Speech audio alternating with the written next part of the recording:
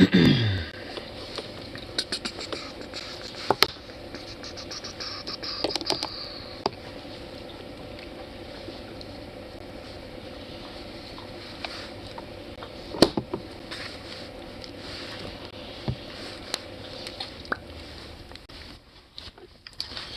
guess I'll just put those right there. That'll work. And for these, you should go back here. And boom.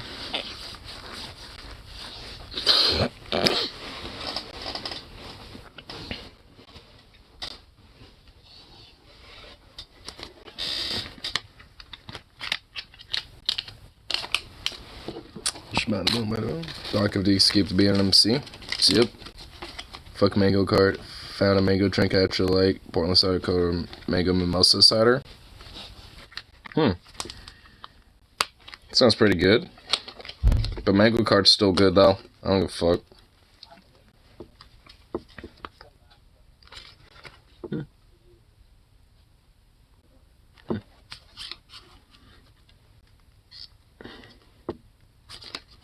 Oh, get in there, bitch.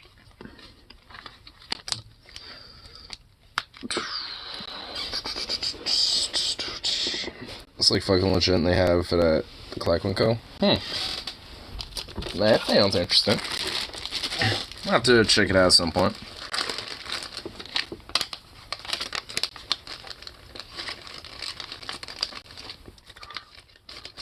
It should be in there.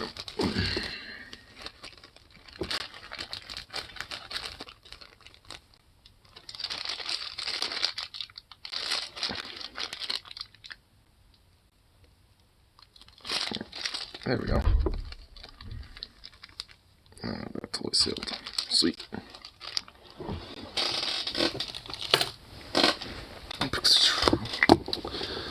Alright, let's get the drink going, y'all. Get these popped, ready to go. Get this turned on and stayed on. Oh, there it is. And get this thing on too. Okay, that answers my question. That's some fucking good epoxy. Huh?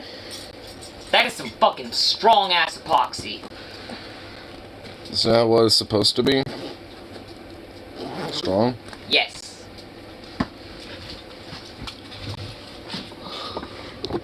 I was questioning its strength. I don't think that little punk was even noticing. The shit's Spike Doc. Yeah, he's been here. He's been here being a menace. As he usually is. Yeah, I'm working on the old bird. The old birdie bird. Yeah. Well, actually, I'm not working on it. I'm fucking getting new parts for it. Oh, check it. I might rename the T-Bird. If I get the carburetor that I'm thinking about getting for it, and hopefully it fits, the T-Bird will no longer be the Blackbird. Okay. It'll be the Black Demon. Why not just call it Demon Bird? Oh, I could call it Demon Bird. I didn't think about that. It's a fucking... It's supposed to be one of the best carburetors on the market. And it's a fucking, Holley 650 fucking, Demon. Huh. It says, I love it, because it says, right on. You missed Logan and I doing oil changes. I guess you missed the oil changes that he was doing with Logan. Thank God.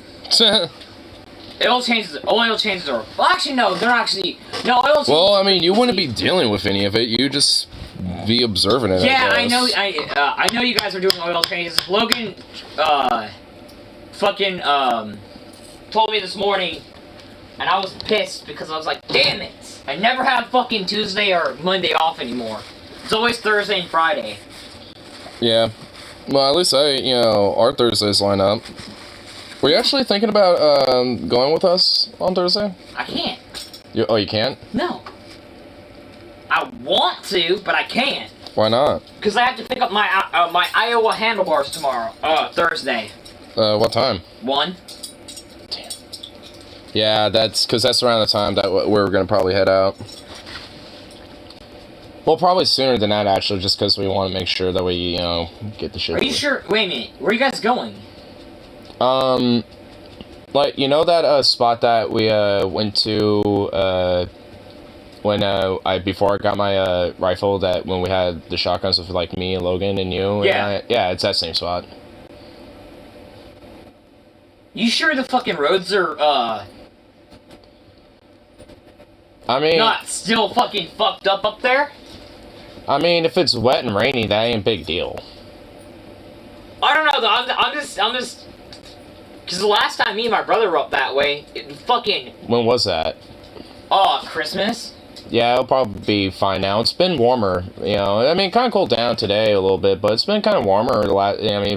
Like low 50s, mid. I mean, yeah, okay. So it would be a little colder up there, and I'm sure there's probably going to be some leftover snow, maybe, but I'm not. There might be snow, but I was more worried about the ice.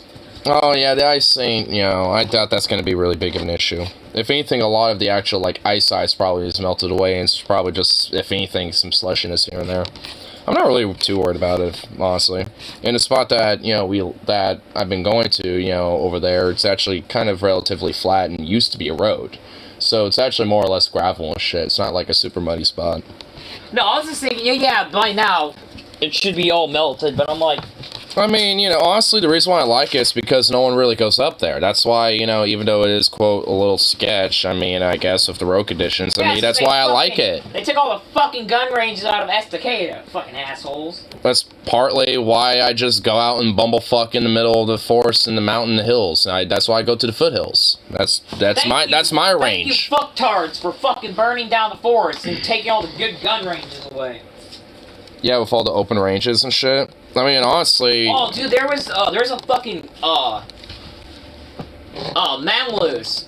If you go up far enough, there's a fucking quarry, and if you go up to the top... I know what you're talking about, actually. You go to the top... Me and one of my coworkers have actually talked about going there once. It's like that big kind of quarry pit looking... Yep, yeah. Yeah, you go to the top, I've mapped it out. I actually have it on my, phone. I still have the maps to get up there. Yeah, but fucking, there's 2 ways in there. The fucking, the logging roads and shit. There's a few routes via the logging roads. There's a front way, but they have the fucking... I can never figure out where the fucking back road is to that, because it goes... I found it on the maps. There's like a small little... I remember. I'll have to go look it up. There's one, you go past Estacada, go up there, and they have... Yeah, it's just past... Yeah, it's just past Estacada. It's near a bridge, and it's like in between... some it's not like a town, but it has like a name. Yeah I mean, I guess it is a small town, but I mean, like, it's downtown, basically, like a little neighborhood up there. Like, before they shut it down, they had some fucking awesome spots to go fucking... Oh yeah, and that's why, honestly, I like to go to the foothills in the east, because there's still some pretty cool spots. I mean, you have to be mindful, and if there's any locals out and about, see, ask them, some, like, tips about, like, is it safe here and stuff like that. Because the first time we went out... What's cool about that rock quarry is, if you go to, it has a level. Yep. Bottom level. It's just all that rock, and it's like 40 feet of rock going up and shit. No, there's a fucking trail. Oh, you're talking... That goes up to the top. Yeah. Where it's deep forest. Yeah, oh yeah, I know. You can look, and if you go to the right spot on that little mountain cliff, you can see fucking Portland. Oh, really? Alright. When on a good sunny day. On a good day type of thing? Yeah. Me and my dad used to get fried out of his fucking mind. And he used to take us up there to go, you used to be able to find all sorts of fucking shit up there. Abandoned, shot up cars, fucking... Oh, I bet, dude. Dude, weird shit happens. Once you get, like, anywhere from Estacada and further in, when it comes to rural country in Oregon, shit gets a little weird, and you can find some interesting things out there in the forests and shit. I felt like... There's a lot of things that those forests, have hidden away, and there's a lot of stories and a lot of... I think the weirdest thing I ever saw was, like, some sex, like, somebody shot up, like, some fucking blow-up dolls. I'm not fucking joking. They were like tied to a tree. Did it have bullet holes in them? Oh, they had a fucking lot of bullet holes. Why would you shoot blow-up dolls? What did they ever do? That could have been used by like some 16-year-old angsty fucking kid that needed to bust a nut. But no. See, I use watermelons and apples. I have back in the day, you used to be able to find a fuck ton of propane tanks. Oh yeah, I mean, because honestly, that shit's, you know, if you got like an empty propane tank, it's a good target practice. Join the rain on Thursday, lol. So? Enjoying the rain on Thursday? Fuck. So what? Think rain's gonna stop me? I got a trench coat. I know, I need to get Stefan down here to fix my fucking, Honestly, a little rain ain't gonna hurt the damn rifle. It'll be fine. I need to get his ass down here one of these days and fucking fix my battery cables on my truck. So I get the fucking thing started again. Because it has a date with the fucking brake shop. I'm not fucking joking. I'm in like high fucking gear. I want to get. Oh, I'm nationwide now. I am pulling parts from everywhere. So you know those fucking handlebars I ordered? You never guess where they came from. I'll give you a hint. It starts with an O. Oklahoma. No. Ohio. Yep. There's literally only 2 states of Oregon that have the O besides Oregon. Oklahoma or Ohio. No, there's 3, isn't there? Oregon. Yeah, oh yeah, those are the 3. Yeah, so that literally leaves only 2 other ones. Like, you say start with an O, you literally gave me like 2 options there. And then, I think the gas tank's coming from fucking... Dude, I'm so pissed, because the jersey I wanted, oh man, I'm rocking Harley hard. I have a jersey coming that says AMF Harley on it. It's a fucking bright orange jersey. Oh my lord. It's coming all the way from fucking, oh, it's deep. It's fucking deep. I don't... Fuck, what was it? Harley needs to learn how to read. Harley needs to learn to read small print. Yeah, you always read the fine print with things. Because you never know what type of caveat bullshit's in there. Crap. For real, you always want to do that.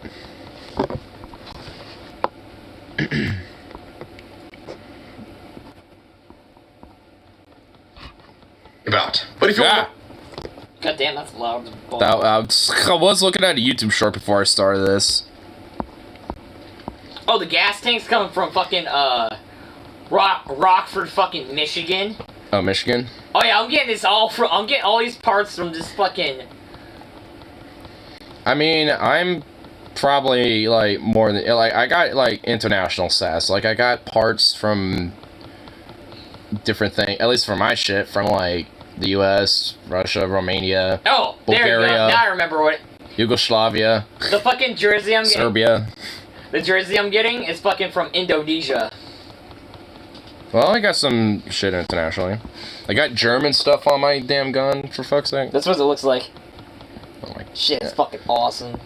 And it looks hella Americanized as hell with the... America! Yeah, oh boy. Some poor Indonesian slave had to make that. No, this is old new stock. So this is basically a fucking... So Harley made a bunch of these fucking jerseys. They didn't sell, because for some fucking reason, nobody likes the Italian fucking Harley. I found this out, that nobody likes... I keep bragging that I own The way he says that is... What? Gotta say it with emphasis. The Italian Harley. No, it'd be Italian. Like, not I. There's no I in it. It's Italian. What the fuck ever. You're like the only dude I ever heard say Italian. I'm not the only motherfucker that pronounces that wrong. I've heard oh no, I'm sure. Like, you obviously have picked it up somewhere. And I vow to rectify that. I got drunk and bought a bass. Oh yeah, Stefan also got drunk once and bought a bass.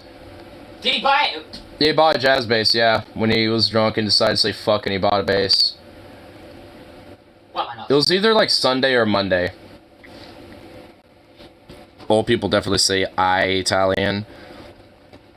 Oh yeah, let's go to get some Italian. Yeah, no, dude, you're right, bro. Oh, see, that's where it came from, dude. It's like some weird old boomer thing where it's like old people, you know, or at least people back then were all like, oh yeah, those Italians or whatever, instead of, oh god. I don't know, I think that's the way I've always pronounced it. Well, because of, I think, what, you know, Rip City pinned it on. Old people definitely say Italian, you know, so I think I think it's more or less, you know, kind of maybe a tangential jab that, you know, your parents probably said it a lot, and thus you just picked it up from there.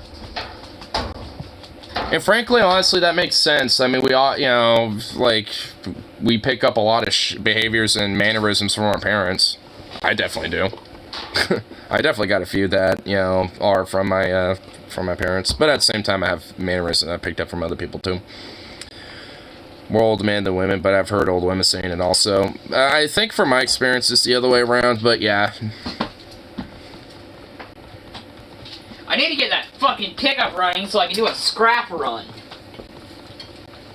There's a lot of metal around here that needs to get repurposed. Like that stupid Oh, you know what? That's what I could do on one of my days off. Wait a minute. How's Harley's, selecting of the fucking... How many grinding pads do I have left? Do I have enough to cut it? No. Interesting, so realistically probably both then. Yeah. What? Oh, the whole Italian dialect thing from older people. But to be fair, I think it's probably just how people said it back then. And I think, you know, the more... Well, I guess not that there really is technically a proper or improper way to say something, but... You know, I guess in my opinion, the more proper way would be Italian instead of Italian. My family's from the fucking South and can't pronounce... You should hear how my fucking relatives... Oh my god. This irritates the fuck out of me. They don't... My mom's side of the family, they don't ever say motorcycle. They say motorbike. A motorbike? The most redneck fucking way you can say motorcycle. I'm just like... Motorbike? Oh, you gotta get yourself on a motorbike? Yeah, you got one of them motorbikes running. I'm just like, motherfucker. You know, like... God damn it. I could see it used as like a quick little shortening of the word, but as just like the standard, that would be a little annoying. Oh yeah, dude, you guys... Like, I kind of interchange it. Like, I'll say motorcycle, but I'll say motorbike too, but I interchange it. Like... Oh my god, dude. It's more of an interchangeable thing. If it's just like you strictly state a one thing, that gets a little annoying. I guarantee if, like, you or Stefan or anyone from this group fucking met my fucking, mom's side of the family, you guys would just fucking be like, oh my god. What, Southerners? Oh yeah, they're Southerners, but I'm used to it. They have some, like, they say shit really weird, and I was like, what the fuck are you talking about? I might be able to, funny enough, I might actually be able to decipher some things for you if you need to. I don't give a fuck about them redneck ass pieces of shit. Cousin fucking motherfuckers. Well, hey, you know... Welcome to the fucking South, where you can fuck your goddamn cousin. Yeah, well, you know, that's why I, tend to try to avoid being there, but hell, you know, I have to have my, you know, I have to have my exposure every now and then. Funny enough, I actually want to go to Texas. Well, you know, I might potentially go to Alabama. I have my coworker wants to take me to Alabama, and I'm like, no. Well, yeah, you know Venom, right? Well, he's actually genuinely gonna eventually get the fuck out of the state, and to help him move a little bit, and to kind of see his place before he moves out, I was gonna go check it out and help him out and stuff like that. It's not in total fruition yet, but it's kind of being legitimately kind of planned out a little. He's like, for some reason he thinks I will fit in really good in Alabama. I'm like, no, I really fucking wouldn't. They'd want to hang my queer fucking ass. If they knew that about you, yes they would, but, I mean, if they didn't know that about you, you'd probably fit right in, but the thing is, since they knew about your whole cross-dressing thing and all that shit, they would, yeah, it would be game over. It's like... I mean, same thing for me. So at least while I'm there for probably a week or two, or maybe no more than that. Like, I'm sure as shit gonna keep that tight-lipped. I like how his mom heard me talking over the phone, and I don't know how people get this, but everyone thinks I'm from the South. Is there any of us who are genuinely from the South? No. The closest would be Logan because he was from Utah. And even then, that's not the South. That's not the South. That's what I mean. The closest would be him, but even then, no, because that's not the South. Yeah. So. Oh, fucking. I mean, I have family that's from Texas, but. I mean, my mom was born and raised there and moved up here a few different times, actually. And then my dad was mainly born and raised in Montana. Lived in Iowa for a little bit, then moved back to Montana, then moved here and shit. So, fuck, man, I don't think any of us are from. I mean, I'm born and raised here, obviously. So that's obviously, you know. Oh fuck yeah, I'm born and raised here. Thank the fuck Lord. Yeah, so I think all in all, I think all of us, you know, aren't. Yeah, we're all Yankees. We're all the Northerners. Fuck the South. The only reason I want to go to Texas is because they have a fucking. By the time they have the motorcycle show in Texas, the Border Free in Texas, I might be able to go. I've been dying to go to a motorcycle, the biggest chopper show. I know with whatchamacallit, like in Texas, they also have some pretty cool things like Six Flags and shit like that. Yeah, but I want to go to. The problem with me is this is the problem. I always want to take the adventure. Like, I don't want to hop on a plane, fucking, and just take a flight down to Texas. Nah, man, I want to fucking get on a bike or a motorcycle. Well, pack the back bar and fucking just ride. Well, I mean, if you're going to a motorcycle show, that's likely is how 90% of people are doing that anyway.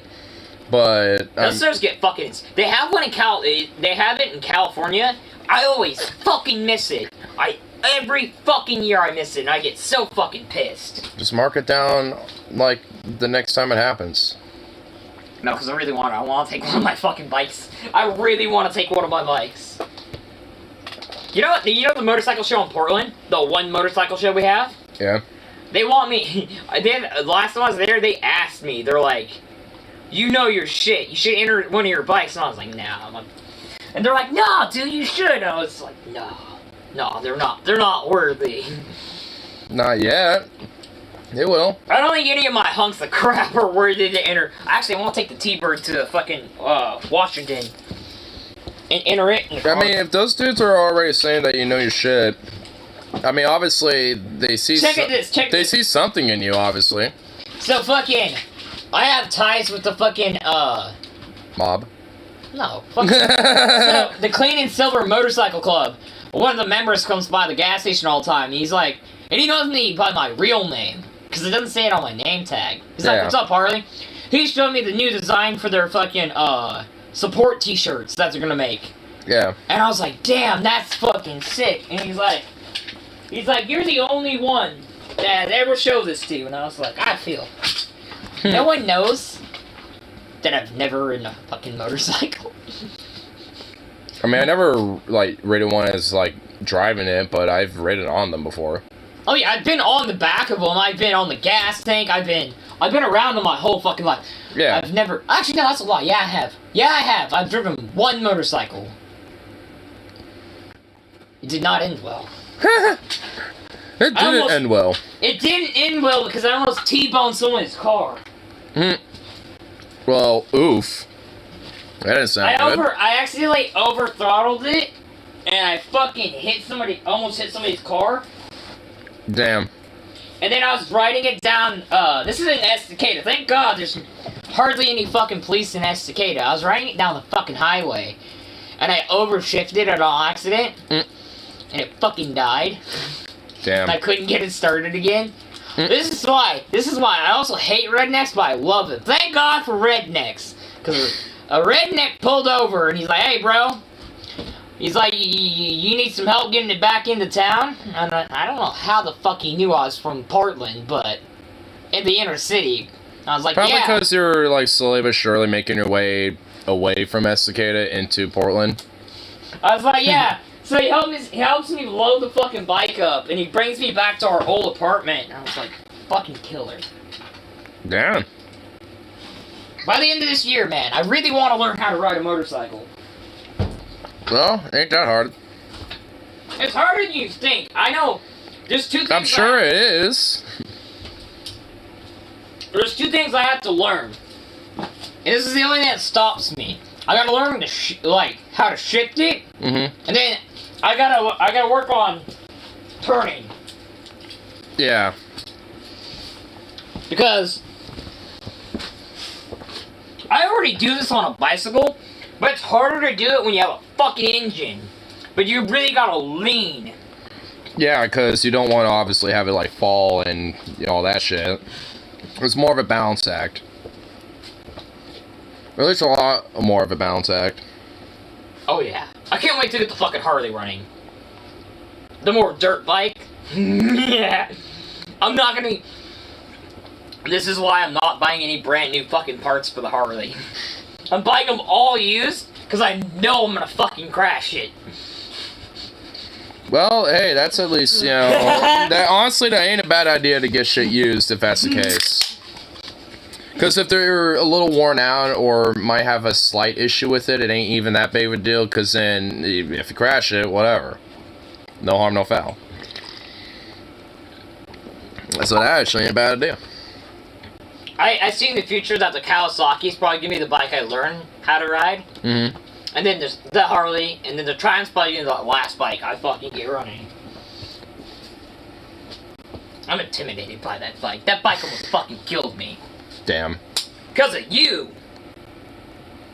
Because the engine fell on my fucking leg. He knocked it over on my leg. Do not blame the damn dog. I'll blame this mutt all I want, knocking shit over. Ooh. How many tailgates do I got now? But then it just randomly devolves into like, how many tailgates do I got back here now? Oh.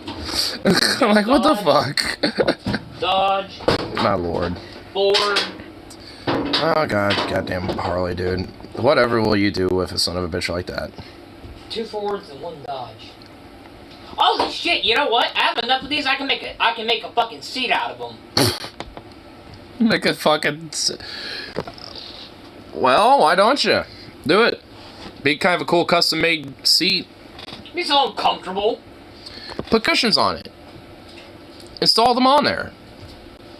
Like, I mean, yeah, like, see how on the, with that Dodge one, like on the inside of it, like, let that be like kind of the back of it, so when, you're sitting on it, the opposite side, the Dodge, part of the steel or the, plate. No, if I was gonna do it, you'd probably go like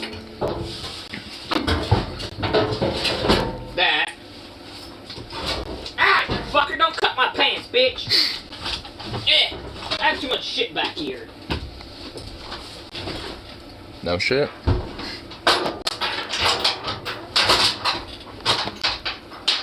What am I caught on?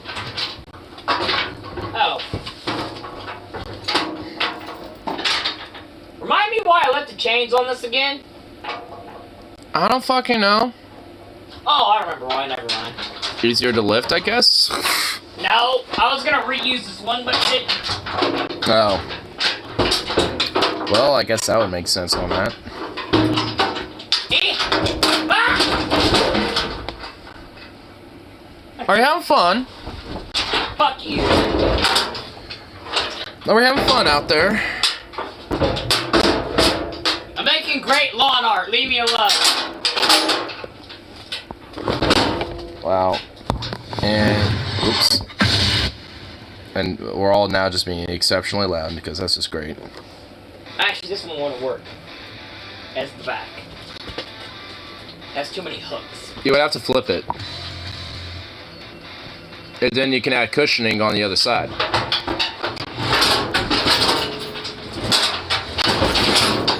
I'm just a loud ass motherfucker. Yeah, flip it around because the other side of it has that Ford stamped onto it, so that'd make more sense. Why do that when I have this one? Ugh.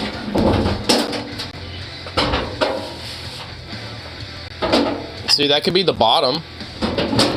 Or that, too, I mean... Boom! Ay, fucking yay.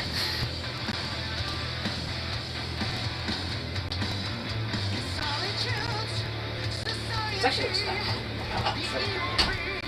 Don't try to sit on... Oh my god, I swear to god, if you try, don't. Oh! Damn it! It was comfortable for 5 minutes. How was... Never mind. I thought my perception of time was shit. It sits there for like barely 1 second, and it's like, oh yeah, I've been here for 5 minutes. Oh, check my shirt out. I got a new sweatshirt, check it out. Playboy. Fuck yeah! Hey man, you gotta respect Hugh Hefner, bro. The Hef man.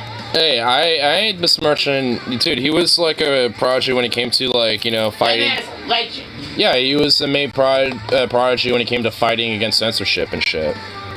Or at least when it came to media and magazines and stuff. Like, he was like one of the big dudes that was a champion against fighting against stuff like that. Playboy and Easy Rider, the main 2 magazines that fought against censorship. I mean, Both said, fuck you. Easy Rider almost didn't make it as long as it did. Because they had naked women posted with motorcycles. And a bunch of fucking feminists. no, it was Christian moral puritists. Like, I mean, honestly, a lot of it was due to the Christian moral panic, you know, against the whole Puritanism, or that they were trying to espouse at the time. That was a little bit of both. For Easy Rider, it was a little bit of both. Well, yeah, because I mean, fair enough, there is, at least for Easy Rider, sure, but, I mean, but there was not, at least at the time, not as much, just because there was also a wave of sexual liberation movement within feminism at the time, so... I mean, that's why I guess especially Playboy didn't get so much flack with it, because they had their, predominant thing. Hugh Hefner. Yeah. I love that guy. Made so much money off pussy. That's my hero. Hey, at least, all, Hey. done in good jest and good merit, and, yeah. He did it respectively. And had his mansion, too. The Playboy mansion. There used to be, I remember when I was a kid, there used to be a channel on cable. And it'd only come in, like, every once in a blue fucking moon. But, it was just cameras. And the Playboy mansion. And you were just playing this on fucking cable. And it was not fucking censored. And me and my brother, I was like, hell yeah, cable ruled. Did it probably came on later at night, didn't it? Yeah, it was probably a way to get past the censors. Like 1 in the fucking morning. Yeah, so if anything, it was probably a way to try to get past censors. Which actually makes sense. Because funny enough, even though you got like child-friendly, channels like Cartoon Network and shit like that, they still have adult programming because of Adult Swim being on the same exact channel. Adult Swim is shit now, honestly. I don't watch TV anymore, so I don't know. I haven't watched TV in a long time, and I still know Adult Swim is shit.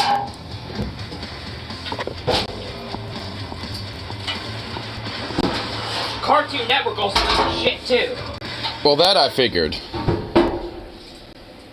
Sukov, did you just, like, take a fat fart and walk off? Dude, he did. Do you expect any less from the month? I mean, I guess not.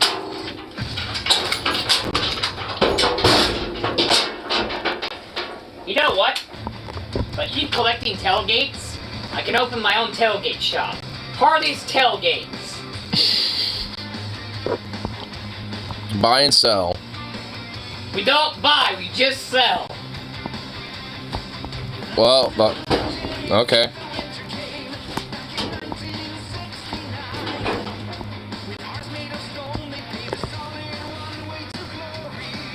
One day, Harley. One day, you'll get out of the garage.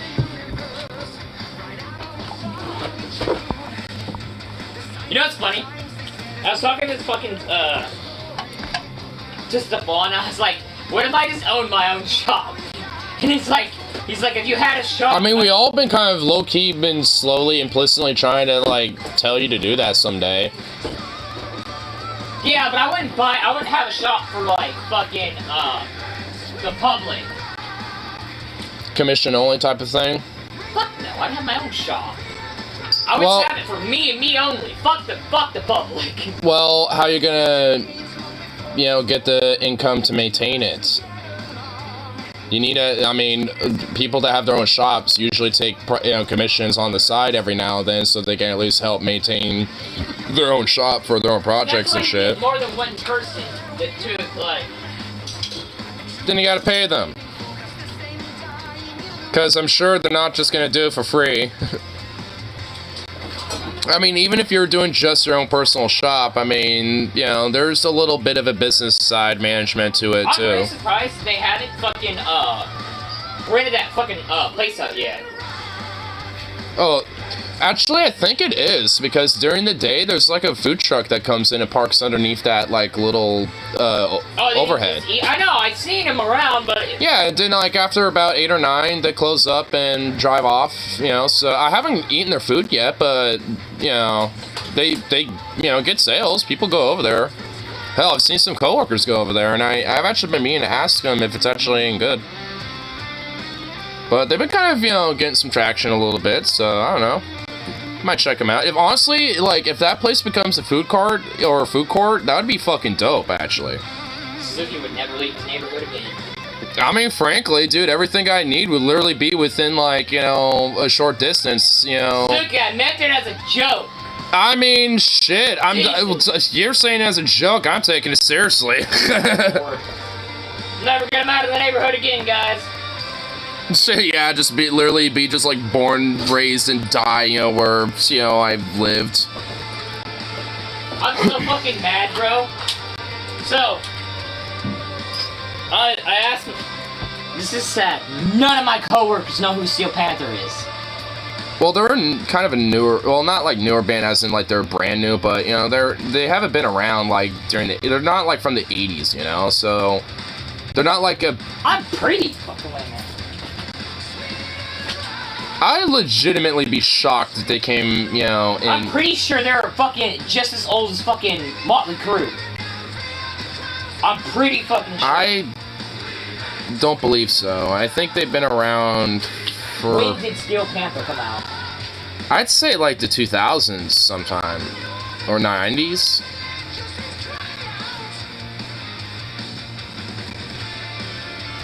You'll just have to like look at our Wikipedia.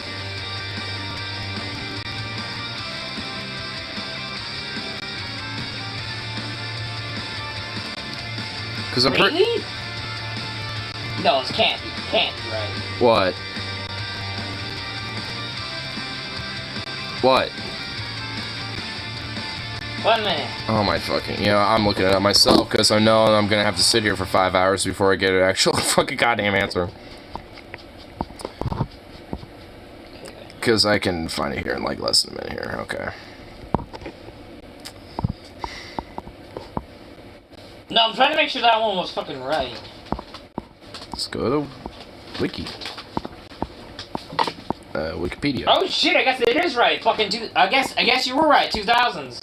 Oh yeah, oh wow, no, literally 2000 to present. They've been active for 23 years about. Okay, yeah, alright. Known as, they were at least initially known as Metal Shop, and then they switched their name to Danger Kitty, and then they switched their name to Metal School for 2003 to 2008, and then since then they've had the name Steel Panther. So they've actually have kind of switched their name around a little bit over the years.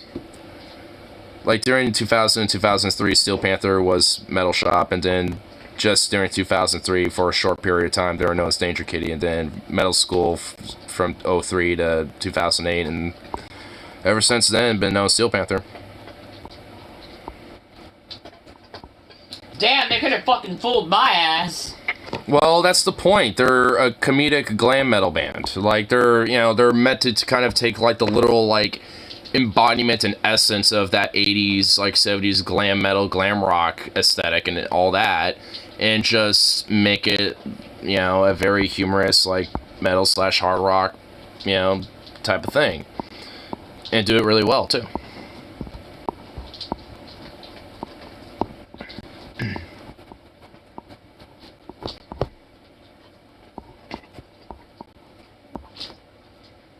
This guy is so goddamn loud when he eats. He's like... Well, okay, that's just such a fucking shock. Fuck out of me right there.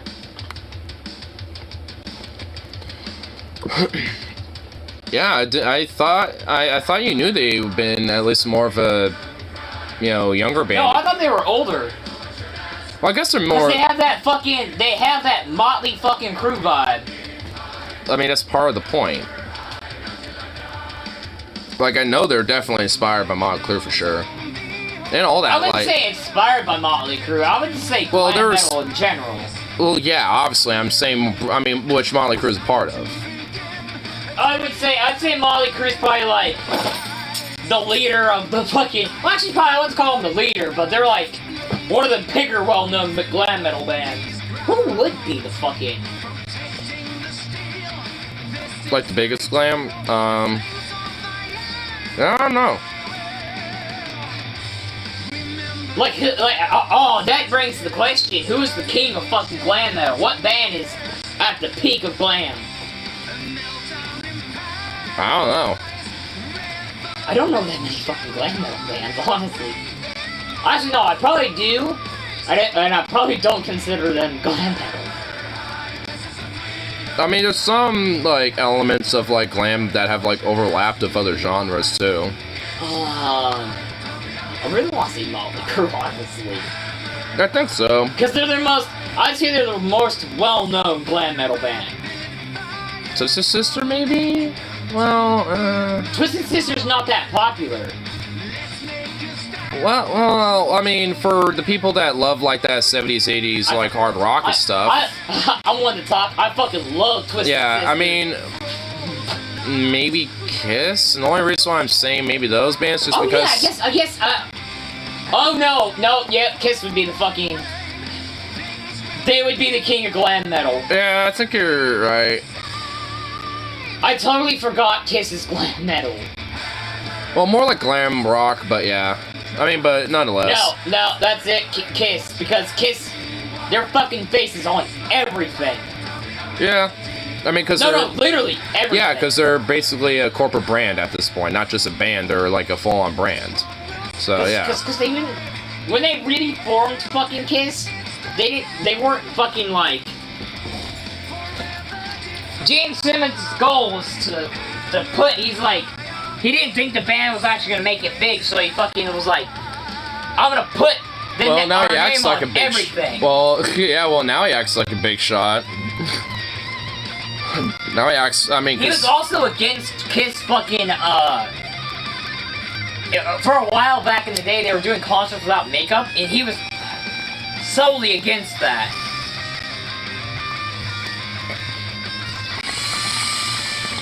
Because it didn't add to the brand. I mean, honestly, like, I feel like he didn't know they were going to be big, but he wanted to. Oh, secretly, everybody wants their band to fucking hit the big times. Well, of course, but, I mean, especially with him, because of, like I said, he was kind of like an ego stroke.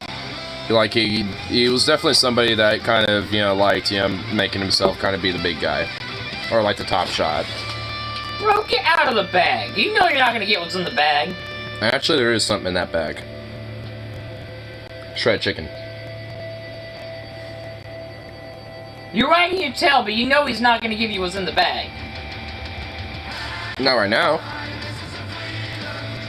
Later, but not right now.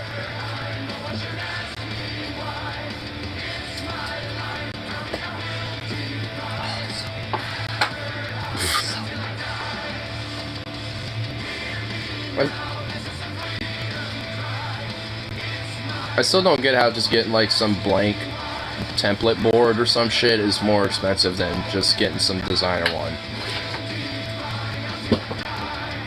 Because there's no fucking... I'll look it up. I'm pretty fucking sure there were...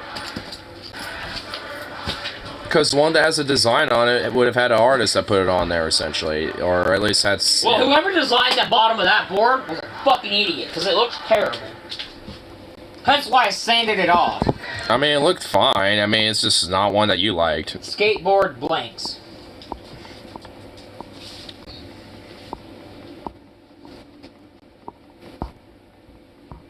Oh, I actually might be wrong on this one. Well, yeah. Oh, actually, no, I'm not. I mean, to be fair, it also depends on where you're looking at. Wait, are those? Fuck. I mean, depending on the quality and, like, the company that makes it and shit, it will vary in price. I'm just doing, like, a broad fucking search.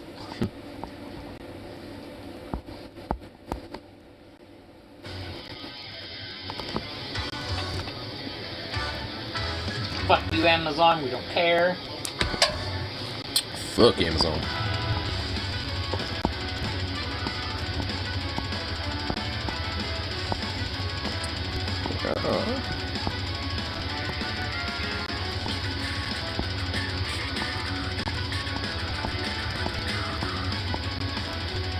Okay, so it has a range. Well, I mean, I'm sure I'm sure it does. It depends if you count Amazon or not. I mean, I suppose I would, but I normally don't, because I don't go on there. So it'd be like 27... No, wouldn't it be 27? Yeah, you might as well just say 28 fucking dollars. And like... to like $144.95. So depending on the make and model and stuff like that, they'll vary. Which makes sense.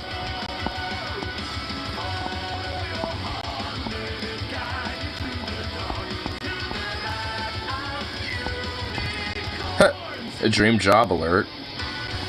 Have you ever dreamed of driving the Oscar Mayer Wienermobile? Oh god. Well, here's a chance. The food giant just announced it's looking for a new class of hot doggers. Oh my god, really? To represent the company and drive its famous vehicle in 2023. Oh my god. Who the fuck wants to drive a big ass wiener around? Dude, the Wienermobile? I mean, I don't know, bro. I gotta get out of here. I would personally. Fuck it. You would drive a giant wiener around. Yeah. It's the Wienermobile. It's the Oscar Mayer Wienermobile. You've seen it. Who hasn't seen it? That's what I mean. I wouldn't drive it. More than 2,000 people apply for just 12 spots. Well, other people say otherwise. Making it for a success rate of less than 1%, or as Oscar Mayer says to the press release, it's statistically easier to get an Ivy League university than be granted acceptance in the Oscar Mayer brand's class of hot doggers. Dude, this is like this is a job position that is like of the utmost of prestige, sir. Imagine like the benefits and like the pension and like the fucking pay you get off of it just because of like the utmost prestige, sir. They can suck a dick. This is the most like hard-hitting journalism that was just released to us, sir, and this is what you say? They can suck a dick. I wouldn't drive it. Well, hey, I mean... Watch your tail. Watch your tail. I mean, you'll be just sucking, you know, the hot dog of the hot doggers, you know, just driving that Wienermobile around, so maybe they will. Hell no. How much you want to bet half of those people, like 90% of those people, are overweight fat asses who applied for that? I'm not willing to bet anything on that, because I don't even believe that. I just don't believe that. I just refuse to validate that, because that's just not true. I mean, yeah, granted, there's probably at least a couple that probably are, but, I mean, nah, bruh.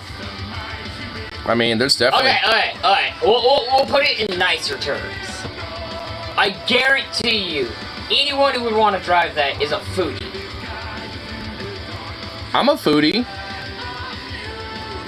My point exactly. So, well, okay, there you go. You just broadened the demographic, so that works. I broadened it, okay? I made it nicer for you fucking... But, I mean, I'm not just someone who's a foodie, but, I mean, hot dogs are fucking amazing, and, dude, I totally... Hot dogs are meh.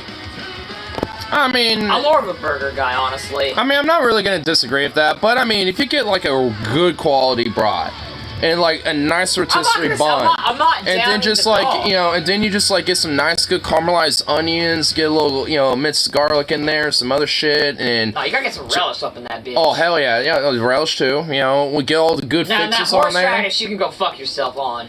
Not horseradish. Maybe, like, a tiny little bit of sauerkraut sauté with the onions and the...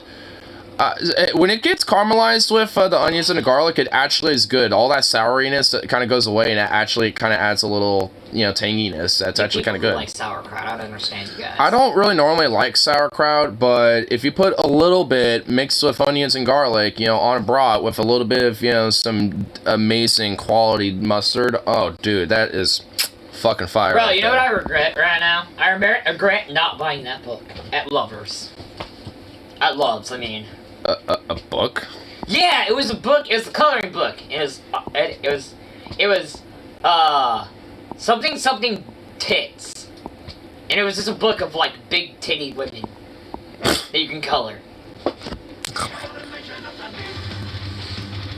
What? You gotta get ideas for the bottom of the boards, man. We're gonna get really pornographic. Wow. These bearings, by the way, fucking suck ass. Well, they're probably just basic bitch stock bearings. They're plastic as fuck. They fucking suck. You gotta fucking put so much effort into writing this. When I get some spare couple Need some dollars, WD-40 on that bitch. It's brand. You know what of those? I don't know. Maybe? There's no WD-40 around here either. There has to be some lying around. I'm pretty fucking sure I've used all the WD-40 around here. Oh! Oh, I lied. yeah, it sounds like you found some already.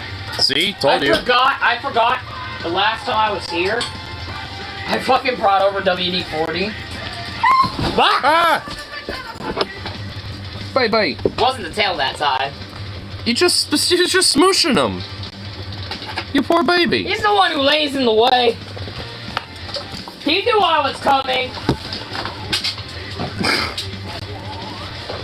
I put half blame on you, doggo. You little butt. Oh, you know there's chicken in there. Yeah, I know. You're not getting it right now. Yes, baby. Well, you're okay. You're okay, baby. Yeah, you're a good boy. He's like, you are my bitch, and you will give me the chicken. Nah, he has to earn that chicken, and he ain't gonna get just sitting there pawing at the bag. No.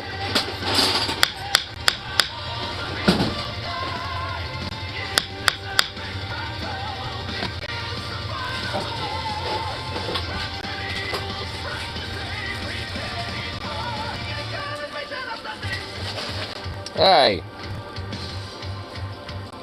Do you mind, dog? The more you do that, the less likely you're gonna get that chicken. Stop it.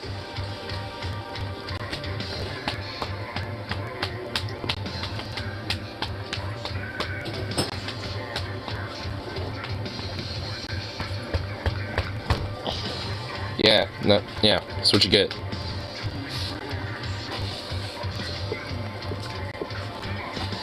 God, what a punk. No wonder this thing doesn't roll for shit. What? It's got these fucking wheels on here so goddamn tight. Oh, that's what was going on? Gotta get some roll from this bitch, goddamn. You can't have them that fucking tight. I mean, yeah. You don't want them fucking loose, but you don't want them fucking airtight where you can't move the wheel. Well, yeah, no shit. I find it funny that everyone me. at my work is like, you skateboard? And I was like, yeah, bro. I am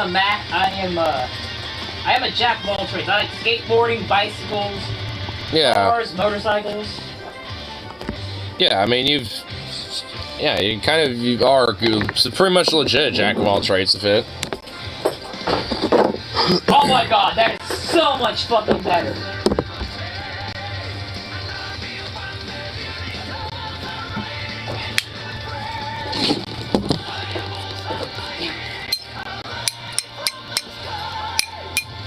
I'm really surprised Logan didn't get all fucking happy that I got another fucking longboard. Well, doesn't he seem to kind of like, I don't know, like get it critical whenever you do something new anyway? It's like, why are you doing that when you could be doing this and that, blah blah blah. Like, doesn't he usually do that? You know, it seems like he does that every time you're doing something different. Because you're always bitching about him, you know, having to say some shit or whatever the fuck. Oh, he always puts his 2 cents in there, but he was sad when my longboard got stolen. Oh. He used to borrow my fucking longboard all the time. But yeah, for some reason, yeah, I guess hasn't said anything about it. Huh. No, I don't think he knows I have a new one. Oh. Well, then... I just got this, like... Well, if he doesn't know yet, well, yeah, I guess if he doesn't know, then yeah, I mean, he ain't gonna say anything yet, because he probably doesn't know. I don't understand him, though. I don't either. You have a girl in your bed, but yet you sleep on the couch. Wait, what? What? Huh? That's confusing. What? Can you explain that one to me? If you... So he had that chick he's been dating. Trans... I guess you get dating. Yeah. I don't really fucking know. What, the trans woman he's hanging out with? Or last time I said trans woman, somebody got fucking mad. So we're just gonna call her woman. Well, I mean, woman, trans woman. I mean, they're still a woman. Like, okay, whatever. Much better. I mean, it's just like, I don't like tranny is offensive, but not like trans woman like that. I also identify as like as something I guess you're not supposed to, but I was like, whatever. What? Transvestite. I guess that's technically an outmoded term, because it's basically another form of like crossdresser or drag queen, basically. But it's not really drag queen. It's more. Well, it's a crossdresser, basically. The definition of it is, you can go in the Urban Dictionary, and this is exactly what it will say. It is a man who gets off by wearing women's clothes. Sexually. Well, it doesn't say sexually, but kind of hints towards that. Well, I mean, a dude wearing women's clothes is not necessarily, you know, inherently a sexual thing. So someone's cross-dressing doesn't always have to be, like, totally getting off on it. No, that's what and that's not what they're trying to say, I don't think. Not every... Well, I mean, it's Urban Dictionary, so there's probably going to be a sense of sleaziness anyway to it. But, no, I kind of get what you mean, though. It's just, I mean, like I said, it's kind of an outmoded term for cross-dresser, basically. Pretty much. I identify with it, because I do get off by wearing women's clothes.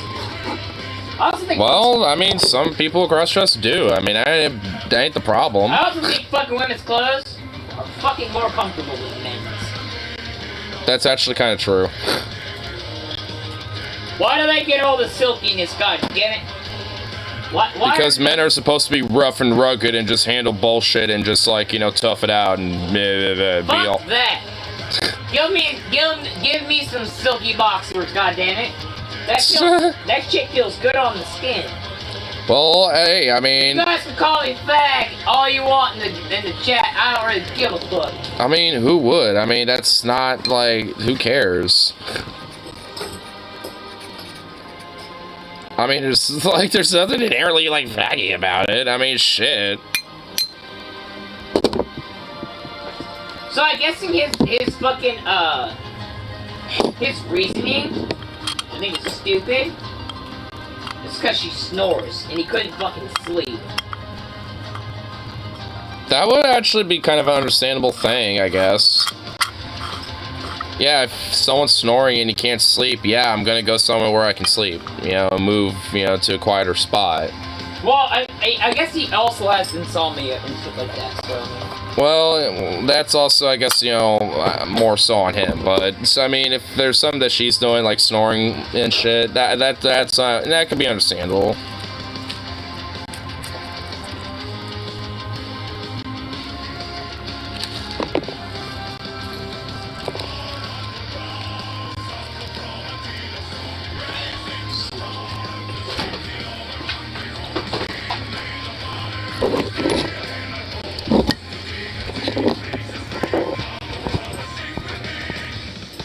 I get so much shit from the fucking skateboard community. Because I like my fucking trucks loose. So? Look how loose my trucks are. Wouldn't you want them at least a little loose so you could turn them? Nothing. It's basically on preference, but everyone who's like, every skateboard guy who rides my board, or like rides any of my skateboards, is like, why is this so loose? I'm like, because this is the way I like it. It's like, you know, why do you have your sensitivity up to 10? It's like, because I like it this way. It's like, I don't know. It's like when you have a friend over when you're playing, you know, like a multiplayer match and you let him take the controls and it's like, why is this sensitivity up to like 10? And it's like, because I'm used to it. What about you, bitch? Get on my level.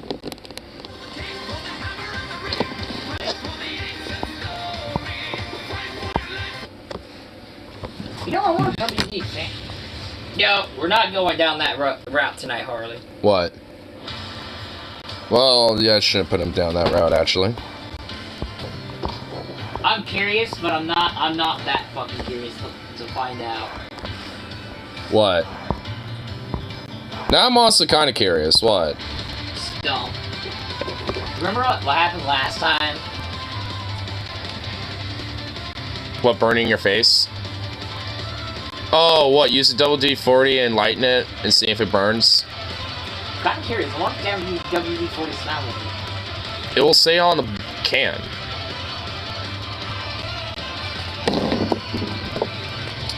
Oh no. If it is, you're not doing anything with that in here. Just saying. Doesn't really say anything. So probably not? I don't think it's flammable. I've never tried to light WD-40 on fire.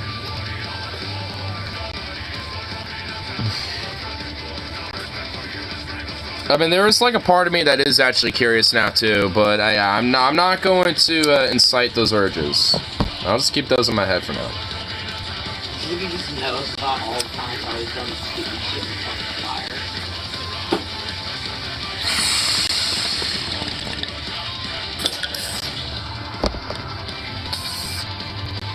Yeah, there's a lot. Like my backyard. Oh, that was controlled. Kinda. I mean, it was. I was kind of hoping people took our bait, but no one did. Huh? I was kind of hoping maybe people would buy our weird-ass story, but no one did. No one gives a shit this week. It's like, oh, I guess they're no longer friends anymore, whatever. Anyway, it's like, they'll get over that, you know, in like a day. It's like, well, that... I mean, realistic. Oh, wait, is he actually... Yeah, he's trying now. I know I have a fucking lighter on me, too. No, I have a brand new lighter. I guarantee you this is not a fucking thing. Just in case this is flammable. I'm smart about this. What's it?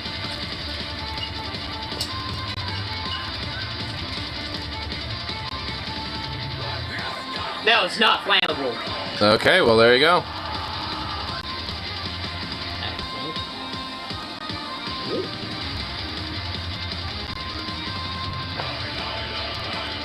I really can't tell if it's just the paper burning or is it... It's probably just the paper burning. You might want to start blowing that out before it gets too bigger. Yeah, it's just...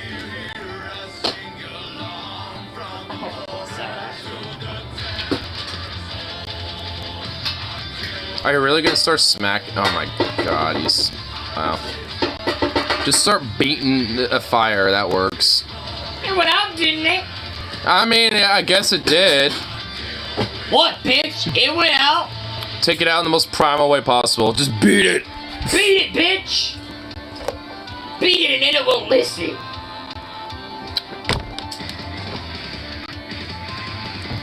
Yeah, no, WD-40 is not flammable. I'm kinda sad about this, actually. Why am I sad about this? Because your pyro side wanted it to go off. No, I'm tired of lighting my face on fire, honestly. This shit is too painful. Well, hey, I got myself with fryer oil and burnt myself pretty good the other day, so fumes mutual. Different burns. Now it looks like I kind of got like this little red splotch in my hand. Yeah, look at that. Got a nice little splotch. And a baby blister. I told everyone, I was like, my New Year's resolution, safety gear and being more clean. Wow, safety gear and being more clean already. Oh my goodness. I more mean that for my home purposes, so my room. What? Oh, my goodness. Hence why Harley needs to leave. I probably missed the fucking. Actually, no, I haven't. I mean, it's 11:20 right now.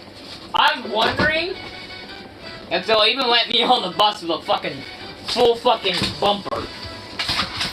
I really don't want to carry that all the way home. That's a long. I mean, if it's a late night bus, they probably won't give that much of a shit. I feel like I'm gonna get that look of what the fuck. I mean, probably. I mean, there definitely will be some of that going on. I feel like the bus drivers just sit around at their lunch times or when they like meet up before they go on shift and they're like, all right, bro, what's your crazy story that you got for today? Honestly, What dude, they probably do, because honestly, I do that with, you know, people that I know have the same type of work that I do. I mean, when I went, you know, to my coworker's wake, you know, some of his brothers also work at Safeways over at their towns and stuff. And one of them was a store manager, not like a full-on like director, but you know, like one of the PICs or whatever.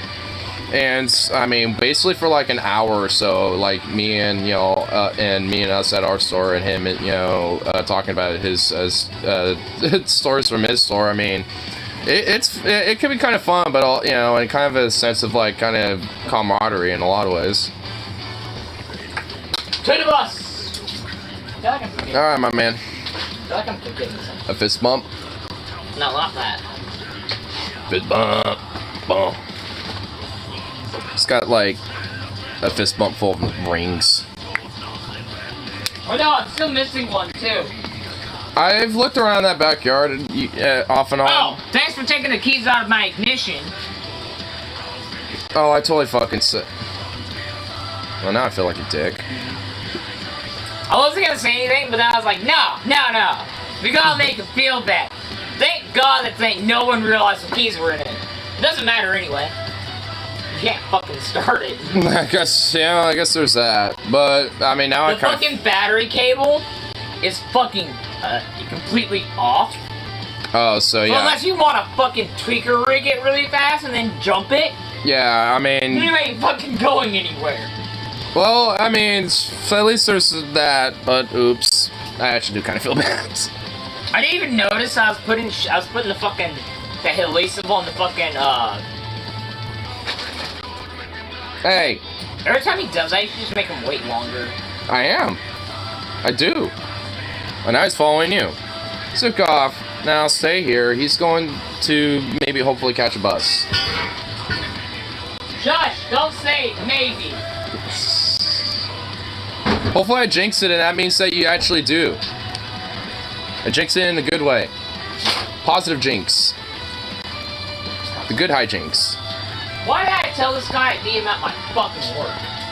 I don't know. The longer you stay here, the more likely you genuinely are gonna miss it. I'm looking for something. Your pass? No, my fucking headphones. Well, you have them. They're right there. Oh my god, I need this... to put music on. There's no walking down. If I fucking end up walking I guarantee you I'm getting pulled over. There's no way that they're not gonna pull me over. They're like, sir, why the fuck do you have a bumper? And that's the moment where Harley has to say, do I want to be a smartass or do I want to go home? Go home. Don't take the smartass route. That ain't a good idea. I've been listening to this album all fucking day. What is This is Green Day's best album, in my opinion. In my opinion. American Idiot? Yeah. I kind of figured. It's a good one. Only because it has my favorite Green Day song on it. Holiday? No. Which one? American Idiot? Yeah. No, not American Idiot. Fucking, Full of Water, Broken Dreams. Oh. Well, Holiday kind of transitions into that song. They're actually kind of meant to play it, you know, like, over each other in a way. Like, you play Holiday, and then it immediately goes right into Boulevard Broken Dreams. It's a really good album. I gotta get out of here. Anyway, yeah, go get your bus. Or walk home, whichever happens. How you going, bro? Alright, now my full attention's back to checking the stream. Make sure that he doesn't cause chaos and shit, especially if those, tailgates. That's, I didn't honestly realize he had fucking 3 of those bastards over there. I knew he had at least 2, but I didn't know he had 3. Now I'm wondering where the Dodge one came from, the trailer that he had. Okay, now, no. I see where that third one came now. Just put 2 and 2 together.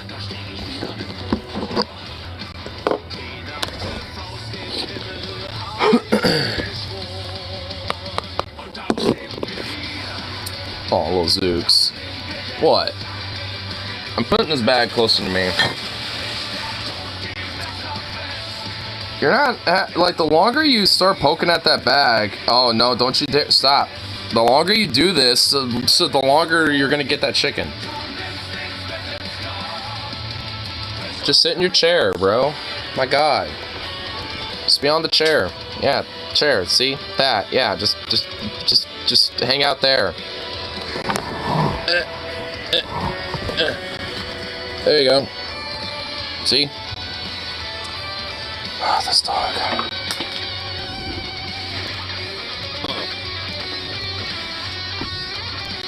Would you sit in the damn chair?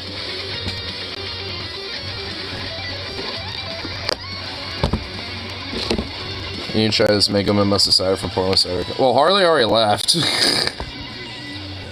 He already dipped. You're a little late on that one.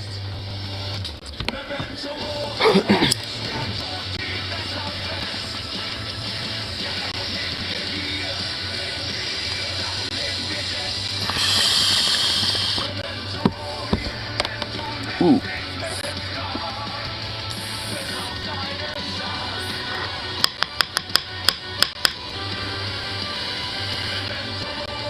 Yeah, he was.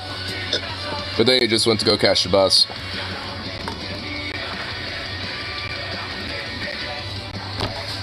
I mean, he was working on it for a bit. But then I did my stream. And I think if anything, actually probably severely distracted them. With our little back and forths. Don't get me drunk enough to buy another random bullshit. I mean, I don't know what... Hey!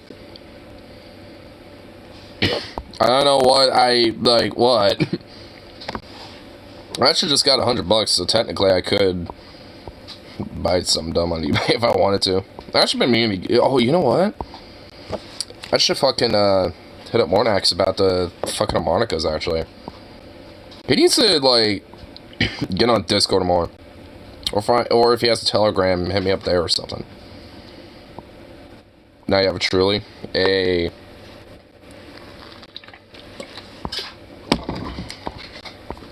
Yeah. Let's see what we can find here. He needs to get a Telegram.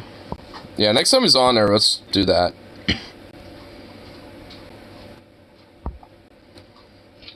Ah, random YouTube short. Oh wait, hold on. Wait, what? Oh wait, it's a YouTube short I'm gonna enjoy. Follow AK. Okay. I'm just gonna watch this real quick. I wanna see this. Mac dump it. Do it. Come on. Release it. Oh, there's two of them. Dinamizal is automatical, down is fire fire. That's okay. Fire. Oh, there. Yeah.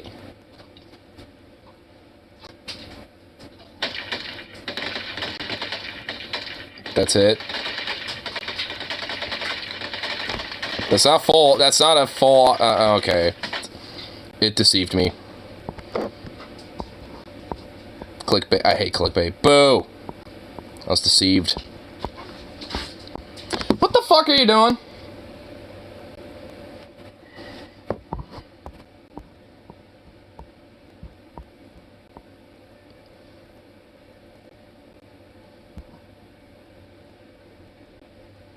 I like how he's now very silent. Yeah, what are you doing, jerk? What are you doing?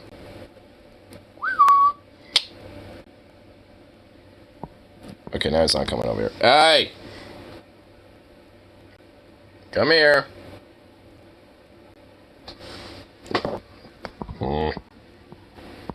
I don't trust him.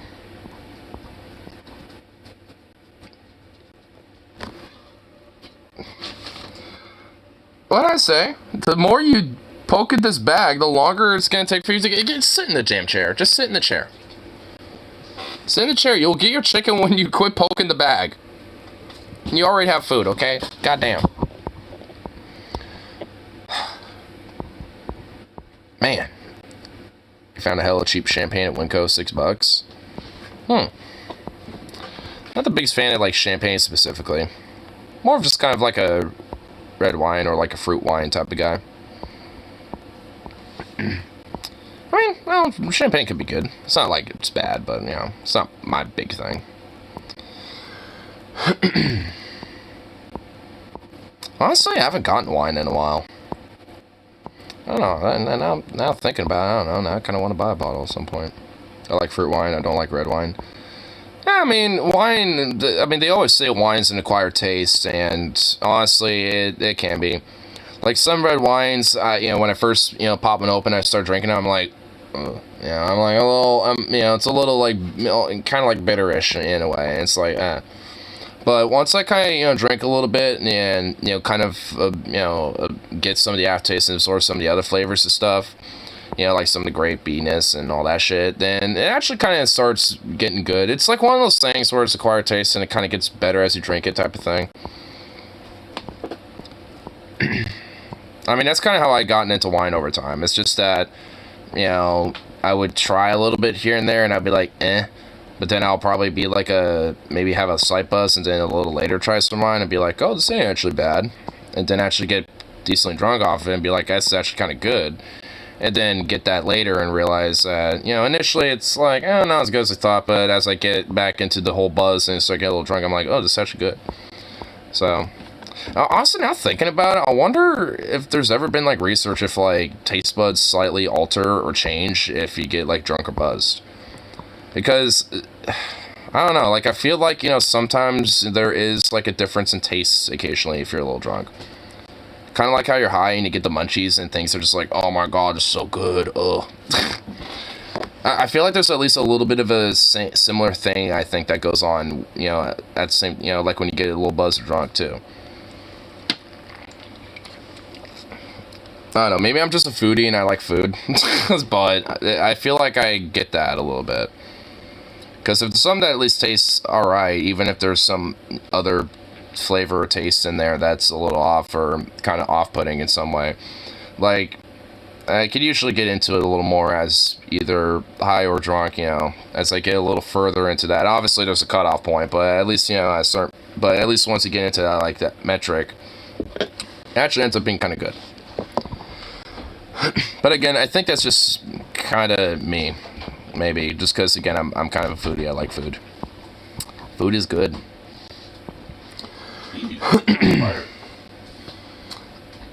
Well, that was Harley. Harley was here. He didn't actually, like, full on burn anything or nothing. He was messing around with a lighter, but, I mean, you know how he is sometimes. Chill out. Not unplug the freezer would help to start with. Yeah, oh my god, no pyro. Shh. I'm not telling him that. Vehicles out of here. He's, like, been working on one of them. Like, he was actually working on a Thunderbird earlier today. From my understanding, he's gonna get that to the brake shop eventually and try to get that up and running. Well, he's been working on it for more than a year. Oh my fucking god. One round 2 for the backyard on fire stream. Shh. I ain't just saying what he fucking was doing earlier. Covering. You gotta cover for your homeboy.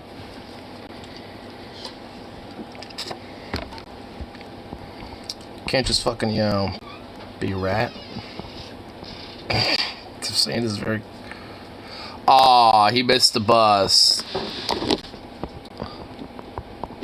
I'm just gonna say, aw, damn. Truly on fire Molotov cocktail. There's not even enough alcohol for that to work. Like, you would need, like, Everclear or some shit like that. Or, like, a, you know, like, you know, something that's at least, like, 40 or above, I'd say. I mean, I don't know what, like, would make the best for, like, a Molotov cocktail in that sense, if you're using, like, an alcoholic beverage. But, yeah, I'd imagine at least something like Everclear would definitely, you know, do the trick. Vodka, whiskey, maybe. I mean, I haven't actually tried that. I haven't, like, you know, taken a shot of vodka and been like, oh, let's do this. Bloop. I know there's actually a way to, like, you know, take a fireball, like, you know, a shot, and then actually have, like, the surface of it on fire, then drink it, and be fine, but I've seen too many videos of people doing that, and then their entire face and their entire, like, body is suddenly immediately engulfed in flames, and it's like, I don't think I need that.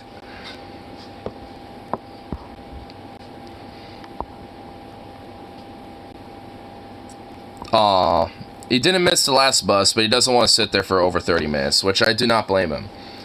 If anything, he can actually kill a lot of that time just walking, you know, and he can actually, you know, by the time he actually gets to the point where he would need to get off, he would basically have walked the entire venture within that whole 30-something minute mark. It's like, well, there's flaming drinks that exist. That's what I mean, like, I mean, I know you can, that's what I was saying. I know you can have an alcohol, you know, like, shot or something like that, like an Everclear or whatever. I don't know what specifically is, like, the cutoff of where that doesn't work. But I know, like, when it comes to, like, liqueurs stuff, you could do that with some of them.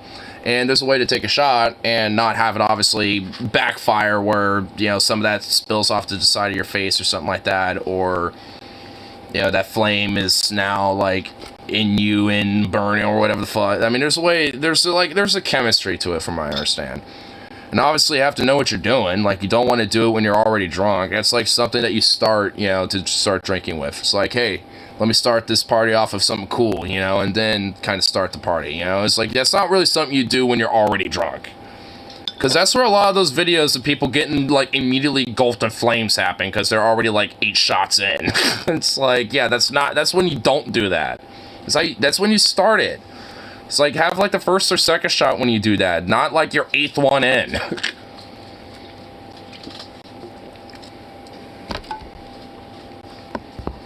Like, that's a bad idea.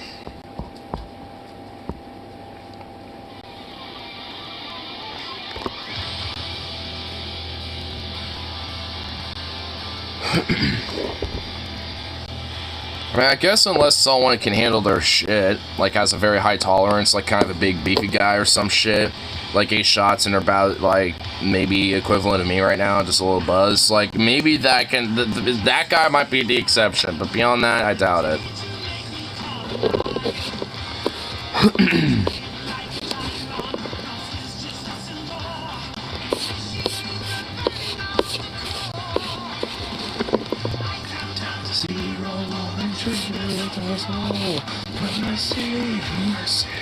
Mercy on your souls.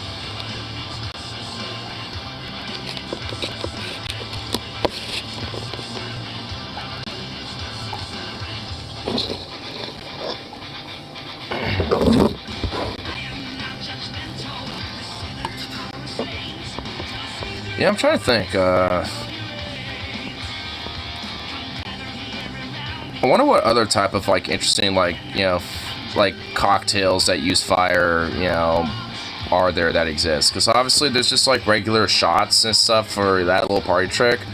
But I'm wondering if there's like full on like cocktails that kind of incorporate like flame a little bit. That's why I'm kind of curious. I'm sure there is. But I'm kind of curious, like, you know, what types, you know, like if there's, you know, like a cocktail where you have like, you know, where you, the surface fits in like a flame, but, you know, the whole idea is that, you know, you basically kind of drink it all the way down, you know, before like the flame kills off the alcohol or something like that. I don't know, like, it'd be kind of interesting. I'm kind of curious to see how, you know, some of these would work. Oh, is this like a, you know, some different fire or flaming drink types? Saying that like they're Pokemon, it's like, oh, these are fire type flaming drinks? Okay, cool. Some flaming drink type Pokemons. Yeah, I'll check some of these out when the song finishes here. You're sending me more than one, oh no. Oh god.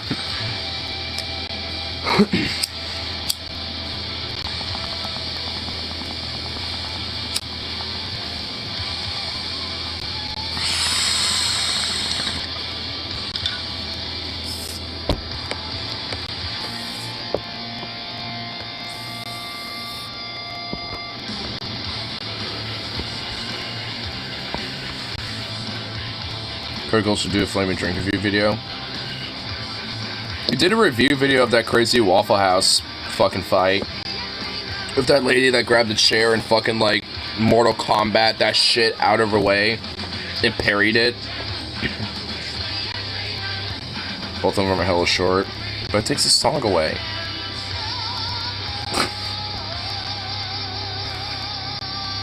Boo.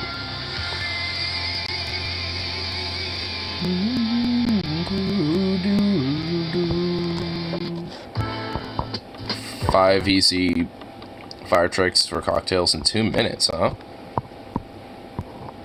Okay.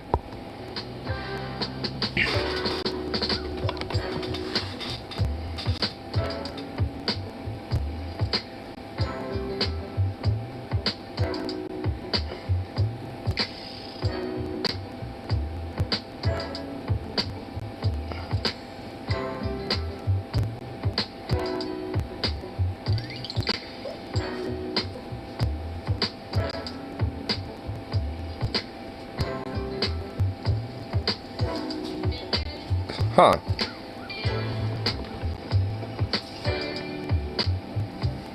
Which is kind of like tricks, more so than actually using... Oh, you kind of inverted it.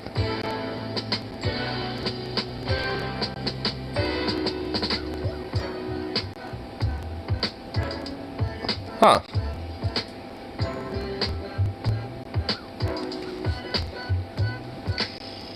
Oh, he's doing some like oaky charcoal. Oh, I know what he's doing here. I've seen this. It's the way to kind of get some of the like smoky maple or like some of the smoky oak, depending on what wood you use.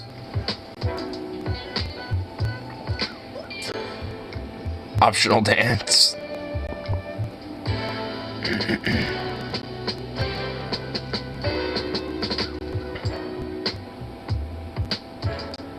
Oh my god, that's so much sugar, what the fuck?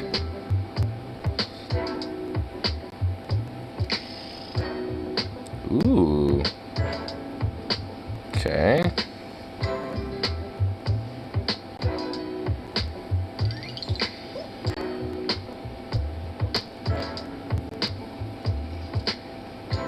Huh.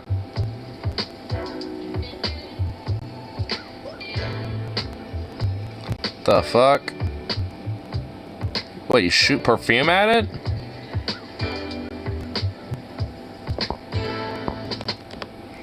Huh.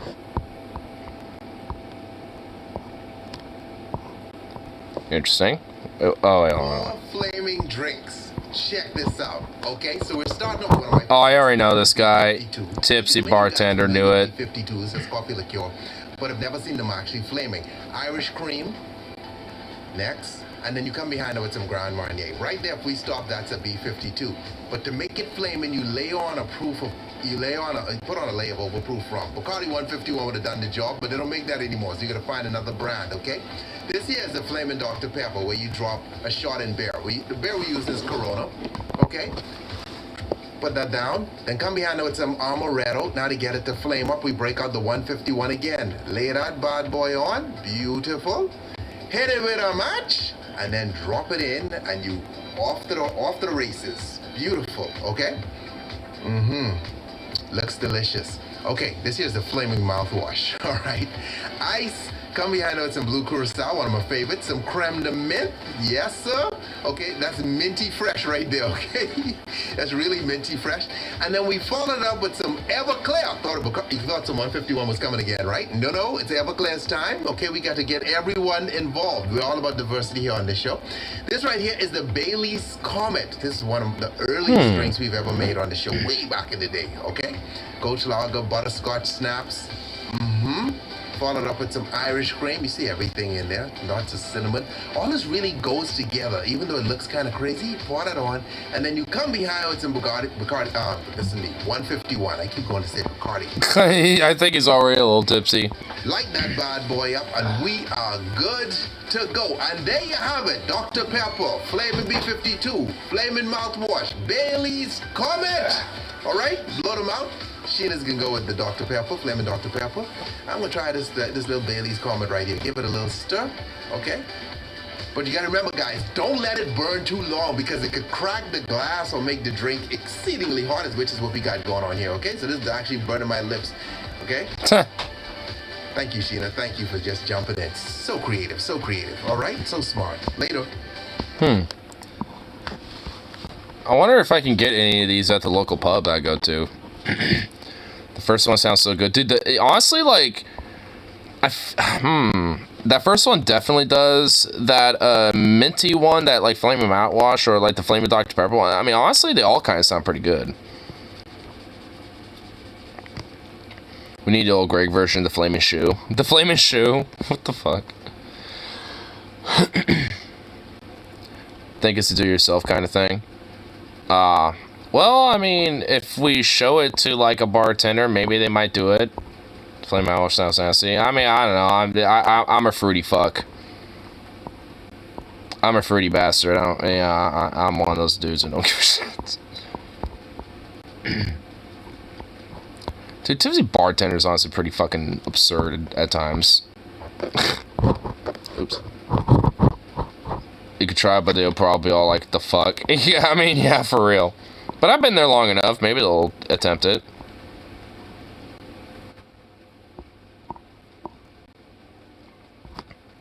I mean, honestly, I have no idea, but who knows?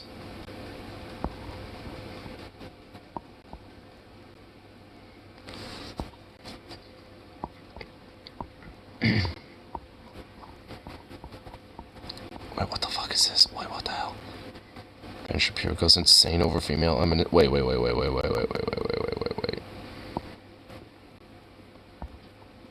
The woke M&Ms are back.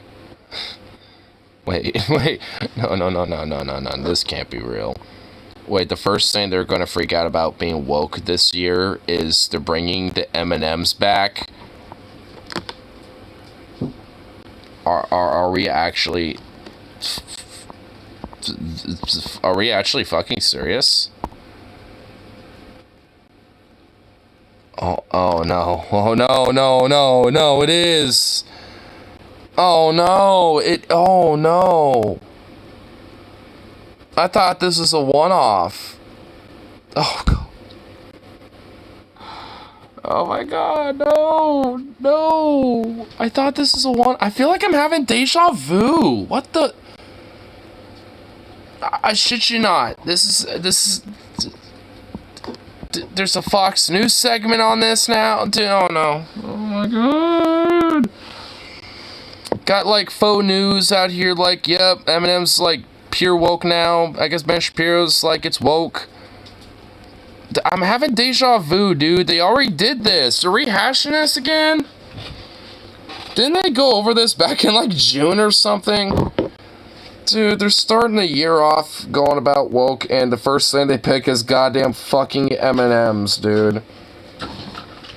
Like, they're going back to fucking M&Ms. I don't even know, dude.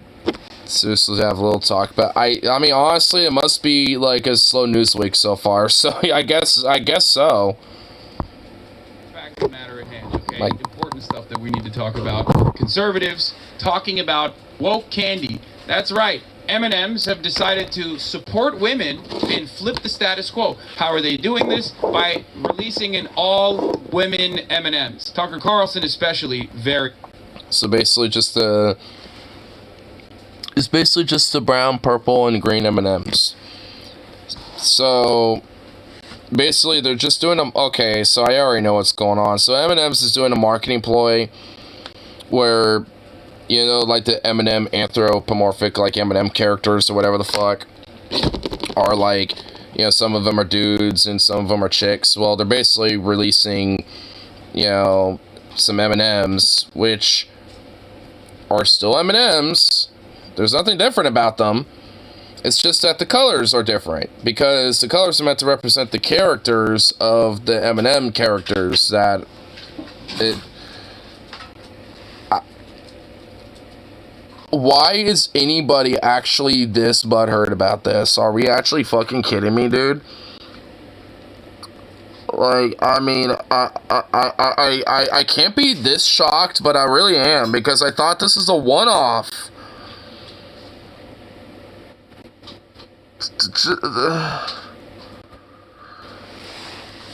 Wasn't anyone who started the Obama suit controversy? I actually don't know if he was the one who started that or not. I think that might have been like Rush Limbaugh, Glenn I mean, I don't know. I think there was others at the time that might have started that. But I'm actually really not too sure. That's his MO. He creates controversy out of nothing to grift for ad revenue. Well, it's not really necessarily to grift. I mean, that's a part of it for sure. But there's honestly a lot more sinister shit, you know, that's at play with it. Because, I mean, one major thing that Tucker likes to do on top of his whole grifting for ad revenue is to espouse a lot of white supremacist dog whistling when he talks about things like the Great Replacement Theory, how, like, you know, the woke liberal mob is trying to, like, you know, groom children into their weird, you know, agenda, and, you know, all this other shit. Like, I mean, you know, a lot of it is a grift, but a lot of it is also dog whistling for an ideology that he definitely fucking supports. Because even privately, he's, you know, smugly been very open about, you know, a lot of his views, which are pretty similar to what he espouses, too, for the propaganda. That's him. We should expect at this point. Well, of course, it's just going to be a shit show. I mean, their only platform is basically just to espouse, you know, more discord and more, you know, frankly, just honestly, just more bigotry discord while they try to, you know, individualistically on their own gain more power, you know, against each other.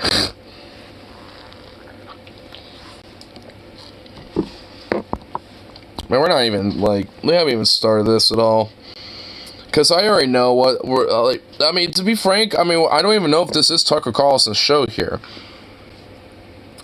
The Faulkner Focus? Yeah, so this is like some other dork. So this isn't even necessarily Tucker Carlson. This is just like some other dipshit on Fox News. But, you know, there's someone who's... Well, I guess, I mean, we're luckily not getting... You know what, hold on. Is there a segment on Fox News? Hold on. I want to actually watch the fucking segment. I'm willing to fucking do this. Fox News...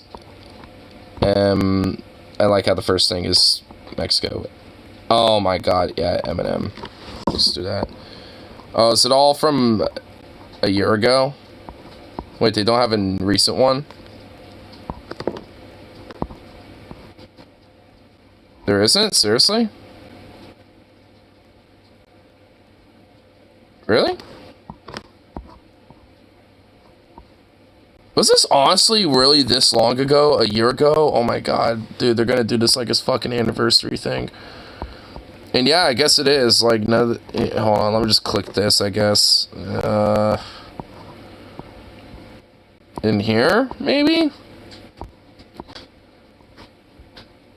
Oh god, wait, what? By interest me more than what? I don't even want to click that.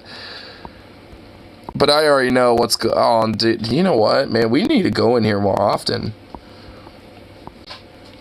I'm not seeing it in here, so I guess Fox hasn't actually made a clip of it on YouTube. But I guess it was. I guess whoever the Faulkner report, I guess whoever Faulkner is, I mean, he's not important enough to have a clip on YouTube.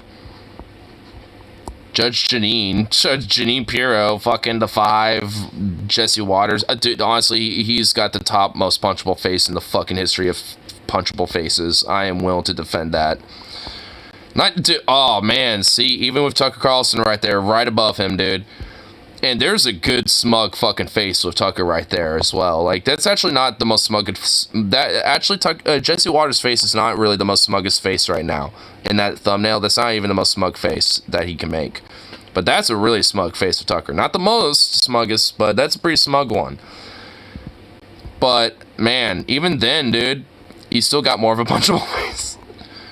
I mean, they both do. I mean, I'm not saying I want to, you know, like, if I had to truly choose which one would be punched first, it'd be Jesse Waters. But, you know, it's like they both deserve it. Who's this crazy bitch? Oh my god, dude. What the? She doesn't even look human. Oh my god, what is this reptilian? And then he got this fucking thumb boy of a man. Ugh. You know, maybe after this we'll click on one of these and see what's. Oh no, Gutfeld. Oh boy, you know what? We're looking at this. We gotta look at Gutfeld, dude. The way, dude, he's trying to be like the fucking like nightly comedic show host. Look at wannabe fuck doing it with this right here, dude. You can even tell, dude, with the whole Gutfeld thing in the background in the thumbnail, dude. You could tell he's trying to be like some night show host that's like the Jimmy Kimmel or something, dude. He's trying to be like Fox News' Jimmy Kimmel. Oh my god. Yeah, we're all right. That's what we're looking at after this. Oh god, dude. I can only imagine, bro. The conservative version of like Jimmy Kimmel right there. I mean, honestly, Jimmy Kimmel isn't even really that great. I mean, there's only been like maybe 1 or 2 times where I can actually think where I thought he was actually kind of cool. There was one time he actually legit went on a kind of a rant about universal healthcare at one point, like a couple years back, that I thought was actually kind of cool. And there's like one other thing, but I can't really remember that off the top of my head. I just remember he went on a rant about healthcare once, and it was actually kind of based. To the point, like, it was, I remember because it was like one of the rare times where he was actually being kind of a human and kind of legit kind of cried on his show a little bit about it, and I was like, okay, wow, he's actually being a real person right now. Like, fuck, this is actually kind of based. Yeah, so at least there's like something I can find off of that motherfucker, but, I mean, even then, that guy's insufferable. But nonetheless... Let's see what Benny Boy has to say about it, though, because I guess he's the main star of this video. I was excited. Okay, before I even continue joking about this shit, one thing I have to... I mean, I'm sure I could probably find his clip on here, but I'd rather have it a little digestible to kind of help prep me to get into that Gutfeld thing, so... we're sticking to this. To just sell female-only M&Ms or whatever the... Okay? You are a dupe and an idiot. Most liberals don't care. They don't even... And also, wait, if you think about it with this logic, like, oh, you know, these woke liberals just want to, you know, have an all-female M&Ms, like, you're literally, like, genociding them if you really want to extrapolate it. Because, like, if there are, like, an all-females in the package and you're eating them, you're eating, like... an all-female package of M&Ms, if you really want to break it down in their weird logic. So it's like, wouldn't that be a good thing? You're eating all the woke feminists and eating them up. Be like, you know, it's like, death to you, I will eat you alive like a predator. Like a wolf to, you know, an elk or some shit. It's like, I mean, it's, you know, it's like, what you think good, less of them are around. Like, I mean, like... I don't know. These fucking people are so weird. This is good marketing. Nobody gives a shit, okay? It's just like they're literally sitting around in a corporate boardroom going, how the f do we, you know, differentiate the product? Oh, that's right. We can just trigger the right wing, okay? And honestly, frankly, I guarantee you, like, there are legit corporate board meetings that actually go like this. I'm willing to bet this a little bit. Dude, the reason why, this is the second time, like, the right wing's freaked out about M&Ms. You know there's some people in that, you know, board meeting, they're like, yo, like, You know, it's like, we know people, you know, we know some people on the right are going to get freaked out if we do this. What if we just, you know, sell M&Ms? They're the same way, but they're going to be the female character M&Ms. Just have them be the purple, green, and brown ones instead, you know, instead of all the other ones. Genius. And plus, we pander to women and feminists and, you know, like the progressives of that. So we can also get, you know, more of their, you know, dollars by, you know, getting some of their consumer, advertisement gobble in it. It's like, excellent.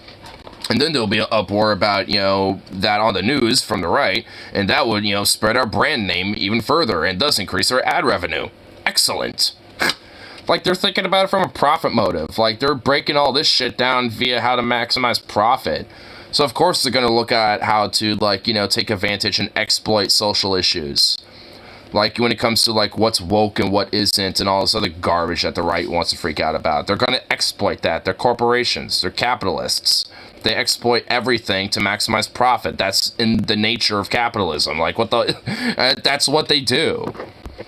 Get all the liberals to go out and consume this because it's like a protest against the right wing. It's consumer activism. It's dog shit. It's stupid as... You know I don't believe in it. Who cares? Okay? Who cares? True. Anyway, here it is. Ben Shapiro talking about female M&Ms. Well, folks, I'd be remiss if I didn't comment on the dumbest story of the day. Mars Company has... So why are you talking about it, Ben? I mean, frankly, honestly, that, you know, goes to me too, but whatever. I mean, this is dumb, but you're the one who's pushing it, Ben. Like, and honestly, the only reason why I think it's dumb is because you're dumb, Ben, and I'm only doing this because I want to laugh at you. Not with you, you idiot. They're going to woke virtue signal. They've created an all-female bag of M&Ms. Now, it's not females in the M&Ms. They're actually like M&Ms, you know, like the little characters. They're making a bag with just the female M&Ms. Are you excited, ladies? Are you... Like, why do you care? Like, honestly, I guarantee you, if I go, like, into 7-Eleven or at my store, and I, like, have the half-assed mind to be like, I want some M&Ms, because I actually like M&Ms. They're a decent little candy. And, like, and I see that bag, and I think, oh, it's just chocolate M&Ms, but they're just different colors. Okay, who cares? Bloop. I'm just gonna put it on there, you know, all my, you know, with the rest of my items, you know, to be checked out or whatever. Like, I'm not gonna give a fuck. Like, I don't care. Like, no one, like, realistically, unless you're some weird anti-woke, conservative, fucking paranoid, schizophrenic freak bag, no one gives a shit. Like, you could think, oh, it's kind of cute that they're, you know, trying to do this old woman empowerment thing, you know, with their corporate, you know, like, expansion and stuff with this whole idea. You know, it's kind of adorable. I mean, whatever. You could think it's, you know, cutesy or some shit. Well, I don't care. I literally don't give a fuck. I mean, I do in a sense that I think it does add and enable more of this whole fucking discord and shit that's just unnecessary and stupid as fuck, frankly, and more... you know, more of just a broad, you know, enabling of the, you know, broader wedge issue of this whole, like, what's woke or not. I mean, in that way, I do think, you know, I in that sense, I care. Hence, I guess, in a way, why I am talking about it. But, you know, because realistically, it distracts of the fact that the Mars Company is exploiting this to maximize profit because they're an exploitative, capitalistic, you know, entity. That's what they are, and that's all they give a shit about. Like, that's the problem. Not the fact that they're pandering to women or whatever the fuck. Like, I could give a shit. Like, honestly, if they did that in legitimate merit, they would take half of their fucking profits that they made last year and donate it to, you know, women's charities and investing in helping women, you know, get abortion access in states that are restricting their, you know, right to abortions and shit. They would, you know, and actually, you know, put their money where their fucking mouth is. But they don't care because they want to absorb as much money as possible. They don't give a fuck about the actual issues. But, you know, to these weird right-wingers, because they're all absorbed in this whole capitalistic culture, they think that, you know, because, you know, the Mars Company is doing this, that, you know, it has some significant importance. And it doesn't. Realistically, it doesn't. You, Ben Shapiro, and Fox News, and all you motherfuckers are what gives it importance. And it's what gives it validity. Not the fact that they did it, you know, to wait to try to, like, maximize their consumer base. It's like, you fucking kidding me? The company announced the feminist-forward candy wrappers on Thursday, according to Fox 7 Austin. Oh, yeah, fuck off. The feminist candy wrap, it's like, shut up. Exclusively display M&M's female characters, green and brown, and most recently introduced purple M&M. Yeah, you forgot, the recently introduced purple, like... I'm pretty sure the purple one was there before, but they took it out to kind of like standardize the colors, I think, or something like that. I think they had the purple for a while, took it away for the longest time, and didn't reintroduce it. Like, I mean, they didn't just like, you know, bring in a new color. Like, I think they've had it, but took it out, and now they brought it back. Featuring the 3 female M&Ms on the wrapper, each package in the limited run will only include the corresponding... This is the nastiest thing you've ever said, and it's so fucking true. I've never even thought What was it say? Ben Shapiro is the Kendall Jenner coded. Kendall Jenner coded? What? And you ruined my brain right now. Ben Shapiro is Kendall Jenner coded is so real. What the fuck? Okay, this also kind of makes sense as to why I always would say... Oh, I get it. Oh, shit. Okay, now that he brought up an image of her face and now knowing what Ben Shapiro looks like, oh shit, I see what he's talking about. Dude, there is like weirdly enough a similarity between two. What the fuck? Dude, that's weird. Dude, they actually have a similar, like, what the hell? Kendall Jenner has a similar face to fucking Ben or vice versa? What the fuck? Ah! I don't know if I like that. I kind of feel bad for Kendall if that's the case.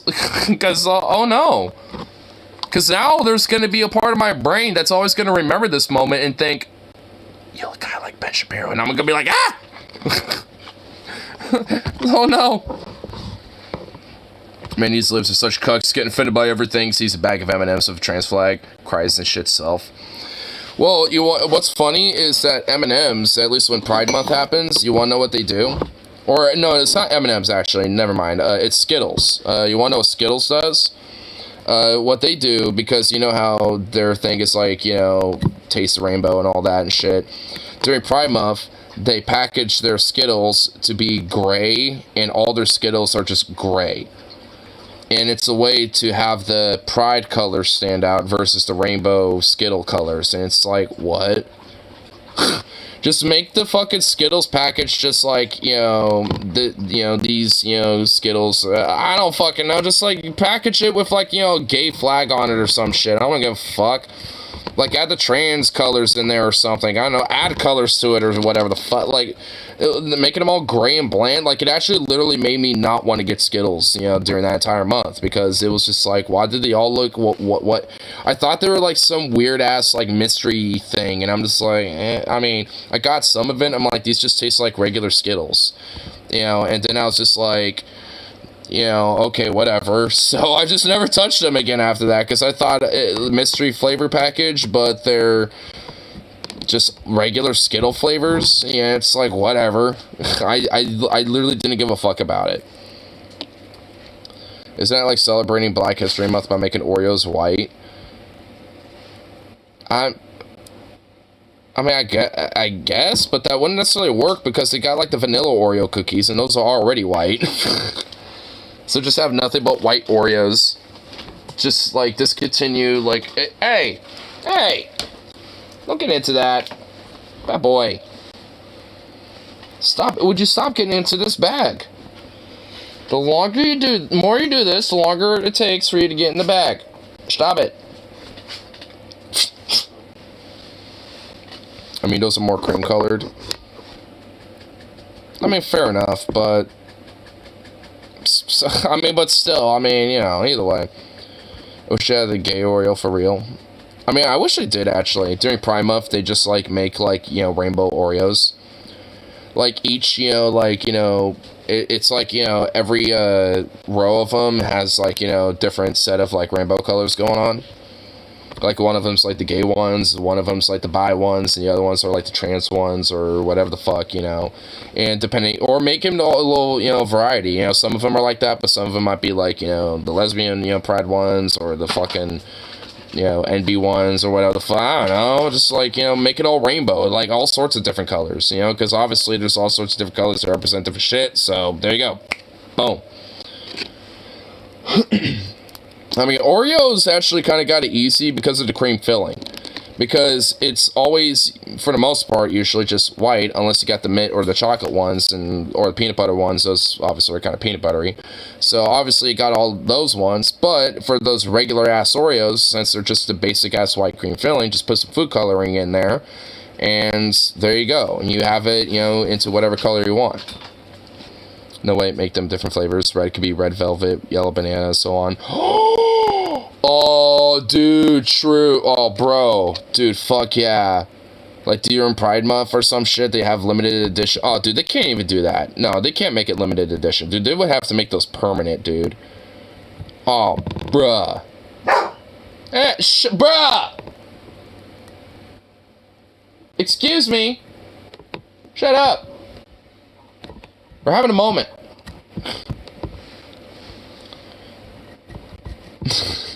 We're having a moment, you know, embracing the ideas of what Oreos can do. I guess technically it'd be Nestle. I think Nestle owns Oreos. You know what's fucked up is that Oreo initially, when they first started, I think they technically stole Oreo from something else. Actually, technically a lot of companies we know today did that. Like, I think Kellogg was one of them.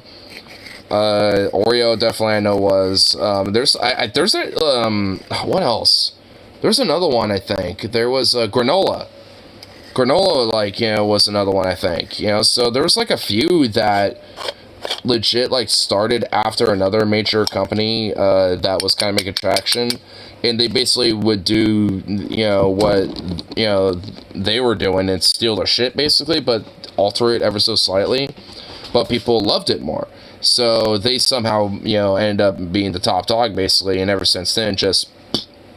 you know, like, you know, took over his shit, but basically just because they jacked, you know, some other company that was, you know, would have basically been in their place, you know, if it wasn't for them slightly altering his shit in a way that made it better.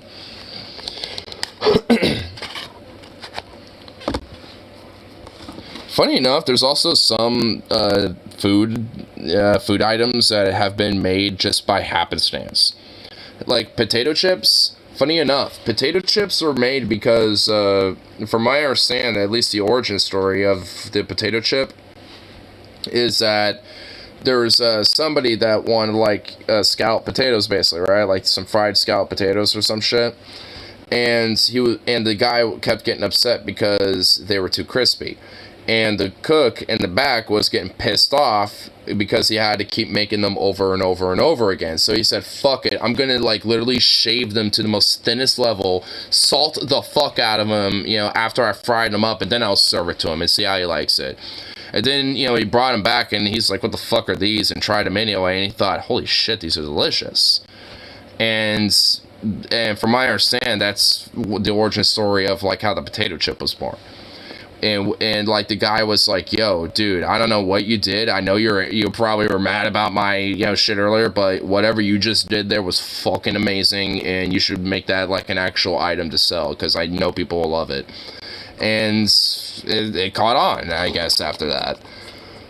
At least from what I understand. I mean, maybe that's not the true origin story, but that's how I've been told, you know, about it, like, from what I've understood. Which honestly sounds accurate. I mean, if you think about it, because, like a potato chip or, like, a chip like that, you know, wasn't really much of a thing up until, like, potato chips started kind of becoming a little commonplace. Which, obviously, someone had to have shaved, you know, some potatoes, you know, salted, you know, fried them up and salted them, and thought, oh shit, these are banging. So, somehow that... you know, happened, but, you know, how that truly happened, I mean, truly, I guess, at the end of the day, I'm not too sure. I like to go with the story that I've been told, though, because I think, you know, because I know that it, you know, is, like, you know, one of the, at least, you know, origin stories about it. I think they're, like, many foods, like hamburgers, for example, it's, like, one of the foods that kind of have, like, multiple origin stories. You wouldn't think, but churros are another one. They don't know if it necessarily originates from, like, the Iberian Peninsula, mainly in, like, Portugal, or in, South America, like, a place like in Chile and Peru and shit. They don't really know truly where it comes from. you know, they think maybe it was brought back, you know, from South America, or maybe it, you know, caught on there, or maybe they had their own thing that was kind of similar to, like, they don't really truly know. They knew it kind of was a thing after a certain point, and, you know, both areas of the world had that, and, you know, not too sure what came first, basically.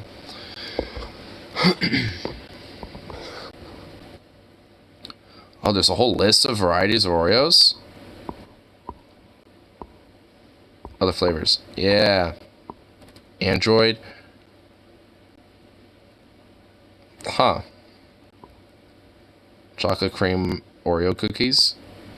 That sounds so goddamn delicious. Coconut It's only introduced into... Dude, Indonesia? Dude, that's like the second one, dude. Well, I guess this one was introduced in the U.S. and other places. But that... Dude, Indonesia got a fucking exclusive on that. Assholes. Strawberry milkshake. Oh, only in Canada? And limited time in the U.S.? Boo! Green tea Oreo cookies? Oh, that reminds me. Earlier today at work, I discovered that Haagen-Dazs has green tea ice cream. I was helping some lady grab some, like, peanut butter ice cream that was, like, way in the back. And right next to it was this green tea ice cream. I'm like, what the fuck is this? This is either probably going to be decent or disgusting. Not great or amazing. I think probably decent, but I don't know. There's a lemon ice Oreo. Dude, Japan, you're what the fuck? Wait, what was this? All the way on, not to mention everyone was looking at me like a fuck crackhead boy riding a skateboard. Truck bumper on my shoulder. Oh my god, poor Harley. Organic Oreo. Blueberry ice cream Oreo. Oh my god. Orange? Oh hell yeah. The golden Oreos. Dude, what the fuck? Dude, I need to stop looking at these. These are gonna torture me. I had a green tea mocha before. Oh, mochi. Well, that sounds pretty good, actually. Wait, what's this? I'll click this real quick. Kill the dragon. I trained the dragon. I raised the dragon. Donkey. I fucked the dragon.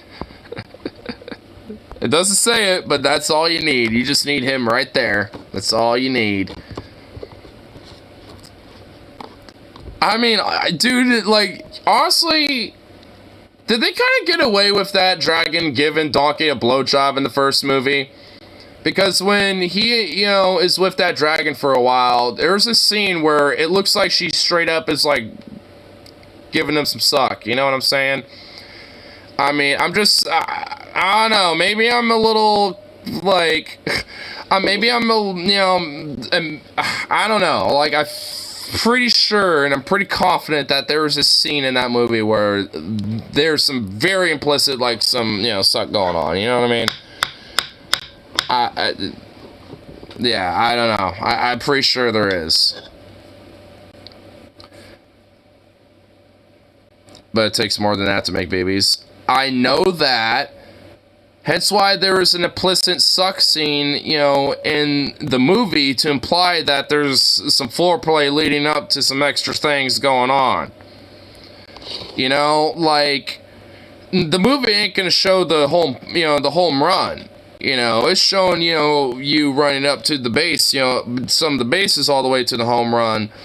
But that's all it's doing, you know, like, and I feel like there was at least, you know, one scene in there where it skirted some edges a little bit while still maintaining that PG rating and shit, which, man, dude, that movie, like, I feel like it was, like, one jackass or just, like, one, you know, like, edgy dragon donkey scene away from being PG-13. Because that movie does say jackass and ass and damn it. Like, there's actually legit a couple swear words in that movie. Not like super serious swear words, but, you know, like, nonetheless. There's straight up some outright vulgarity in that movie, and it's a PG movie. And it's like, man, I don't know how it got that rating. It's like, you know, thinking about it. It's like, I feel like, honestly, if the original Shark movie was made today, I do feel like it would probably be PG-13. But honestly, I hate the rating systems anyway. They're retardedly garbage, so I don't really care about them anyway. But just knowing how, you know, moralistic, you know, fucking, you know, the rating systems can be and shit, you know, especially in the past, like the Hades Code and shit. Bouncy cage. Taking out the laundry. Aww. Oh shit! Hold up. Boing! Oh shit! Damn. Oh, damn, bro.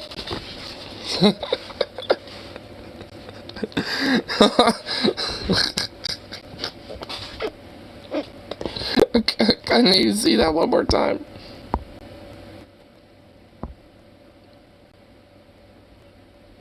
Boing!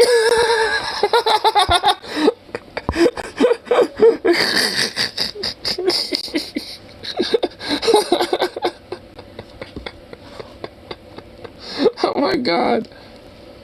Cat, fuck your gravity. I'm taking this with me. Oh my lord, dude. No. I'm having a good workout right now. That dude, he's getting on that top G mindset. He's got his skateboard version of his Bugatti. He's doing, you know, some workouts in his Bugatti at the same time as getting home. That's a true off of, you know, top G mindset right there, bruv. Tell you what, the top G. Instead of Bugatti, he's got a skateboard, but that is his own Bugatti. In spirit, that is his Bugatti. Fucking taints, dude. I'm kind of trying to prep myself up for that Andrew Tate gauntlet that DFF is going to do. Bros, if you haven't gotten back onto their patronage yet, you probably should, just for that Jordan Peterson gauntlet alone. I will say, they have, switched up their, format a little bit, and with that means that some of their more topical-based episodes are kind of going more or less by the wayside, which it's like, oh, I'm a little saddened by that. But nonetheless, I feel like, some of the fruits, that will bear from it, nonetheless, will be just as good, regardless. Because now that they're basically doing, like, Onion Nuggets, like, 2 days a week instead of just one, it's like that. I feel like, in a way, that does kind of make up for it. Honestly, I wish they'd give themselves a break and gauntlet someone positive.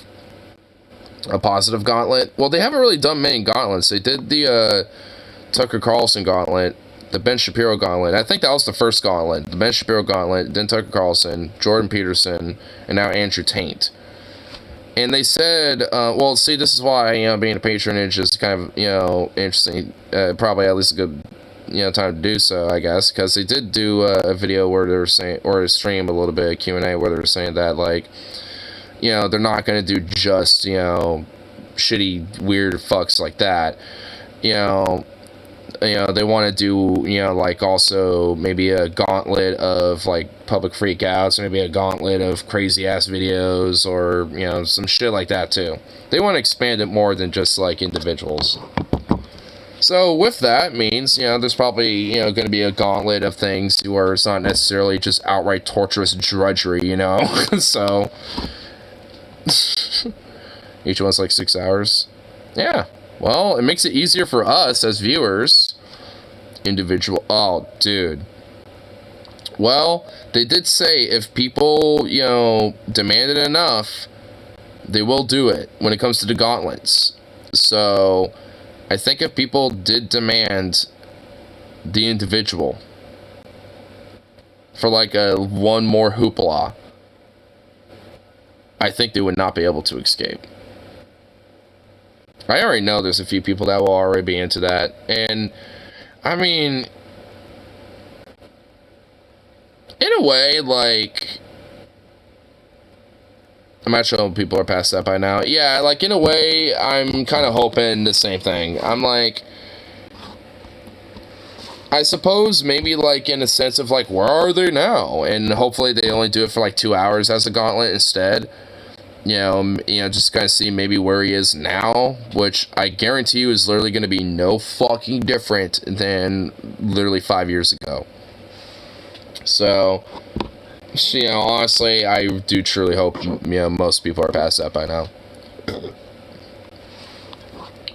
If people, were demanding it a little bit, and there was at least, like, a few people, I might meme it once or twice, with them, but, after, like, like, the first 2 different times, I'm just gonna be like, nah. Remember that fake out DFF when they did it on Animal? That was, like, 4 years ago. That was, like, one of their earlier episodes. Like, when we were talking about the actual manatee, yeah. I know that was like one of their first 100 episodes. I think it was like one of their first like 50, I think.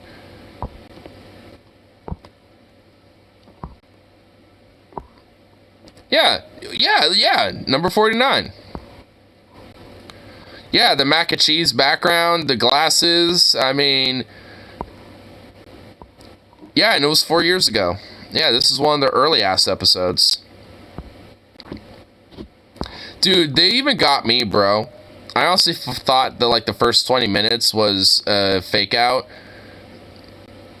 Dude, they've been doing this for 5 years. The 5-year anniversary was a couple days ago.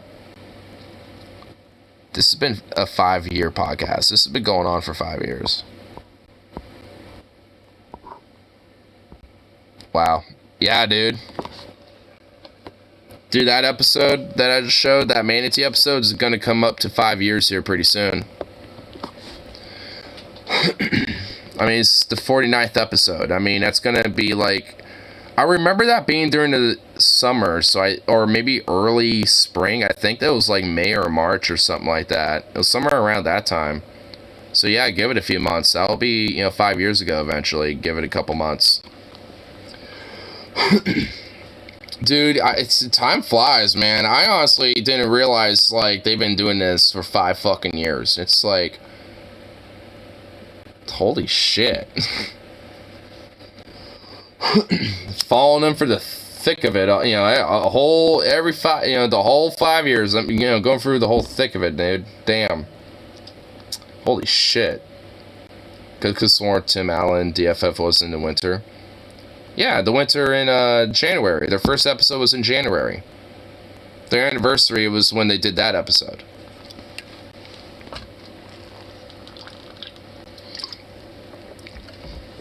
So, whenever the first Monday of January was 5 years ago, which I think was the...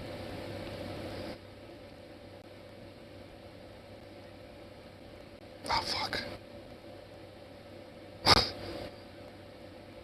I don't even know. Whatever the first Monday was. Like, the first Monday of January was essentially when they started their show.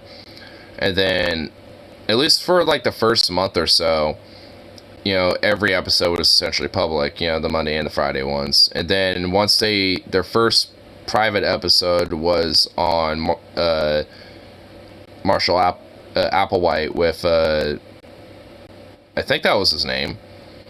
I know it's like Applewhite or some shit, but, or something like that, with the Heaven's Gate cult. I remember that being their first private episode, and I kind of like, at that point, I was kind of holding out for a little bit, but I was like, you know what, fuck it. I'm gonna get a Patreon, just so I can kind of get into the whole, like, cult week or cult month that they were into that, during that period. Which, honestly, those are still some of my favorite episodes. I love those, like, cult episodes they did, as they're, like, some of their early episodes.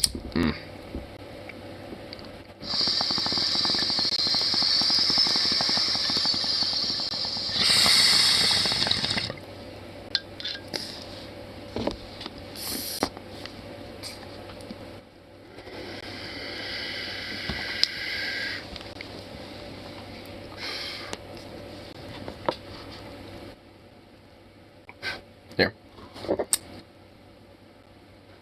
You know what? I think we got into... yeah, I don't know if I want to delve more into Shapiro's nonsense, but... I do want to see that Gutfeld thing. I want to see how bad that is, or if it's worse. But did they just upload it? Oh my god, they uploaded this in between us ranting.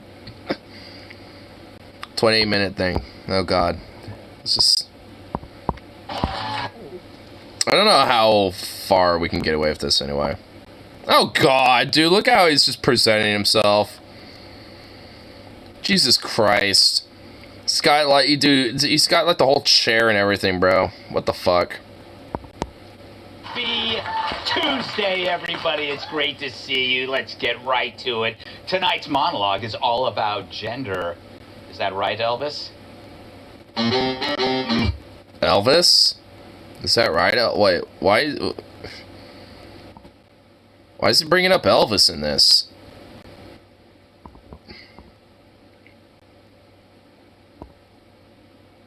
Okay, now it's all silent, which, thank God, it's actually preferable.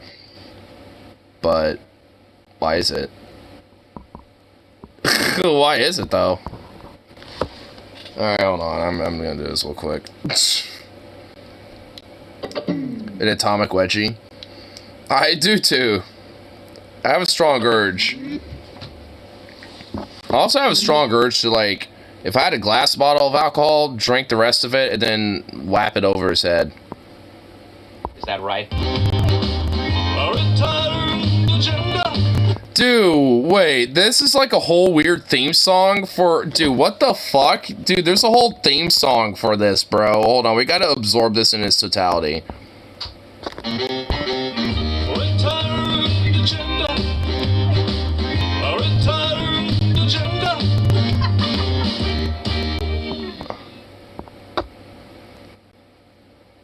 That was awful. Why did they use a bari saxophone for this? Like a baritone sax? Why did they use that? That was not a good instrument for it. I guess to be like goofy, to be like, go on. This whole gender thing they're trying to do is so clownish. Right? Like, I think, okay, I see maybe why they did it, but like, that was awful. And who was that fucking bitch who was just like, I heard that laugh in the background, like, oh my god, dude, who thought that was funny? You know, when I suggested, hey, let's play Return to Sender, but as Return to Gender, I expect maybe some verses. They literally just sang Return to Gender. Wait. Is Greg Gutfeld critiquing his own intro song to his own segment? I actually kind of agree with him. Yeah, you know, frankly, what would have at least made that somewhat better?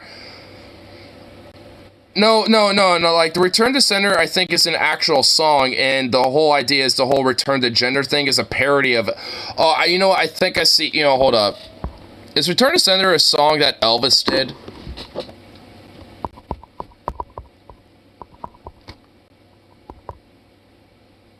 Return to Sender... Yeah, it is. Okay, I see why he said Elvis, because this is a fucking song by Elvis Presley. Or at least a song that he did. I don't know if that's, you know, something that he, you know, like, you know, did as an original, or if, like, he covered it, but that's why he said Elvis. It's because he's trying to, it was meant to be a parody of Elvis's Return to Sender. Like, you know what, at the very least, yeah, what would have made it better is at least trying to add some verses instead of just saying Return to Gender twice, and that's it. Dude, wow, I'm starting this off agreeing with Greg Gutfeld because even he's shitting on his intro song. Okay, well, that's an odd start to this. I thought, you know, like, we were gonna just disagree from right off the bat, but wow, okay, the first thing that comes out of his fucking wretched mouth is actually agreeable? Like, fuck yes. I mean, well, it's yeah. I've been seeing your little chats, dude. I feel bad that you've been having to walk around. Dude, the one where you said that everyone's looking at you like you're a crackhead and shit, that I thought that was pretty funny. And now Harley's on the other side of the fucking screen instead of being over on my side. He's multi-dimensional. I'm not gonna say they mailed it in, but I'm gonna say they mailed it in. They mailed it in? I begin with a curious case of 47-year-old single father Rene Salinas Ramos of Ecuador. Not to be confused with Rene Salinas Ramos of Paraguay. That guy's a real jerk. Not even the crowd is laughing at that, bro. God, oh my god. Wow, you gotta love it. The right-wing conservative, like, night show host, Jimmy Kimmel parody equivalent is just, nailing it, dude. The whole crowd's laughing so hard on this one.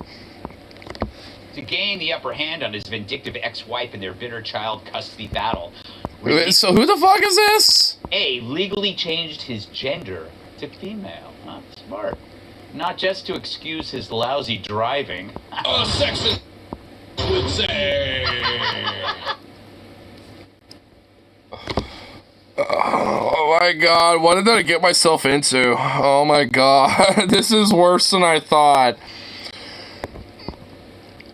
Okay, so you got this random dude, I guess, from Ecuador who's having a court battle to try to take custody of his kids. I mean, he could be a, legitimately, like, decent father. He could be a piece of shit. I don't fucking know.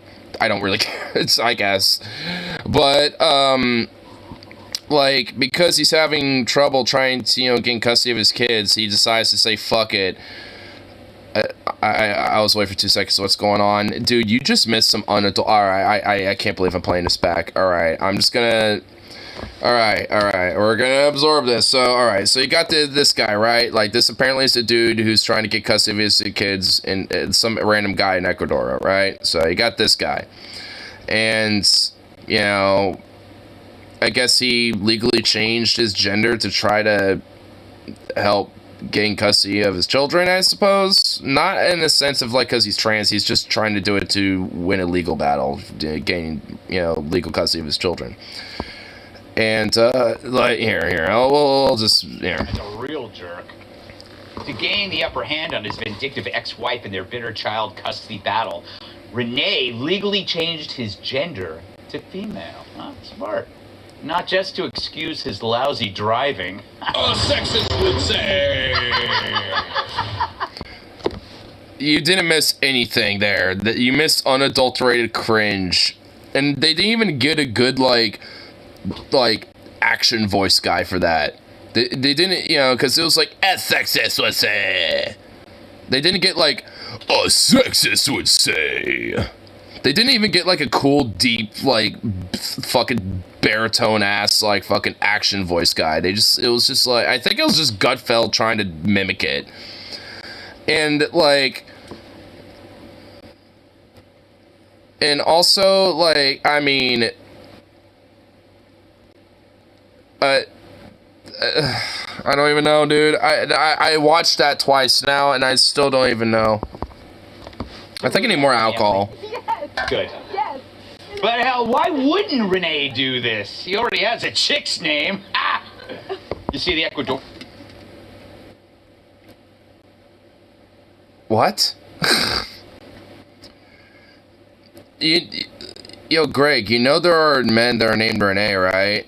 They're like, names can be unisex, right? You cut your fucking hand open on the fence. Well, damn. Tonight is not your night, dude. I feel bad for you. Court system, which I've experienced firsthand because of my bastard child Enrique, typically favors mothers in custody cases. Dude, what is this, like, weird-ass, subtle, like, racist shit that he's doing? Well, I guess he's conservative as fuck. He's Greg Gutfeld. But, like, he's just, like, having this weird, subtle, like, oh, they have weird, funny Hispanic names. I keep knocking shit over if it makes you feel better. Yeah, I mean, I do the same thing, too. But, like, I mean, like, it's like, what is, like, Greg's fucking thing about, like, this whole weird-ass, like, oh, I'm gonna, like, mock his name because he already basically has a woman's name. Yep, he has lousy driving because, oh, women are lousy drivers, and now he's a woman now, you know, because, hey, you know, his wife is, you know, like, you know, some sexism and shit because, you know, like, oh, the wife is vindictive or whatever, apparently. And honestly, now I'm confused. Like, is Greg Gutfeld trying to defend this guy or like, not? Like, I mean, now I'm confused. Telling local news, quote, being a father in this country, Ecuador, is punished, and I'm only seen as a provider. What I've been looking for is to give the love and protection that a mother could give her children, end quote. Well, excuse me, Renee, mother? Over here we call it birthing person, you disgusting, transphobic pig. What? Huh? This is right. This is conservative comedy. What?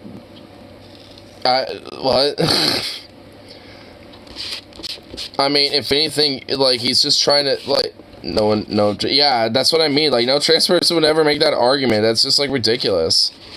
And also, like, I mean, if anything, like, what Renee's, like, the guy, like, this Ecuadorian dude fighting, you know, for custody for his kids or whatever, he's just, yeah, I mean, if anything, like, their argument is basically trying to say that, like, hey, you know, the legal justice system when it comes to, you know, custody of children, you know, predominantly is biased towards women, instead of, you know, towards, like, you know, looking at it more at a contextual basis and shit.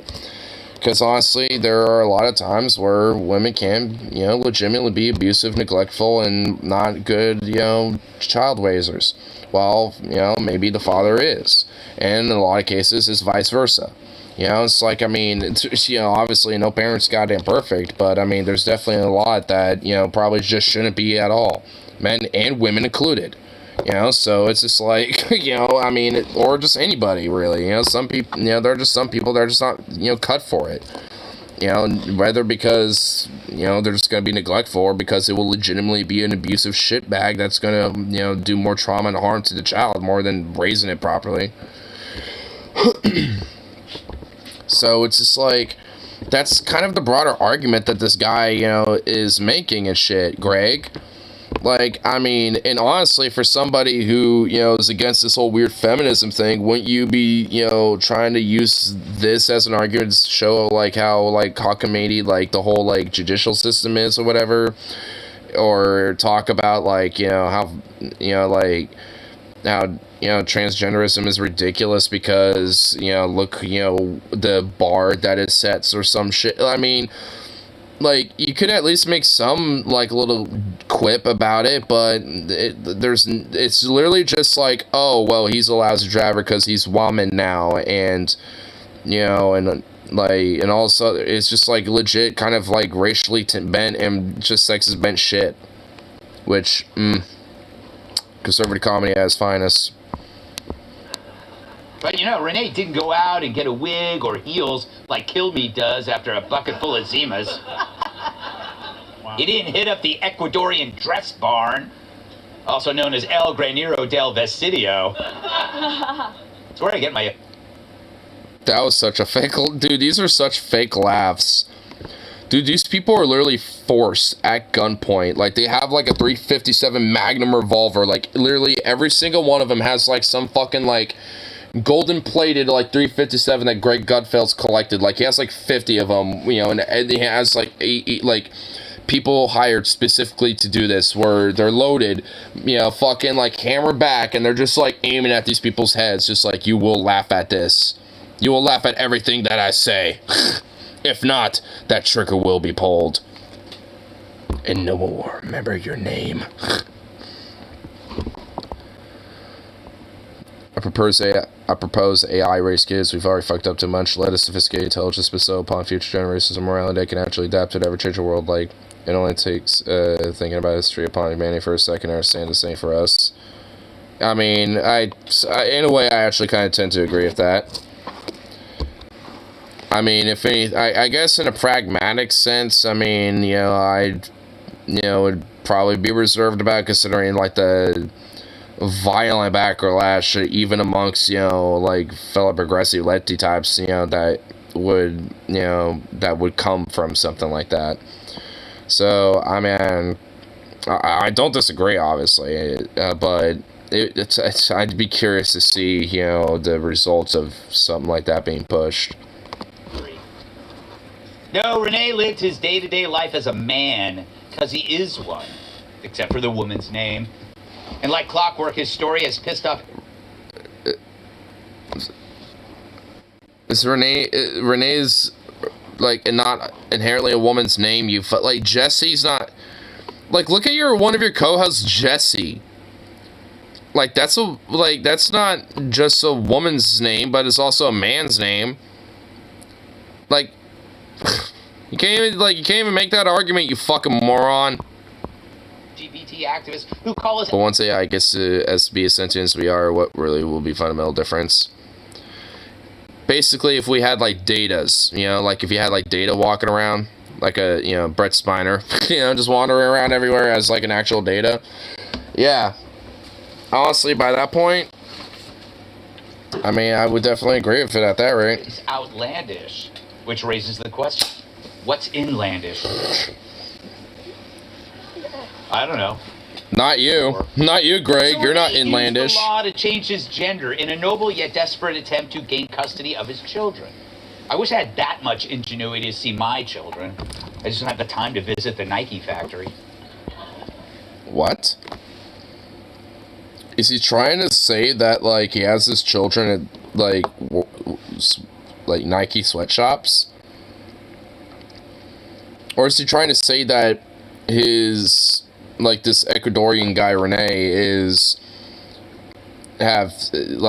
apparently has enough free time on his hands to visit his children at fucking sweatshops? So you racist piece of fucking... I want to fucking bash his goddamn head with a... it's satire that was in Minecraft. I only want to do that in Minecraft, you know. Take, like, you know, a diamond sword, you know, like I would just eradicate a creeper, you know, in Minecraft, you know, in a cave, you know, just do that to Greg Gutfeld's head in Minecraft. You know, yeah, you know, just, like, you know, have him as a Minecraft character. You know, yeah. I mean, like, is this it? It's like, I mean, is it really, like, is there something else to this? Like, is he gonna get into some other shit? Some shit about, trans women being in sports because they are better swimmers, I guess, or some shit. Dude, oh my, you know what, let's just, whoa, he has a person. Yo, he has a guest on. Oh, shit. Oh, fuck. Okay, you know what? Let's, you know, we're skipping here. It looks like we might actually have some other shit here. Let's see. Let's welcome tonight's guest. The thoughts in his head are... Dude, they're trying to make this so intense. Dude, who is this bald-ass looking fucking thumb of a man? Dirty that his own hair ran away. Comedian and co-host of the Jim Norton and Sam Roberts show on SiriusXM. Dude, he doesn't even look like he wants to be there, bro. He looks bored. He's like, okay, he's like basically prolonging this. This is annoying. Can you please get off this so I can get out of here and drink a fifth of whiskey? Like, I mean, he just does not look like he wants to be there, and he also just looks like he probably does, like, whiskey and heroin on the side or something. I don't know. It looks like he's a junkie or some shit. Does he have a chin? Barely. Oh my god, dude. This guy is, like, got a weird fucking head. Jesus. This guy's got, like, a weird head, dude. What's with conservatives, bro? Dude, you could tell he's got, like, some turkey neck going on, bro. Oh, god. She talks so fast, I keep thinking I'm supposed to bid on a cow. Outnumbered co-host Emily Bid on a cow? What? Oh my god, dude. Dude, this introduction shit I can't even get into. Alright, we gotta skip it. Oh, who the fuck is this? Who are you, sir? What are you, Mr. Amish gangster rapper looking motherfucker? Like, what the fuck? Hold up, we gotta see who that is. Not you, I don't give a fuck about you. Get out of here. And finally, when he sits down, his ears pop. My massive sidekick in the NWA World Heavyweight Champion, Tyrus. Tyrus? Who? Wait, whoa, I just realized that's a belt. Oh, I thought that was the background. No, that's his belt that he got, like, you know, he's trying to flex. Dude, who is this dude? Is it Like, is it that? Is it one of these names? I'm just gonna put that and see. Maybe? I think this? No, that's some other person. Okay, who the fuck? I got random other results. Okay, I don't know who the fuck this is. YouTube's obscured this person away, which, thank fuck. I mean, there's not even a name down here, so it's like we don't even... Yeah, okay, whatever. Jim, first of all, I would be remiss if I didn't say Happy New Year to my dear friend Jim Norton. Thank you, BCPL. Oh my god, this is so, like, such a circle jerk. Just get into shit. Just get into something that at least is maybe partly worth a fuck. Person, that's my gift. So let me ask you. I don't know or care what he said, but it was not that funny. What was that, dude? It's that. What was that? What do you make of the whole prison thing? Where it's like, it seems like with every phenomenon, there's always a grift somehow. This is what I mean.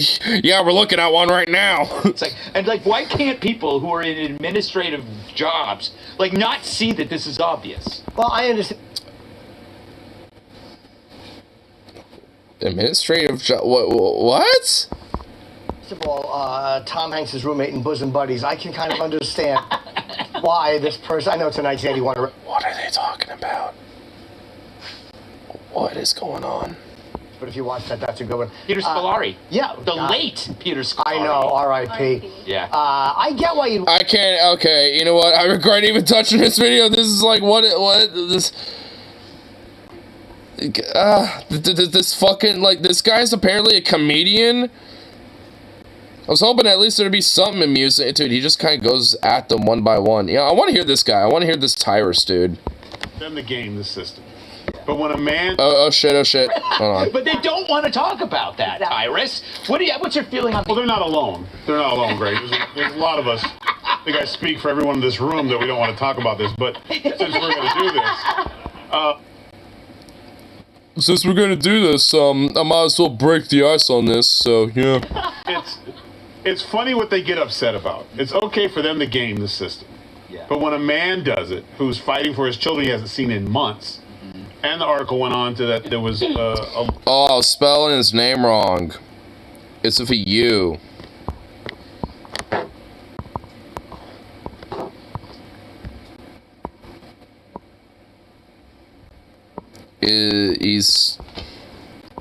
Is he just a speaker? Is that all he does? He just talks? And does oh, that's him right there. Yeah, I guess that's literally all he's known for, I guess. I thought maybe he was like some rapper or some shit. I mean, it looks like he'd, be grifting some right-wing conservative rap or some shit, like some, I don't know any other names besides Tom McDonald. That's the only one that I'm aware of. I know there's other conservative, right-wing rappers out there and shit. And, and honestly, he kind of looks like one of them. So it's just I don't know all their names. I just know of the white, weird, fucking dorky-ass one. The only reason why I do is because for some reason, my roommate listens to him occasionally. I still haven't totally figured it out. on the other side. So he's doing, out of desperation, willing to change his gender on his driver's license and try to get a fair shake in court. But you know that once he goes to court, the judge is then going to attack him for trying to game the system, which ultimately he'll end up in the same situation he was in. So for men, they're going to remind them that he's a man, right, who tried to do this to game the system. But they won't do it. Okay, and alright, I kind of sounds like a ridiculous as a sumo ballet. Well, they do exist. And honestly, okay, I decided to skip to this guy, and maybe he's the legitimately, weirdly enough, probably the closest to the reasonable voice here, I suppose, because in a partial way, I guess in a sense, I probably don't necessarily inherently disagree. But, the idea of, oh, it's because the system's reminded that he's a man, or whatever. It's just I mean, no. I mean, when it comes to at least, custody battles and stuff, yeah, sure, yeah, there's, a more predominance, of bias toward leaning towards in the favor of women having custody and shit. And is there probably a disproportionality where there's legitimate bias towards that, where there could be some discussion to it? Sure, and I think there is. But that's not because of, like, some weird inherent thing of, like, oh, it's because you're a man. It's like, I think there's other variables to it, because I think a lot of the more broader ideas of, like, elements of, I guess in the sense of, like, trusting women, to raise children versus, men in a sense. I mean, there's a lot of other variables to it. But, I mean, if anything, if that's the case, wouldn't that also, be of, like, hey, like, could, like, a father also just raise a child just as well as a woman could? Because, of course. In fact, there's, plenty of them out there. And if anything, it's just, an acknowledgement, in my mind at least, to say that, like, hey, men can be, child raisers and, can be good fathers as well, because they are out there for sure, and sometimes there are women out there that are legitimately, who are raising their children in a way that is neglectful or abusive and not in a healthy way. Or at least, in a way, in a sense that they get, some basic sense of, like, development and shit. So, I mean, broadly, it's just more about, like, looking at it in a more contextual approach and look at the evidence of, like, who, truly does, like, who's actually going to be the proper, parent here, who's going to be raising the child, in the best means, for the kid. I mean, it's, if anything, rethinking the justice system in that way. Not because, like, oh, men need to have the control over it or some shit. That's why I only kind of partially agree. It's like, I guess maybe this guy's actually, I guess, a little smart. Like, he's, doing it in a sense of, like, he's going to put a kernel of truth to it, but then weave in this weird hyper-masculine macho bullshit into it.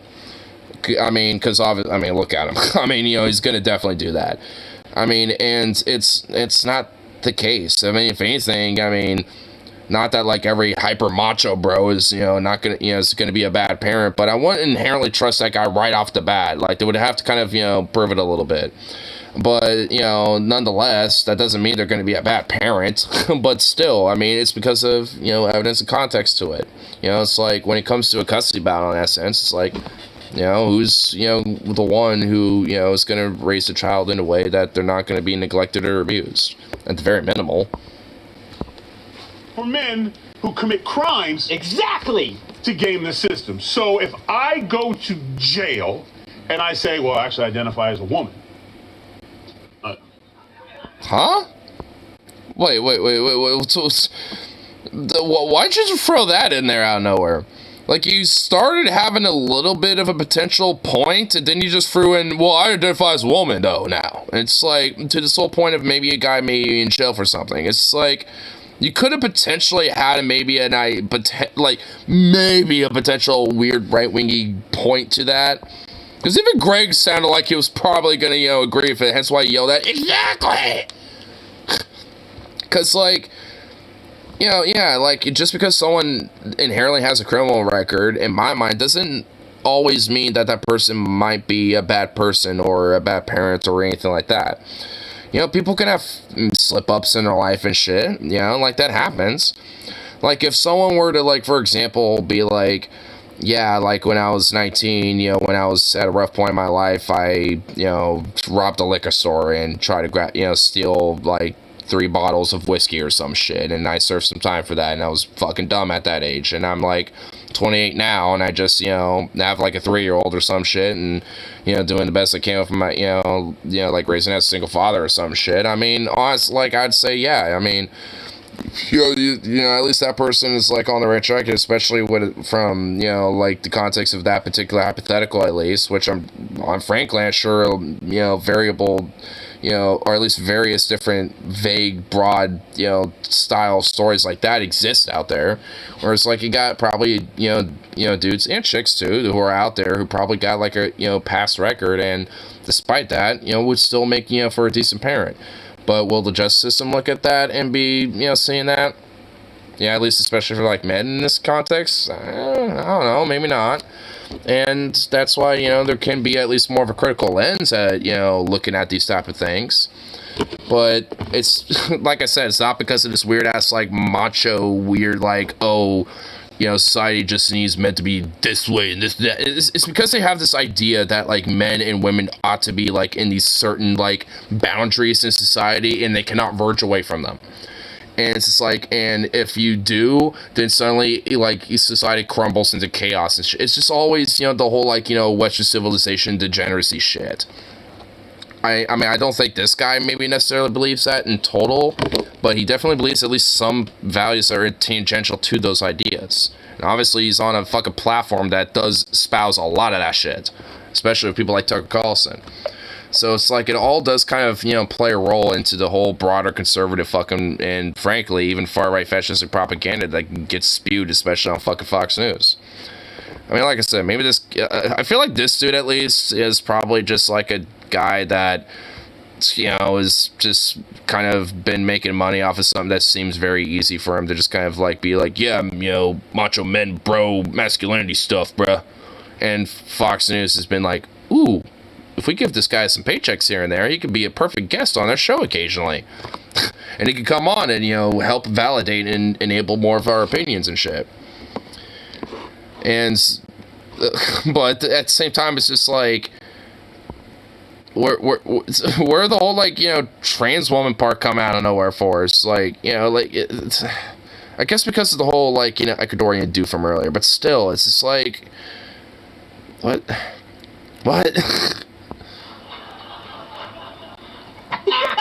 I'm not saying anything. I'm not saying it. What? You're just gonna sit there, look back and forth, and just not say anything after that? And once I get in there, Yeah. within 6 to 8 months, it's going to be a whole new toward Gen Pop. Yeah. Because it's literally going to be little G's running all over the place. I mean, you're locked up What? all day.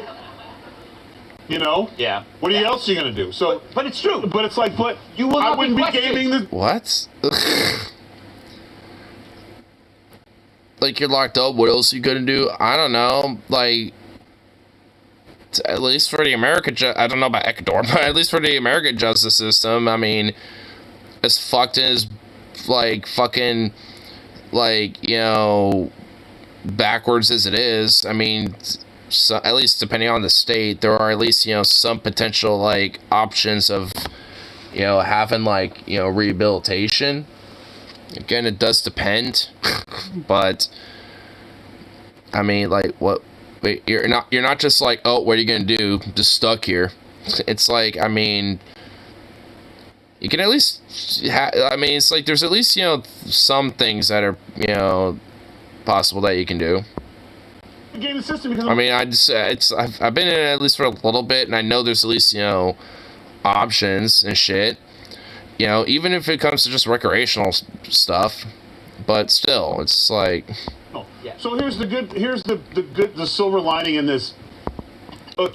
Why else can I use the term G? Thing is that when this happens and crimes start happening to women in prison, then the virtue signalers might do something about it, but they won't do it when it happens. What? Dude, crimes happen to women in prison all the time, bro. What are you talking about? What? Like, dude, like, yeah, in prisons and jails, men get sexually assaulted and abused and shit all the time. But guess what? That happens in women's prisons too. Like, what? I mean, I don't know what the rates are, you know, when it comes to, like, women's or men's prisons and shit, but still, like, I mean, they happen. Like, what? So, what are you talking about, dude? Like, you're just saying, like, does he think it's, like, some weird reality where, like, women are just, like, treated like, you know, queens, like, even in prison or some shit? And have, like, their own little, like, you know, like, Norwegian-style prison where it's, like, an apartment, basically, or something? Like, what? Because that's not the case, bro. Like, what are you talking about? Like, this is not even close to what reality is at all, my guy. the women in college sports. They won't do it when it happens to men fighting for their kids, but they will do it when their virtue signalers start. When he goes in there and he starts hurting people, then all of a sudden they'll be like, oh, this is not good for us. We're getting too much attention for it. Because somebody doesn't they want to care talk more about about it. criminals than they do regular people. You nailed. What? Doesn't even make sense. Like, frankly, I was just barely able to, like, wrap my brain around any of that. I was lucky to at least absorb some of that and get something out of it. Like, they care more about criminals than regular people? Bruh. Like, considering our justice system and the cops and everything else in between, my dude, I beg to fucking differ. Like, what are you talking about? Like, what?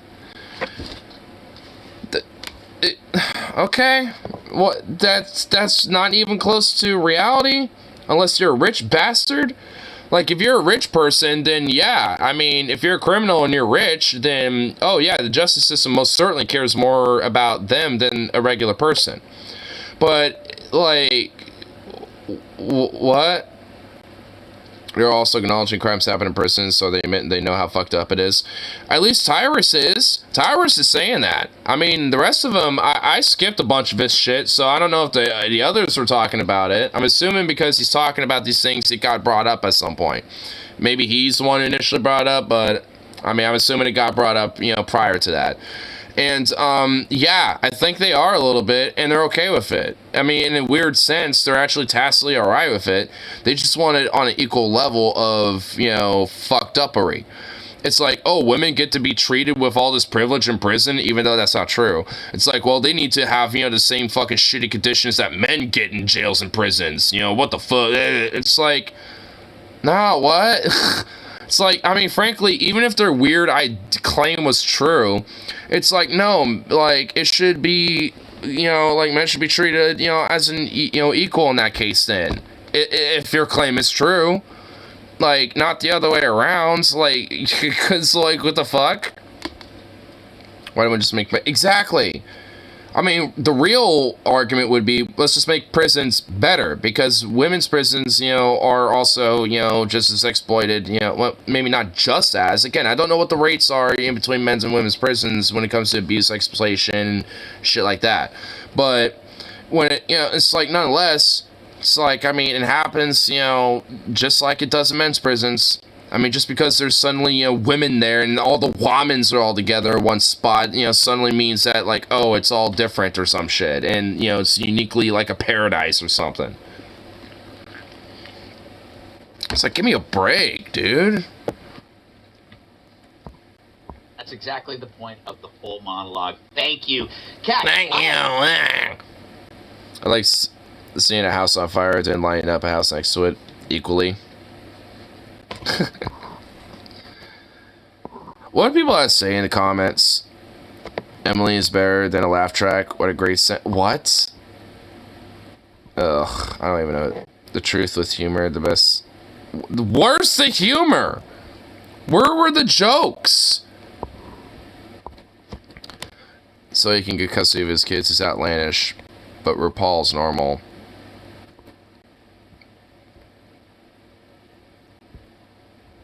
The world's entirely fuckered.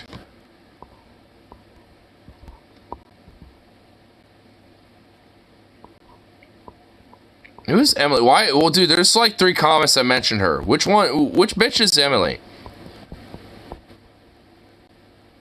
Is it this chick?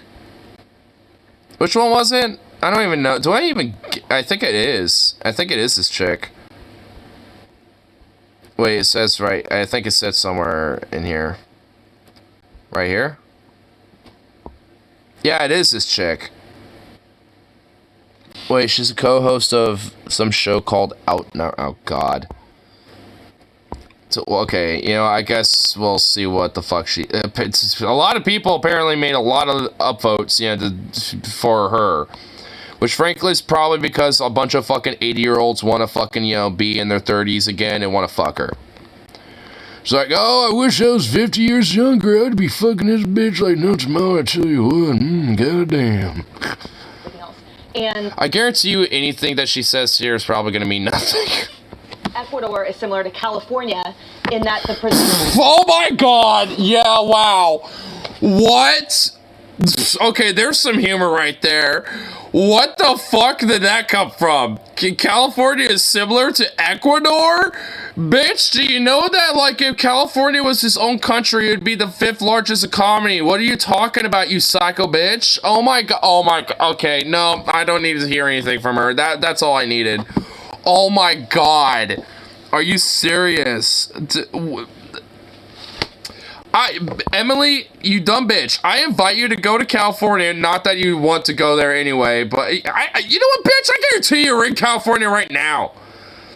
And then, like, I also guarantee you, like, you wouldn't want to go to Ecuador or whatever, but I invite you to go to the state of California and to the country of Ecuador and tell me that they're the fucking same, you wretch. Like, go to San Francisco, go to LA, San Diego, Sacramento, and then go to Ecuador, and then go to their capital and all their major cities and shit, and tell me they're the same, you dumb cunt. My god, I'm done with this Gutfeld shit. Oh my god. Oh, wow, that was really horrible. That was cringe. That was just terrible. I mean, do I regret clicking? I mean, I guess there's a part of me that does, but you know what? I mean, we got something out of that. Yeah, we made that into a little thing. I guess as, you know, the, bigger streamers to call it, we made that into a segment. Turned it into a segment there. What if Chris Christie's sumo brother became a rapper? In 6 words or fewer, write a story about this photo. Spit and fire.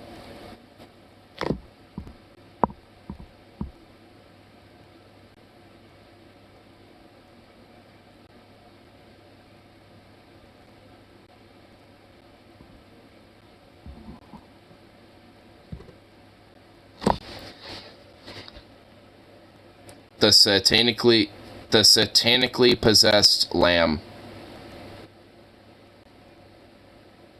4 words.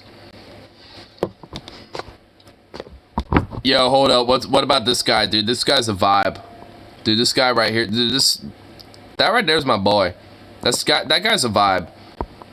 You got, like, you know, the guy. You got the bro who wants to flex. You got the guy who flexes. You know, you got this one who's flexing right now. But then you got this guy, and he's me. This is my essence right here. That's just me right there. Why? I didn't realize I photobombed this. I'm saving this.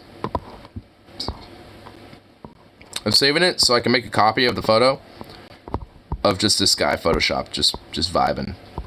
Just vibing, just chilling right there, you know, just hanging out. We'll have him here for a little bit. We'll just have him chill. We'll have him hang out for a little bit. He's our boy. He's our homeboy. It's like that segment on Alex Jones where he had all those literal llamas in his show. In his studio. He had literal llamas in his studio. I can't get over that. I can't get over the fact that this fucking goddamn Alex Jones had actual goddamn llamas on his fucking show.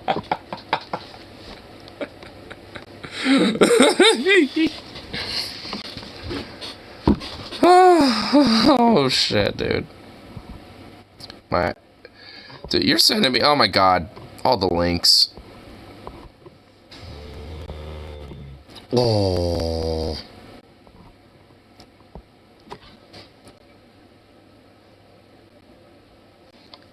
I kind of want this little guy to hang out here for a little bit, so I don't even really want to click these yet.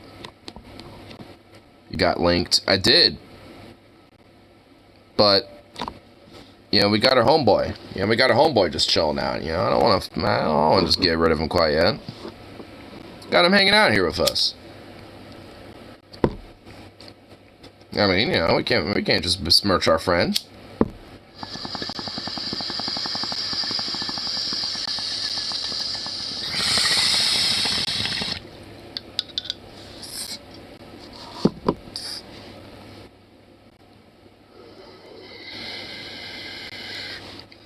Dude, he totally needs a hat. Dude, he totally does. He's like a little top hat.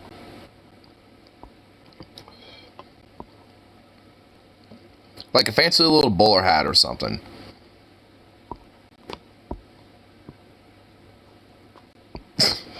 What was he getting into, too?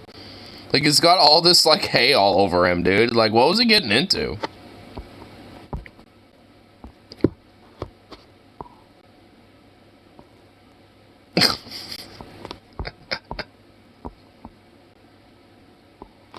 Like how my boy's just chilling.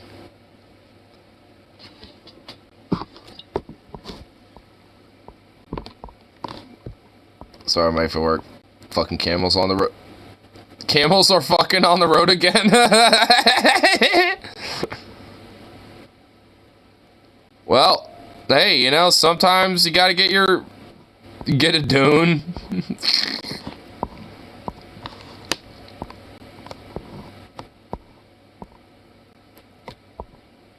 Wait, you sent the same link twice.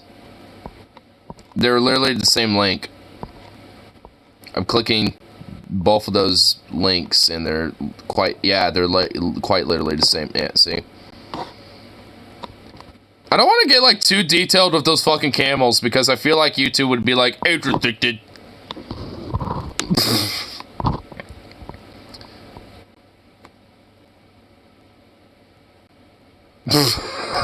Okay, I didn't mean to just like keep looking at that, but okay, that was worth it. Well, looking at that GIF was a little worth it. Is that an NFT? Oh my god. I guess that actually doesn't look terrible, but still. Ugh, get out of here. Police are still looking for the smartass who painted a tunnel under the bridge.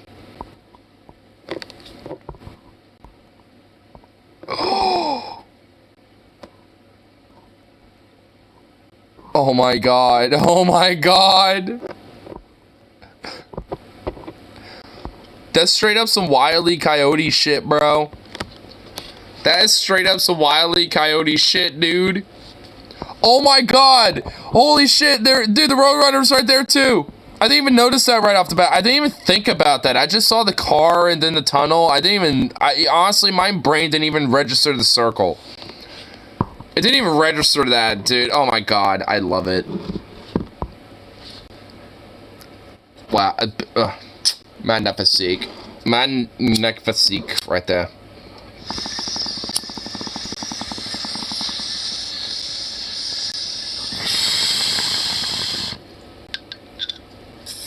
That's like some fucking art.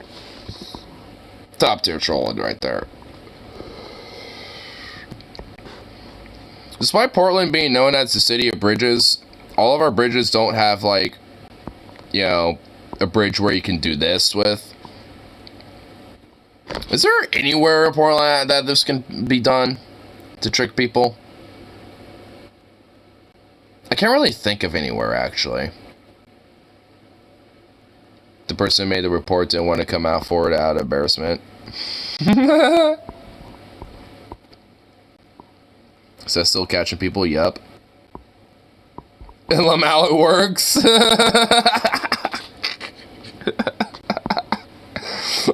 I love it. That person is just like, wow, it works. Implying this person wanted to try this eventually. This guy was like, you know what? I've always wanted to try it one of these days. And he's like, you know what? I didn't even have to because the results are here. He's like, yes, it works. Dude, imagine the person in that car when that initially happened, where they're like, all right, time to turn here, and oh, what the? And they're just like, what the fuck? And like, wait a minute.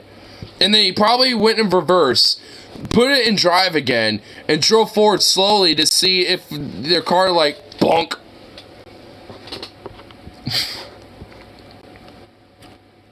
Bit into a plantain for the first time, and the taste and texture of powdered potassium. I don't know if that's a good or a bad thing. Is that a good or a bad thing, guys? Or, like, powdered potassium? I mean, what, like, powdered banana? Because banana has a lot of potassium. Potassium apparently makes you horny, so you're probably going to be, like, extremely horny, probably. I don't know. That's what I've heard about potassium. Does it taste good? Oh, so it's just raw potassium. Apparently tastes bad. Okay. Well, I guess it's good to know. Imagine having to explain that insurance. So tell me what happened again. I crashed into a bridge wall that was painted to look like there was an entrance. A war of firing laughter enters the office. 5 times more potassium. Okay, that does sound actually kind of like just extra potassium. Not just regular old potassium, but just like extra potassium.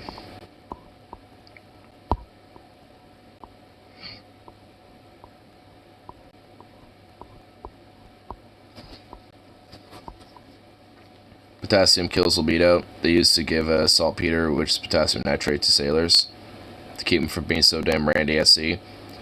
Yeah, we can't have our sailors getting all gay now. Give them saltpeter. Oh, okay, so... Well, the thing is potassium nitrate, not just regular old potassium. It's got potassium nitrates. That's a little bit of a different thing right there, so... Well, the verdict ain't totally out, because how come, you know, bananas, you know, get people horny sometimes? Something about bananas, man. Always heard is just strict potassium. Not potassium nitrates. That's why they never gave him bananas. But that's saltpeter. Never heard of that. I mean, you know what, to be fair, I honestly don't even know if it's true. I mean, I've heard rumor mill about it, but to be fair, I really don't know if it's actually true. I heard the pumpkin pie can do you good into bed. Well, goddamn, I do love me some pumpkin pie. Increases your blood circulation. Well, I better also get into cranberries as well, because cranberries is good for the blood, from what I've heard. We need to return to monkey. Just like go back to the raw essence. Just like get raw cranberries, raw pumpkin, and just like mash that together into just some awesome shit and just... I've always heard mangoes. I think it's just women trolling men, though. Nah, I like me some mangoes. I don't know about it with the whole libido thing, but... I mean, I like me some mangoes, though. Do you think anyone has ever had a nightmare they are the bananas in TJ's video? No, no! And they're about to be inserted and they wake up covered in sweat. I don't know. I feel like I've had dreams where TJ is in them. But I feel like they're more or less like, you know, I'm at a meetup, so none of those weird ass scenarios come up. So, at least for me, no. But maybe there's somebody out there. I don't know. Probably. Likely.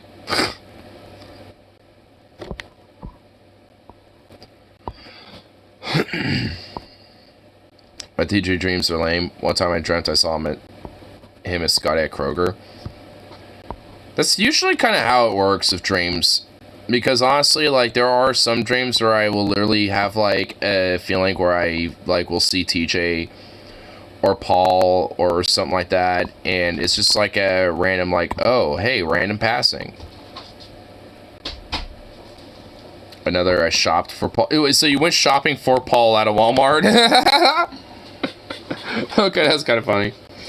You know what's weird, though, is that at least back when he had a, you know, like, there was, like, this era of Paul, you know, where he was in California, where he had this guy named Zeke who was in his neighborhood, and he was a ideologite. Like, he watched ideology and knew Paul, and, like, one time on stream, and actually this happened off and on streams, where he would show up, you know, and just, you know, give him, and he worked at a dispensary, and sometimes when he'd go to work, he would happen to see Paul streaming outside, and he hella fucking hook him up with, like, hella weed and shit.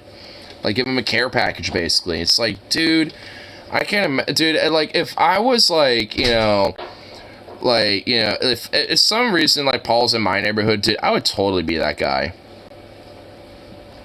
What about Yumi Dore protesting at Walmart with an anti-vax sign?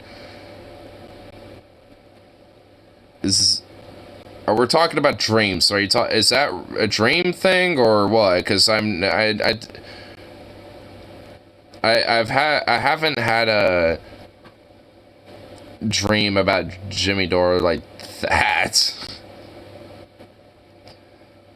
Ideology. Yeah, the first way he said it.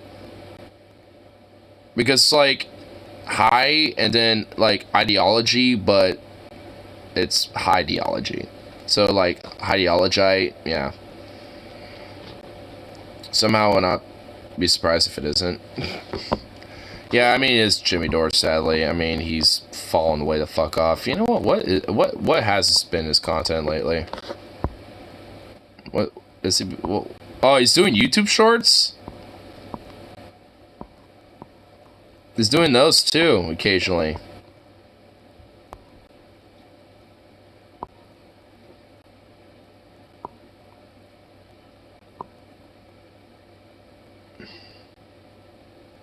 Ha! McCarthy brought to his knees as GOP holdouts win major concession. Dude, wow. He's basically just kind of went to the right at this point.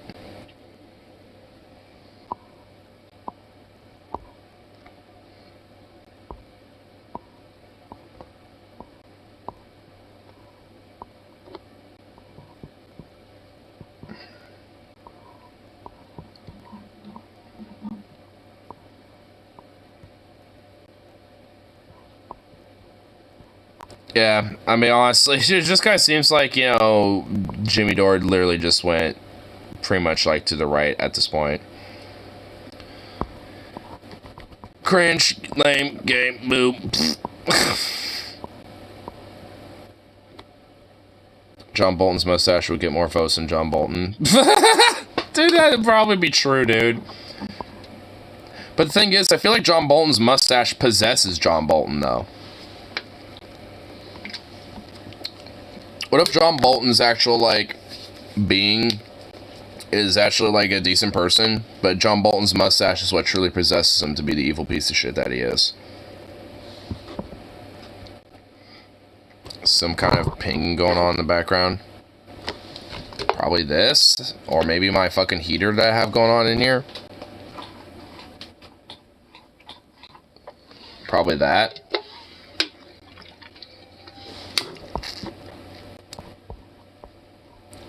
And also, it probably is this can. These are...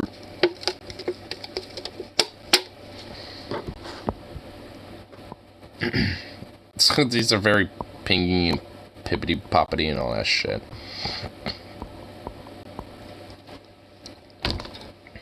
It's probably the other way around. The mustache is like, please kill me. But then you would just get some little dorky-ass nerd for a fucking, you know, for like a fucking dude. So I feel like a lot of that, like, confident, evil, like, shit. The pinging separate from the can. Well, that's... whatever.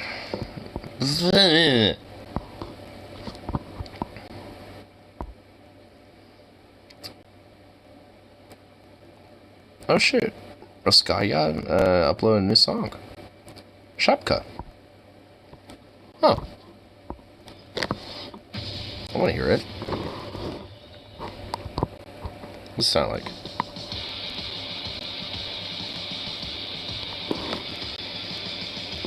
I like it so far.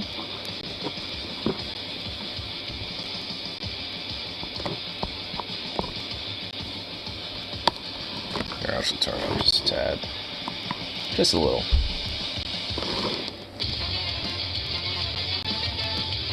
Ooh.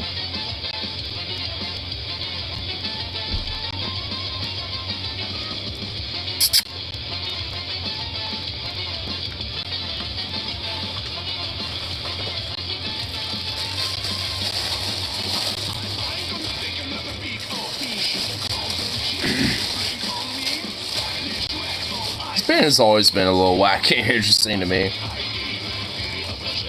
Well, I don't even know what specific genre they are either. I'm pretty sure they're like a mixture of like punk metal.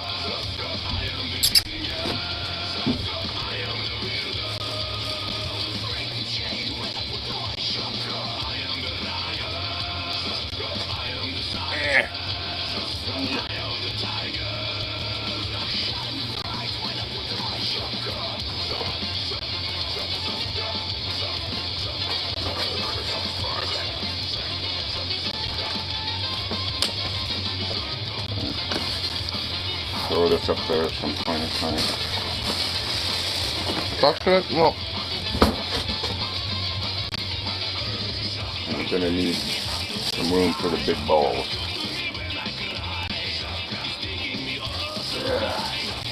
Just chucking meat at him.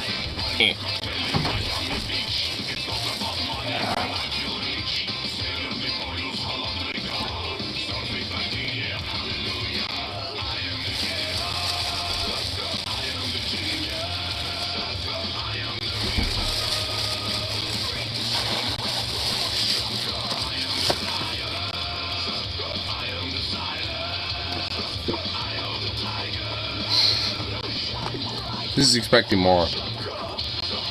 You're not getting any more, bro. When the fuck did he leave his box here?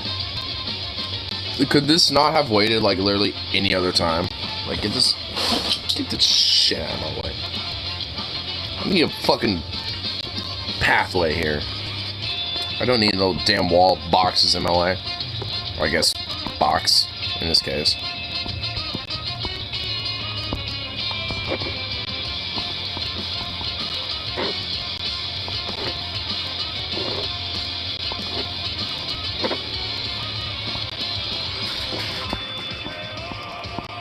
That's a pretty dope song. I like it.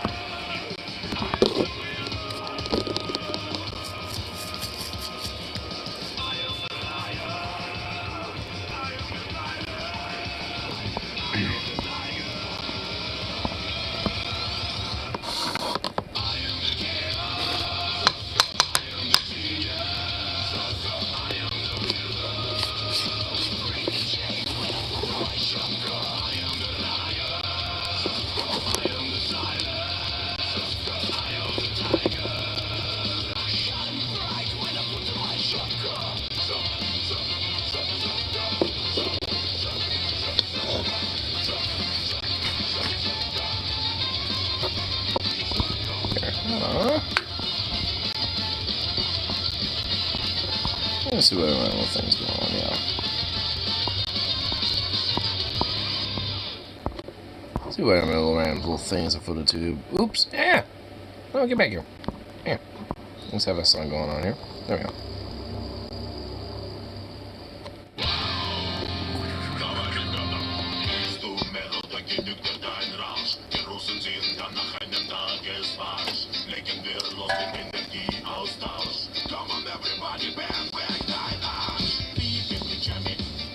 Man, I said like the whole Brazilian thing, there really is not like seriously any major fucking news.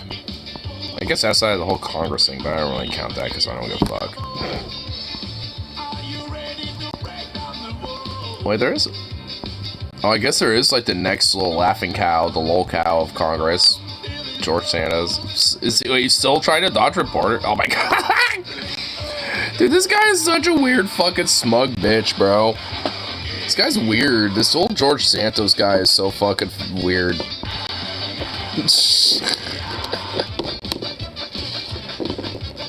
I mean, it's like, Kirsten Sinema was like this for last year, but now it's like George Santos is like the new Kirsten Sinema now at this point. Because like Kirsten Sinema was dodging people from trying to like answer questions and shit, and she literally like ran and hid in a bathroom. But then he got like, you know, George Santos still doing the same shit. Like, wow. Wait, whoa, hold up. Wait, is there literally like a straight up like orgy going on, dude? What, wait, what is going, wait, what? What in the fuck is going on? Yo, what the fuck? Yeah, what, yo, what? Explain, like, you need to elaborate a little bit on this. Oh my god, what in the fuck? Do I even want to know?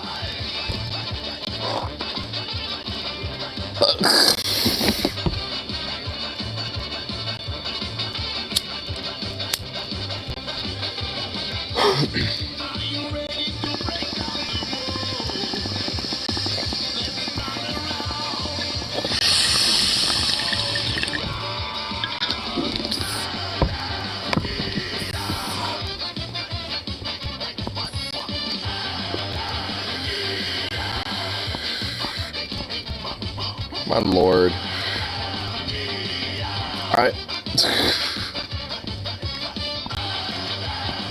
Man, dude, it really truly is not Harley's day today. I mean, it really truly isn't.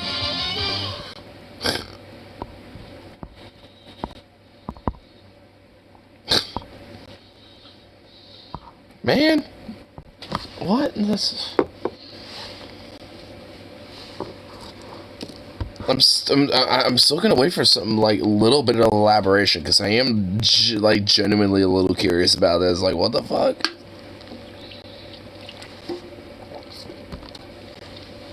Because, like, what the hell?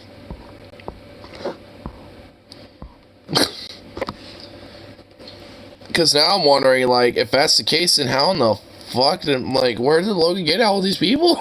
Where did he get? Like, what? Just what? I'm just in awe. Actually, I'll go to the bathroom real quick. I'll be right back. It's like, wow. Hey, little goofball doggo.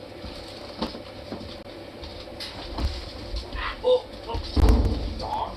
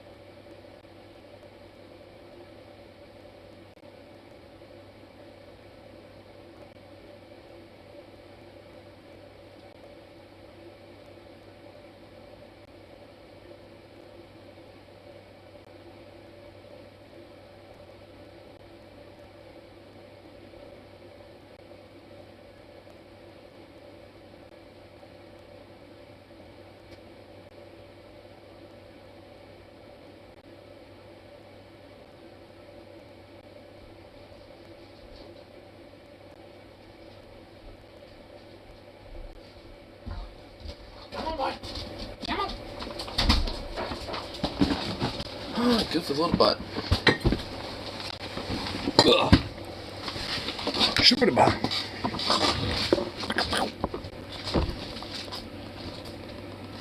Alright, quit staring at me. Little goofball dog.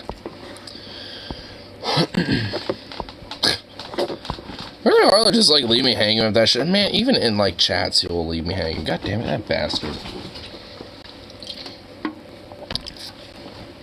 Can't just leave me like some random vague detail like that and just like, leave it be. But alas, look at this little dork. Look at George Santos being a weirdo. Clear the way. Did you illegally? Sorry. Mr. Santos, there's some campaign finance concerns and questions about your finance. Really? Can you answer? Can you guys give me a little space? Personal space, please. A little personal space? Why won't you answer our questions? Congressman, you seem to be dodging questions about your finances and about your background. Dude, who's this weird little, like, who's this kid that's just, like, following him around? Was that literally, like, the only guy who's willing to work for him? It's probably, like, some, like, gay Republican staffer guy who just, like, is hoping to get in his pants, maybe, or something. Or maybe it's the other way around, where George Santos hired this guy to be his, like, little staffer or something to get in his pants. And he's willing to take the paycheck, you know, in hopes, you know, that he would get, like, you know, some gold digging status. I don't, like, what's going on with this weirdo? What about those new accusations? Congressman, did you misuse him? Oh my god! They rushed up the stairs to follow him up. Oh my god. Why won't you answer our questions? Congressman, can you please On my time. Your time. You're representing the people of New York. Oh my god, dude. I can barely even understand what he's saying. He's just like literally running away so quick like a little bitch, bro. Wow. Oh my god, that's fucking great. As you just saw, George Santos is still refusing to answer any questions from reporters, and he is planning to address it on his own time. But as the reporter pointed out there, this is a public servant. Keyword, servant. You represent your constituents, and they deserve answers after you literally deceived them about every single aspect of your life to get elected. No so shit. It's not a matter of, well, you know, I'll address it when I'm good, well, and ready. No, you work for them, not the other way around. But these politicians, they think that they can do whatever they want, that they are above the law, above accountability. And the reason why they think that is because effectively, they are. They can't. I mean, yeah, of course. I mean, they think that because they are, because, you know, they're not there to represent their constituents or the voters and shit. They're there to represent the, you know, donors and the lobbyists and the fucking people who make their fucking paychecks and their fucking pocketbooks, you know, bigger and bigger. Not, you know, who, you know, like, voted them in office in the first place. They literally couldn't give a fuck about that. The only reason why they ever do that in the first place is just literally on the virtue of just like, hey, you know, I'm just going to use this as a way to, like, you know, just like how corporations, you know, fucking do advertisement campaigns. Like with that M&M woke bullshit from earlier. It's like, you know, like, you know, they go in it like a corporate board meeting of like, hey, how do we maximize our, you know, essentially the whole campaign, you know, is, in this case, yeah, you know, instead of the ad revenue would be the campaign to maximize, you know, as many people that, you know, we want, you know, to vote for us and shit, and maximize that, you know, the consumer basis that we want to reach out to. It's like, that's essentially is like what's going on, because they don't give a fuck about actually representing them, or representing the actual voters or constituents and shit, or the people that they're trying to actually, like, you know, reach out to, because that's not the point. That's not the point, you know, when it comes to a lot of these politicians. Obviously, there are exceptions to the rule, but when it comes to the standard norm, that's the fucking norm. They could give an iota of a shit, and it's a wonder why people check out when it comes to national politics especially, but even in local politics. What they want, and they're never held accountable. He didn't resign. He was sworn into Congress. He's now officially a member of Congress. And as you see there, he is just casually throwing up the white power sign. I'm sure it's nothing more than a coincidence. You know, if you're like raising your hand, of course you're going to do some weird... Wait, really? Did he? Gesture with your fingers. It's totally natural. I'm sure it's a... Alright, 150 mark. We're going to go back. I want to see. You're accused of fabricating almost every single part of your life. Why do you deserve to represent you in New York? Through the way. Did you illegally? Sorry. Mr. Santos, there's some campaign finance concerns and questions about your findings. Really, can you answer that? You guys give me a little space. Personal space. I think it was afterwards. This Oops. is democracy now. Democracy now. On my time. Oh wait, somewhere here? Why won't you answer our questions? On my time. You're representing the people. Did he? I didn't. I was looking. I didn't see, but that's really natural. I'm sure it's a coincidence. I'm being facetious for those who can't detect it, but this is an individual. Oh well, maybe I should have just kept playing a little bit longer. Who should not be a member of Congress. He should resign, and even other Republicans should force him to resign, because if you care about the over... Mike, don't get too ahead of yourself. You really think they're gonna fucking do that?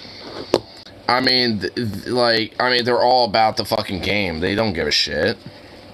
Like, when it comes to indicting their own, they're not gonna do that. It's an old good boys club, and you ain't in it. I mean, George Carlin said it, and frankly, people have been saying it before and after him. It's going nowhere. Yeah, exactly. It ain't going nowhere. I mean, I love Mike. I mean, I really do, and I really do think, a lot of his ideas and shit are genuinely correct. And frankly, I mean, all in all, like, I'm like 90% in agreement with him on pretty much like most issues.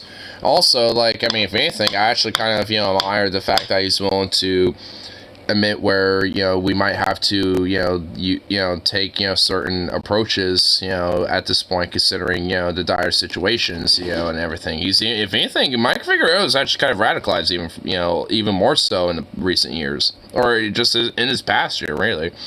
So if anything, I like him a lot, but man, I mean, every now and then he has like this little sense of like a little too much.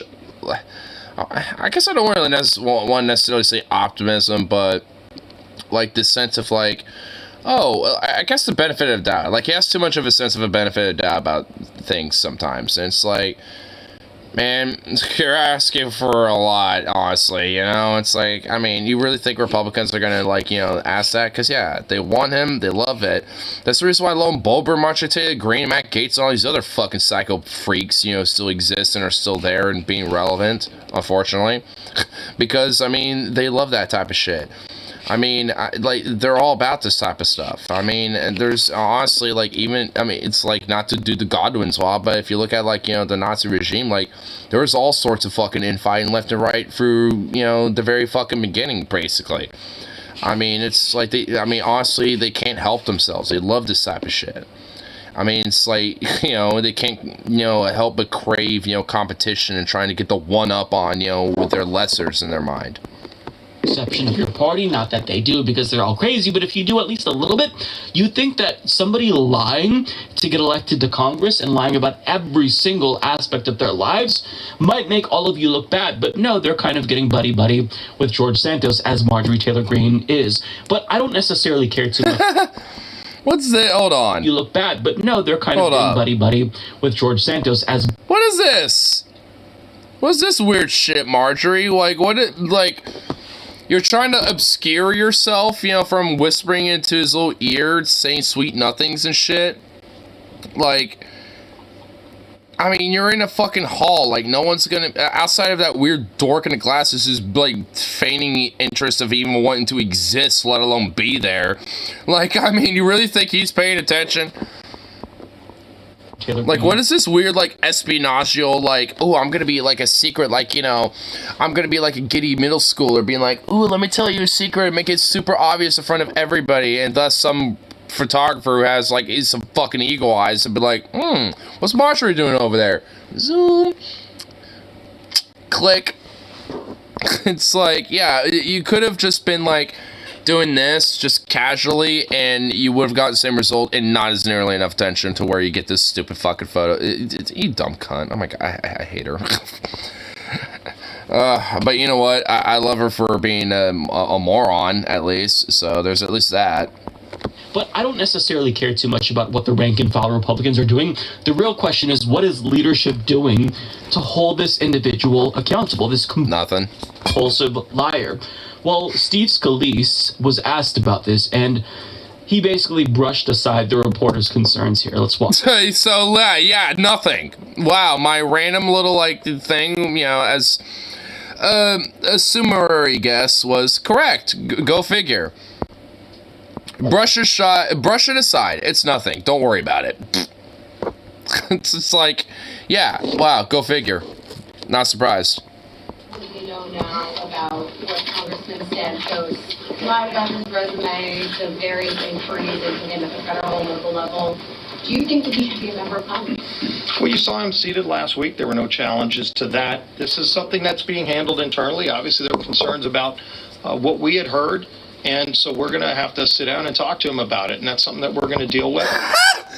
What? Like, what is he? Like an 8-year-old who, like, got caught, you know, getting his hand in the cookie jar? Like, what, like, we're gonna have a stern sit down with him and talk with him. It's like, what is he, a child? Like, what? Like, what? So what are you, like, the parents, and, like, you're giving a stern talking to a child that needs some disciplinary action? Is that what's going on? Is that how you're getting treated, you fucking dumb shit? We're gonna have, like, an internal investigation where we're gonna have, like, a nice, good parental sit down with him and have a stern talking with this young man. It's like, you've been a bad boy, sir. It's like, really? Are you kidding me? Like, oh my god, you can't get more kindergarten with it, dude. Like, that's not even a slap on the wrist. That's not even a slap on the wrist. Like, what? Man, I thought you were gonna at least have a little bit more of a bullshit art than that. I mean, that's like some Hillary level of, like, cut it out. I wagged my finger at them and told them to knock it out. It's like, that's some Hillary level shit. Like, goddamn. Just like there's a lot of other things we're going to deal with. We're going to deal with it. Okay. It's just like a lot of other things, we'll deal with it, you know, eventually or something. I don't know, maybe not, I don't give a fuck. Yeah, yeah, I mean, my assumption, you know, guess was right. Yeah, nothing. Just, yeah, they're not going to do shit.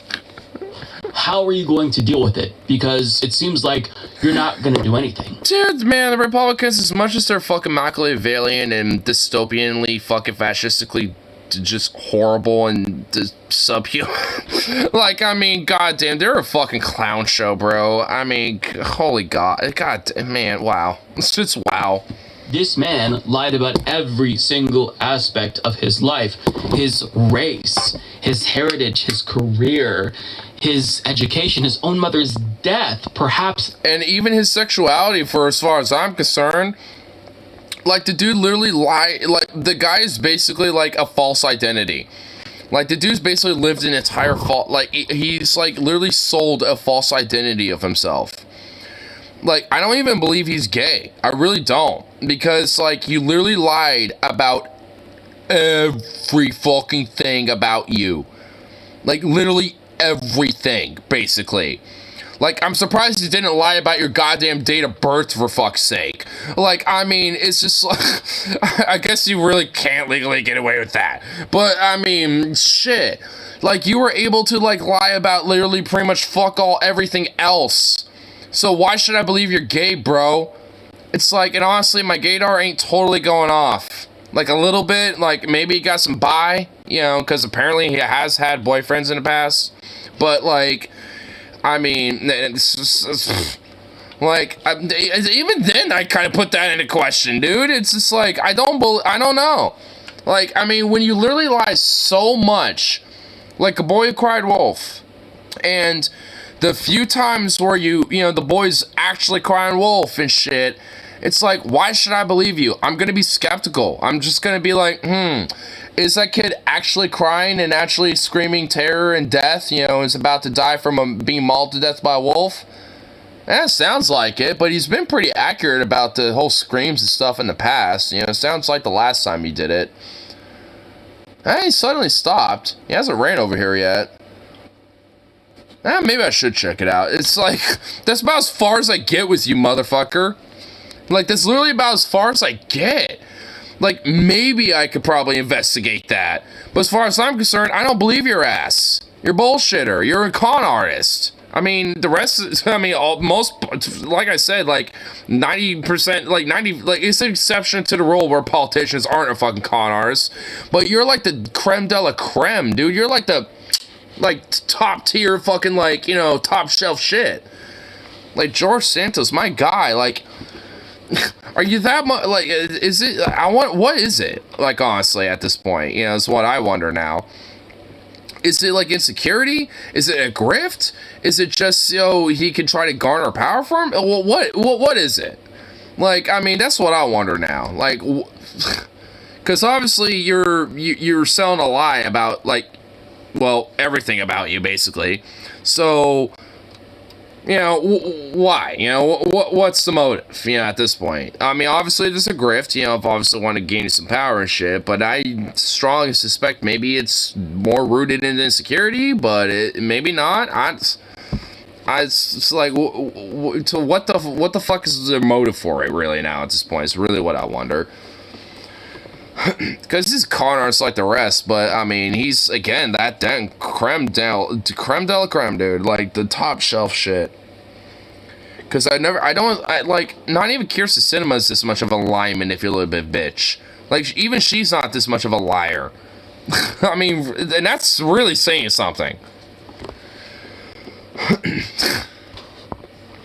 Orientation. He lied about everything. He created a fictional character and ran for Congress on that fictional character, and you're just fine with this? You're not worried about how this makes the Republican Party look, if he's a PR nightmare for the Republican Party? No. And I'll tell you how he's going to handle it. By not just doing nothing, which is what I expected, but by rewarding George Santos, by making sure that the ethics committee can't do what they need to do to investigate him. Insider reports the House of Representatives Monday passed a new set of rules to govern the chamber that will severely weaken the ability of the Office of Congressional Ethics to investigate members of Congress over suspicion of wrongdoing. Quote, I think it's fantastic, Republican Representative George Santos of New York said of the rules package, of course. Which of course he says this. It fucking directly benefits him. Passed by a 220 to 213 margin in a brief interview with Insider Monday at the Capitol. The changes came just days after Santos, who was reported by multiple news outlets to have lied about much of his background, is under investigation in multiple countries and faces at least 2 Office of Congressional Ethics complaints related to his financial disclosures, was sworn into Congress. The proposed rules package severely curtails the ability of OCE to do the job it exists to do, a constellation of good government groups wrote in a letter published January 4th. So that's how the GOP leadership is dealing with this issue. It's basically just protecting it and making sure that it's endorsed and enforced, if anything. Which honestly, all things considered, like, does this also kind of like implicitly open the door to politicians literally lying about every fucking fiber of their essence, basically? Not just, like, you know, lying about, like, what they support and, you know, all that shit. Like, I mean, they're already con artists and liars and manipulators in that way. But, like, to the level of George Santos. Like, I mean, is this essentially just opening the door to, like, potential future con men, manipulative bastards to essentially just sell a literal fucking lie about everything about themselves and just, like, essentially just let it slide by and it's okay? Because that's essentially what it says. And it's not necessarily just a problem, you know, that will, you know, definitely grow for the Republican Party and shit. I mean, you goddamn for sure will happen for the Democrat Party too. I mean, because it's like, it kind of lets them know, it's like, hey, if you got like a Kirsten Sinema type and shit, it's like, we'll, you know, kind of protect them too if they happen to be under scrutiny about lying about literally everything about themselves. You know, and selling this whole lie and fictional character, you know, that was sold into Congress while they act like a total different thing. It's just like, I mean, it really does, I think, open the door to this shit. And we've already, you know, no, I mean, we in a sense of like the U.S. government and, you know, in this, you know, in this whole body and the upper class has already have been opening this door slowly but surely. Because, you know, from the very get-go, they've always been trying to manipulate and sell fucking lies to, you know, maximize and garner their own power. You know, and, you know, to, you know, make sure that, you know, they are protected versus, you know, those that are below them. So, I mean, all in all, I mean, it kind of tracks out with me in my mind. in the Office of Congressional Ethics. I mean, whatever you do to maximize power and influence, you know, for you and your buddies who happen to be lobbyists, you know, shareholders and, you know, stock traders and shit, and the corporate, you know, lobbyists and stuff that benefit the same corporations that you fucking, you know, lobby for and shit. You know? It's like, if you have to lie literally about every single fucking thing, you know, about it, so what? Hey, we got legal protections for you and our, you know, in the government that we control. It's okay. They can't properly investigate individuals like George Santos. And of course he thinks it's fantastic. I think it's evident to most reasonable people that this is a member of Congress who should not be there. He should be forced to resign, but there's no pressure at all on GOP leadership, so he's gonna be there. And I can't say that I'm surprised. I can't say that I expect accountability at all, but I will say that he'll fit right in with the Republican thugs and clowns who continue to make a mockery of our entire political system, which is already a joke to begin with. Like, our entire... So I will admit, this picture right here literally makes him look like some hunchback fucking, like, witch over witch's brew, dude. I mean, it really does. I mean, look at him, dude. I mean, this picture is not exactly flattering to him whatsoever. He literally looks like, you know, stirring around in witch's brew and just, like, has, you know, the fucking, like, you know, spoon, you know, down for a second. Like, I mean, it does not look flattering to him at all. He looks like some weird, like, corporate lobbyist nerd with, you know, some 1950s geek glasses while also simultaneously being, like, a witch over her brew, dude. My God. Government is one big clown show, but Republicans, they really put the cherry on top of the shit sundae with their ongoing extremism and unhinged behavior. So I'm not going to pretend like I'm surprised that nothing will be done about George Santos lying to his constituents, because politicians lie. I mean, he just took lies to the next level, but either way, nothing's going to be done. I expect him to serve his full term and maybe even get reelected, because this is the United States of America, and we reward politicians when they should be punished. We reward bad behavior, and there's this thing called failing up that has proven to be a real phenomenon time and time again. So, you know, I don't think anything's going to get done. If it does, I'll be shocked. But either way, George Santos is a member of Congress, and he's just walking around as if he didn't just deceive everyone, still refusing to talk to reporters. I mean, what an entitled imbecile. But again, I can't say I'm surprised. This is par for the course with the party of extremism and clowns and idiots. He'll fit right in, honestly. Because, I mean, he's pretty much like... I guess I don't know about the extremism part, because I don't know where he is. I don't know where he stands on. Because he's a lying, manipulative bastard. Like, I mean, I don't know what he stands on and shit, besides just whatever he, you know, maximizes his power. That's really all I know. Beyond that, like, what the fuck do you believe in? Like, I don't know if he's, like, you know, some sort of, like, you know, MAGA, Marjorie Taylor Greene style fucking fascist, or, like, just some moderate milquetoast corporate Republican dork fuck. Like, I don't know I don't know where he is.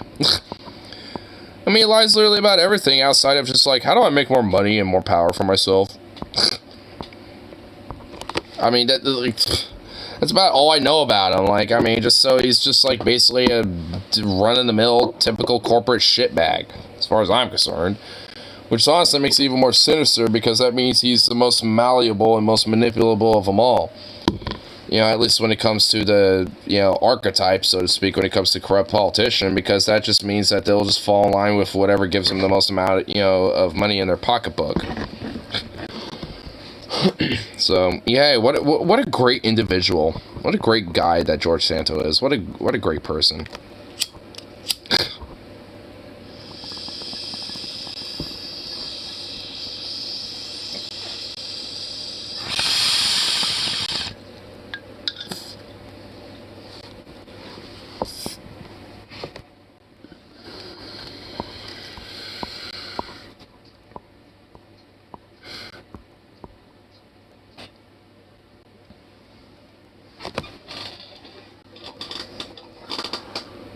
Where in the fuck did he go?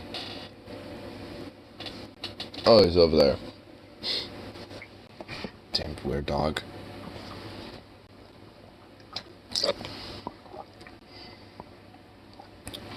Oh, What's this random YouTube community post? That's a poll. How can Subway improve? Lower prices, be healthier, be faster, taste better, unsure. Honestly, lower the prices. Holy shit, that's like the slam dunk.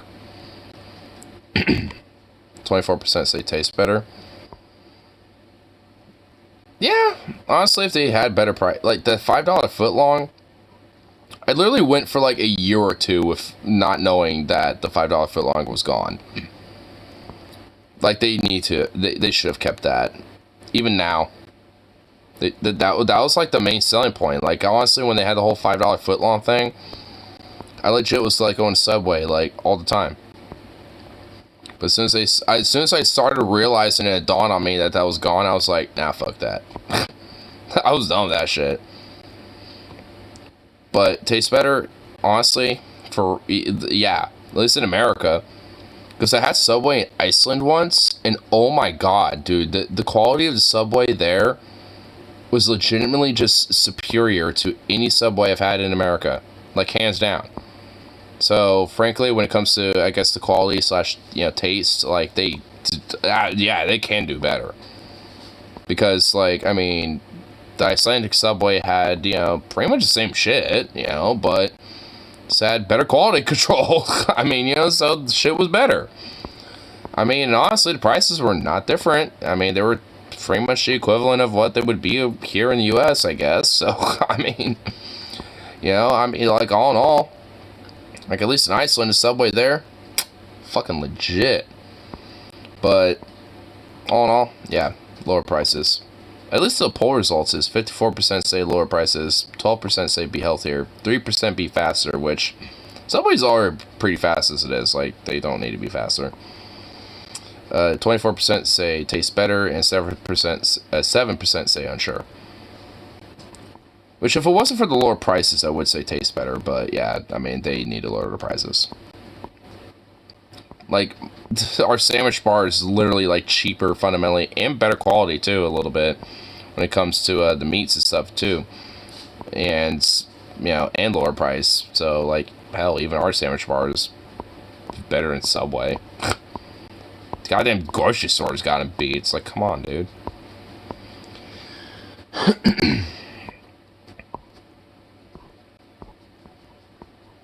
What are the polls does this guy got? Yeah. Community posts, yeah. Is calling something ghetto racist? Yes, no, unsure. No.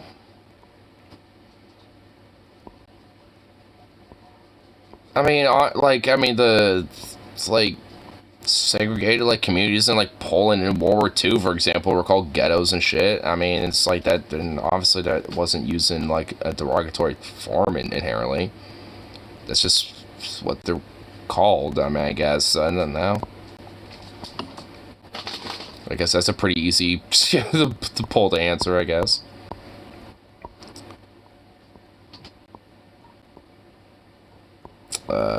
Oh, here's another one. Would you date someone with a kid? Yes, I'm a man. No, I'm a man. Yes, I'm a woman. No, I'm a woman. Unsure. No. And obviously, I'm a man. At least biologically. 41% say no, I'm a man. Which I guess shows kind of demographic of the people that follow this guy. What the fuck do you mind? The main reason why is because I don't want kids, and if someone already has a kid, that means that I have to kind of, like, by proxy, be taking charge of that kid, and no, I don't want that. And 10% say yes, I'm a woman, and 9% say no, I'm a woman, which I kind of find funny. Like, I mean, 32% say yes, I'm a man, and 41% say no, I'm a man, so it kind of shows the demographic of the guy that, who's, got all these subscribers, or at least the people, participate in these polls. This guy's basically been doing polls all day, or like the last couple days. Who gets less respect, seniors or teenagers? Unsure. I say teenagers. Goddamn millennials and Gen Z need to fucking just pull themselves by bootstraps, stop being lazy moochers, and just not being entitled. I think it's pretty fucking obvious. It's like, yeah, teenagers and frankly just young adults and the youth and period don't really get much respect. Would you stop it?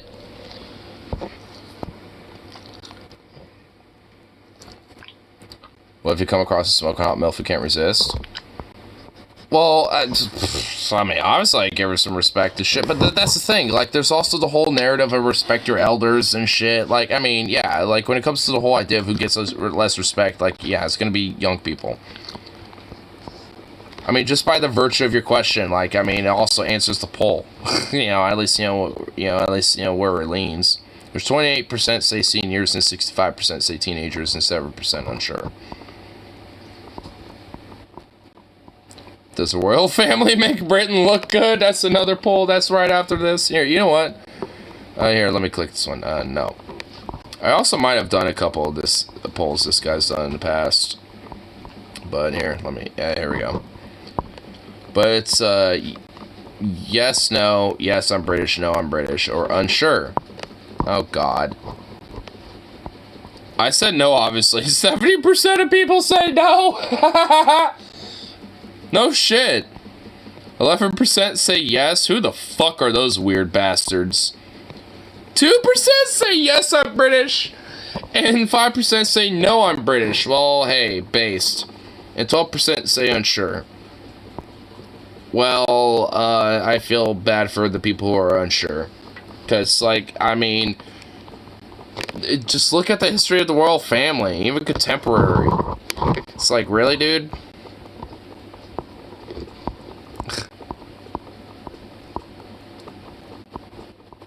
Here, keep scrolling to those polls. What visually looks nicer, gold, silver, or neither, or unsure? I guess between those two, I'd probably say silver. Oh, I'm in the minority in this. And look at this. This is actually kind of interesting. 55% people say gold, 36 silver, 5 neither, 4 unsure. I'm actually in the minority in this one. I kind of like silver a little bit because it kind of makes it more palatable with other color palettes. I mean, because it's, kind of, well, I guess in the more broader, like, shade/colors of gray, I guess, so to speak, or silver, gray colors and stuff, it's silver, so it's more palatable with, like, any color palette, basically, while gold is more in the yellow palette, so it makes it more limited with color palettes, like yellow, clashes of different colors, so I mean, in a way, like, silver, at least for me, is, something that looks nicer because you can, apply that to, pretty much any color palette and it'll look okay. At the very minimal. But look pretty nice, if anything else. So, at least for me, silver. Just because color palette-wise, it's more easier to, like, work with, I guess.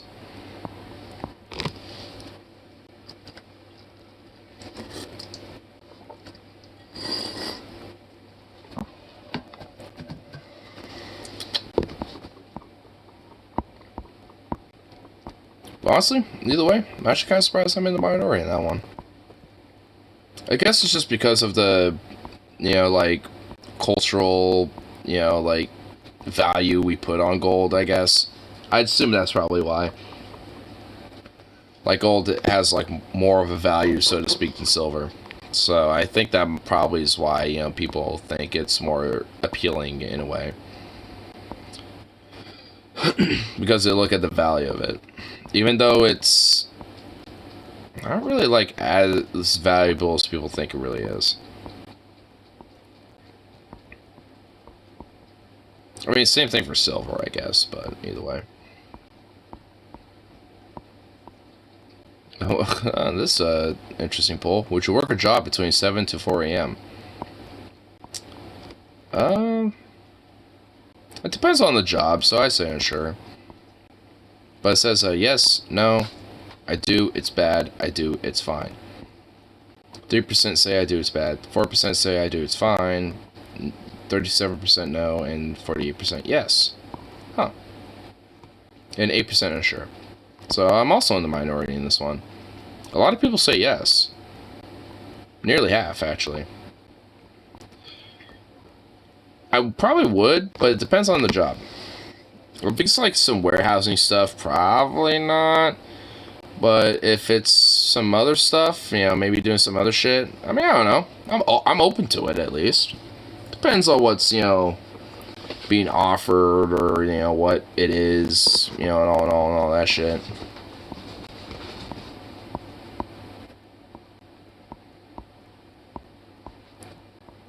It's an interesting poll here. Where's the car brand? Ford, GM, Tesla, Toyota, unsure. Well, I got my bias. I'm saying Tesla. Like, that's like the one, like, name me a car that just randomly, literally just explodes and burns, it bursts into flames randomly.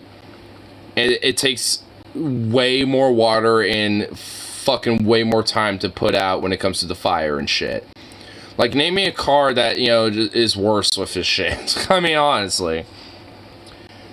I mean, it's like, honestly, like, I'm actually kind of surprised. Like, it's 14% Ford, 38% GM, 22% Tesla, 5% Toyota, and 21% unsure. Lots of Kia models have fire issues now. I'm not disregarding that. I'm not saying other car models and other companies have problems with that. Tesla slicks ass, though. Yeah. Well, I guess it kind of was for a second, though. But, I mean, I was being a little hyperbolic. I mean, Tesla is just, yeah, they skirt regulation, anti-union fucking work, overwork their workers and shit.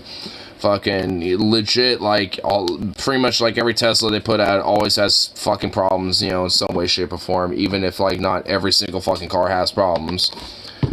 It's like, it's one of the few that literally will randomly, spontaneously burst into flames, like, just out of random. Like, because the battery overheats and then just, like, explodes into flames. It got the rest of the car to just, like, engulf. Like, I mean, that, like, there's countless fucking videos of that shit. It's like, I mean, when that is happening, and still nothing's really been done about it. I guess it's been happening less than usual, I suppose. Like, it's been, you know, on the downtrend, I guess. I will say that. But it's like, when you got that going on for yourself, it's like, yeah, let me just, like, hop in one of those and feel safe. It's like, no, thank you.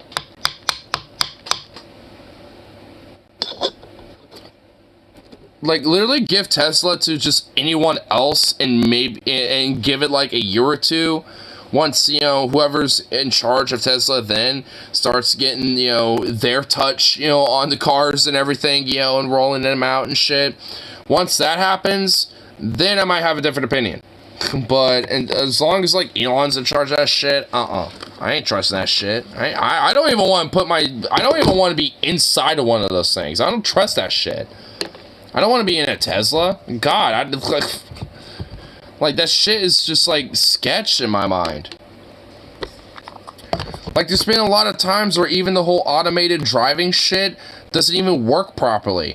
Like, that's why I don't even want to be in Tesla, because you got, you know, I might be, you know, in a car in Tesla or some shit where you got, like, some hot shots. It's like, oh, yeah, check out the automated driving shit. And then it's like, it just keeps driving through a fucking red light and then just creams, you know, and, you know, tailgates, you know, like, T-bones somebody or some shit. It's just like, yeah, let me be in that. Thank you. Yeah, cool. Great. I feel safe. I mean, it's like, I mean, there was just a video recently, I think we were just looking at not too long ago of, on stream of, like a Tesla that's like automated, you know, like braking system didn't work. And, like, it just, like, careened into, like, an accident that was in the middle of the freeway and shit. Like, instead of its automated brake system working because of its automated huckabaloo shit not being correct and not being, you know, properly, set up, right, just, like, boom, creamed into it, and the dude who got in the initial wreck was just, like, literally, like, inspecting some damage, and was, like, just like an inch away from basically just meeting death. And when the car like hit and shit, he stepped back and went, oh fuck, and like it was totally fine, like unscathed, untouched, like nothing happened to him. Like he was just on sidelines just enough to like have nothing happen to him. And I'm just sitting here like, what the fuck? It's like, I mean, like, our Tesla's known to be like, oh yeah, if there's something in its way and it detects this, it could stop on a dime type of thing, and maximize safety and ensure that the rider and the passengers are safe and all this shit. It's like, well, bull fuck, evidently. What do you want? Shut the hell up. Damn dog.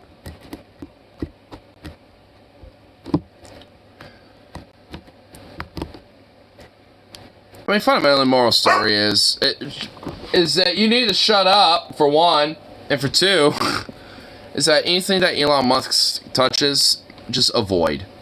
Avoid it. Because chances are, it might spontaneously combust on you. Either figuratively, with things like Twitter, or literally with, like, a Tesla. So, yeah. Just avoid anything you might touch. It might just burst into flames randomly. It's like in the Fairly Odd Parents, like Timmy Turner and shit with his mom.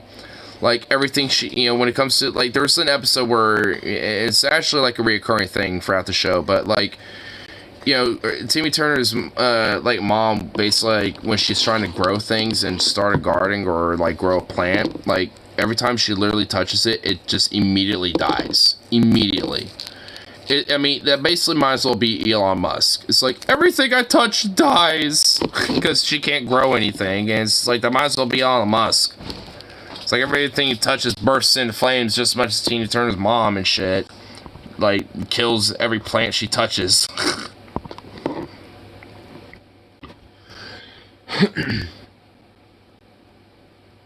Can I help you?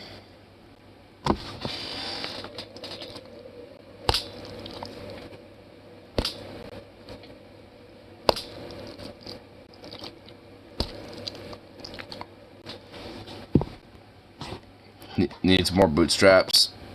True. I want to see if I can find that scene I'm talking about.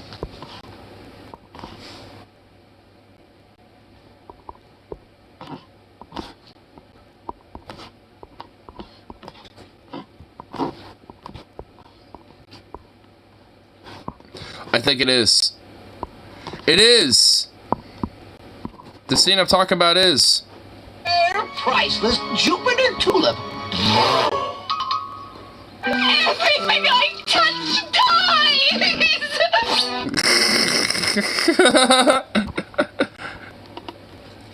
She holds it. Immediately just dies. This is Elon Musk. Whenever he sees a Tesla, it just immediately bursts into flames.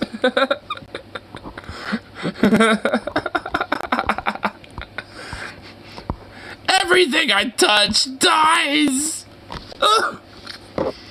And of course, you notice, like, they were about to, like, fucking, like, let me just, like, get, like, 1,000 feet away from you. Like, those judges were like, nope. Purposely annoying as possible. Yes, honestly, was starting to kind of slowly have that revelation myself. Yeah, I think so. Honestly, will admit that is still a funny scene. I will admit that little bit is still funny.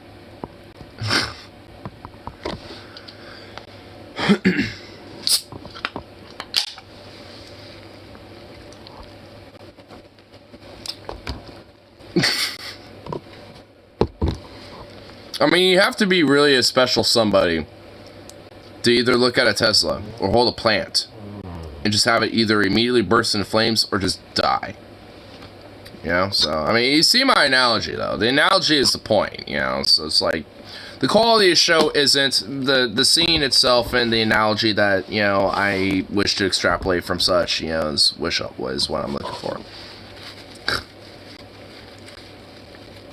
Honestly, I will admit, though, that the intro song, like the theme song for the Fairly Odd Parents, was an actual legit bop. I'm not even kidding. Hold on, let me, like... I mean, honestly, if you hear it, you can't tell me that it's not a little bit of a bop. Just a little bit. I'll play a little bit of it. Not all of it, just a little bit.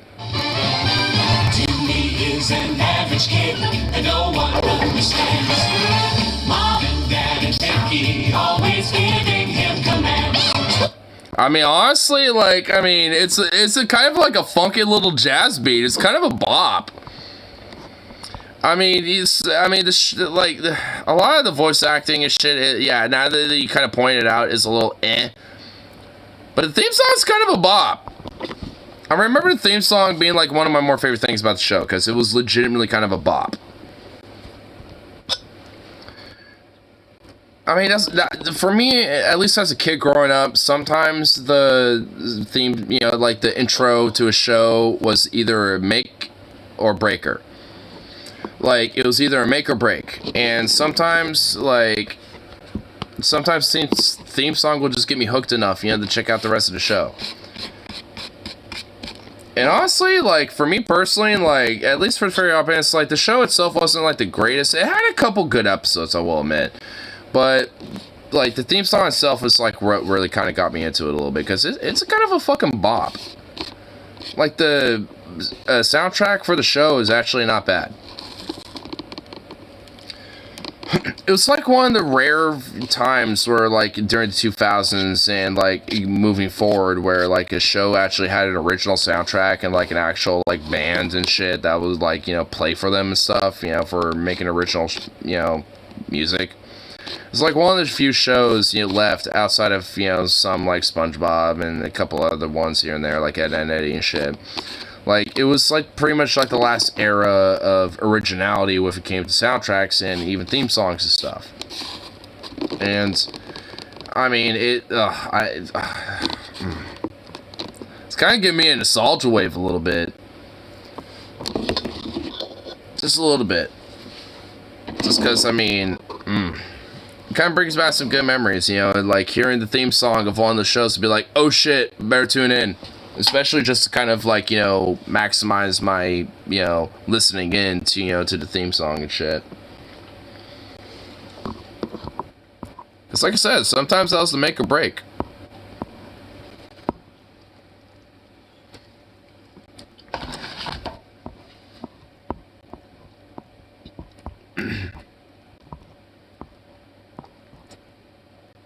Anyway, yeah.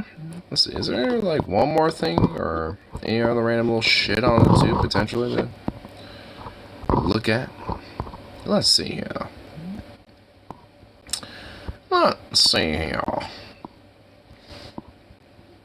Oh shit! Katie Porter announces a campaign run for California Senate.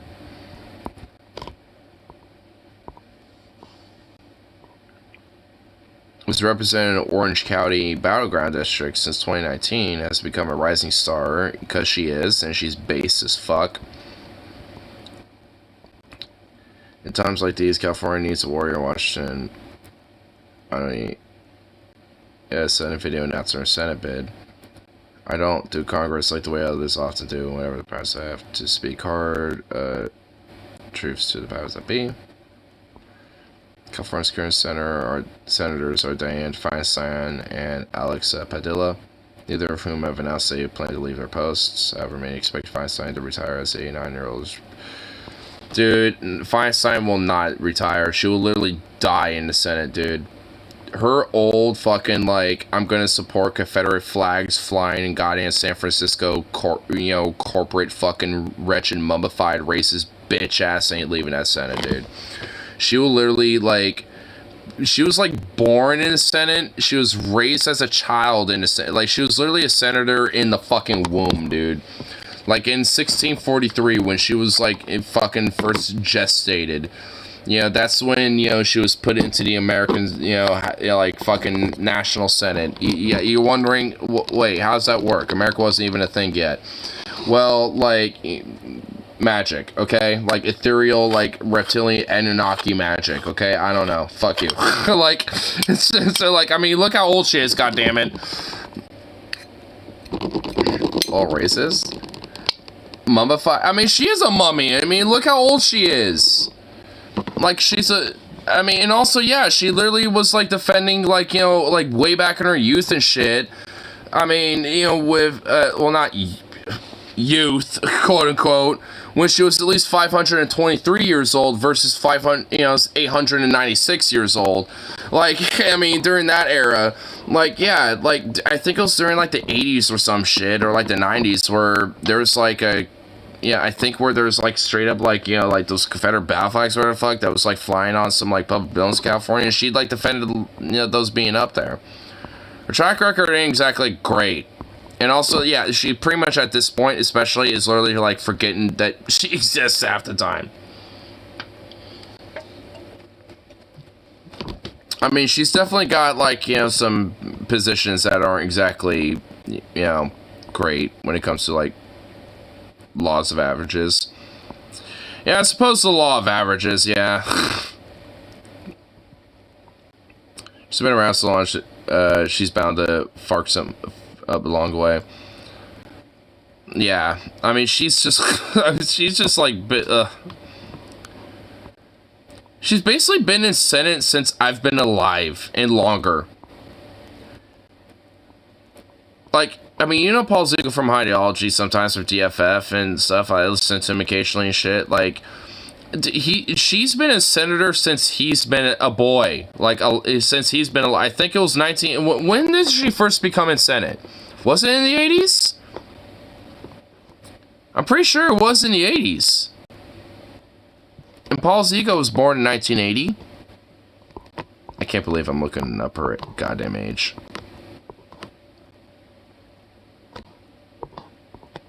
Well, not age, but her fucking... Porter needs to bring her whiteboard to the Senate. Dude, yes. I really hope that she does. Oh, she's been there since 1992. I know she's saying now. I don't know why I was looking. I don't know why I was thinking age. Dude, she was born in 1933. I'm just assuming 1930, like 1933 BC.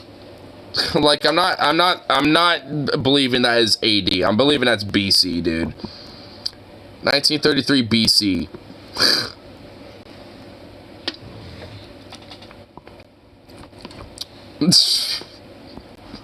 It contradicts my initial, like, what was it, 1650? I don't even remember my initial fucking number, but it was 16 something, whatever it was. I'll retract that. It was during you'll be able someday if you're lucky. I mean, like, it's not even the fact that she's, like, old. It's just the fact that she's just, like, a wretched, horrible corpo, you know, just, like, sellout, old, just typical politician. Yeah, I mean, just kind of what I was talking about from earlier. And honestly, I hope that, you know, Katie Porter is running against her, honestly. If Feinstein does retire, Porter won't have an easy path for a nomination. Oh, wait, so I guess California does things so slightly differently, though. Here, let me keep bringing with the rest of this thing. Where did I leave off at? Yeah, right here. Okay.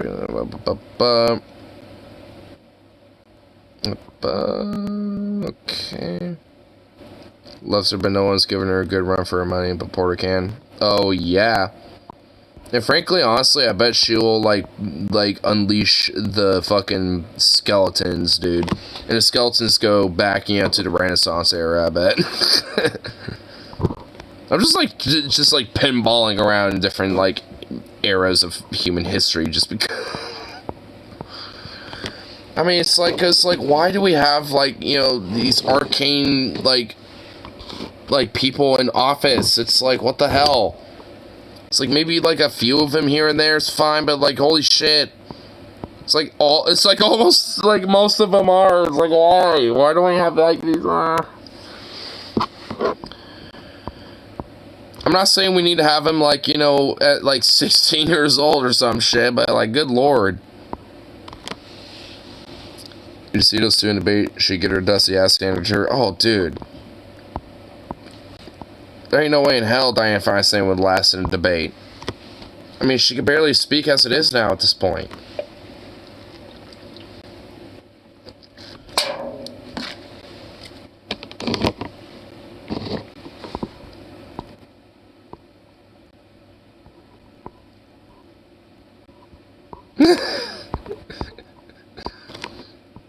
Oh, recent community post 2 minutes ago. Watch guys, boat guys, golf guys, Lego guys, gamer guys, car guys, gun guys. That's me, and I'm a gamer guy. PC guys, knife guys. Not as much, but a little bit. Shoe guys. Bad financial decisions. God damn it, stop attacking me. What the fuck?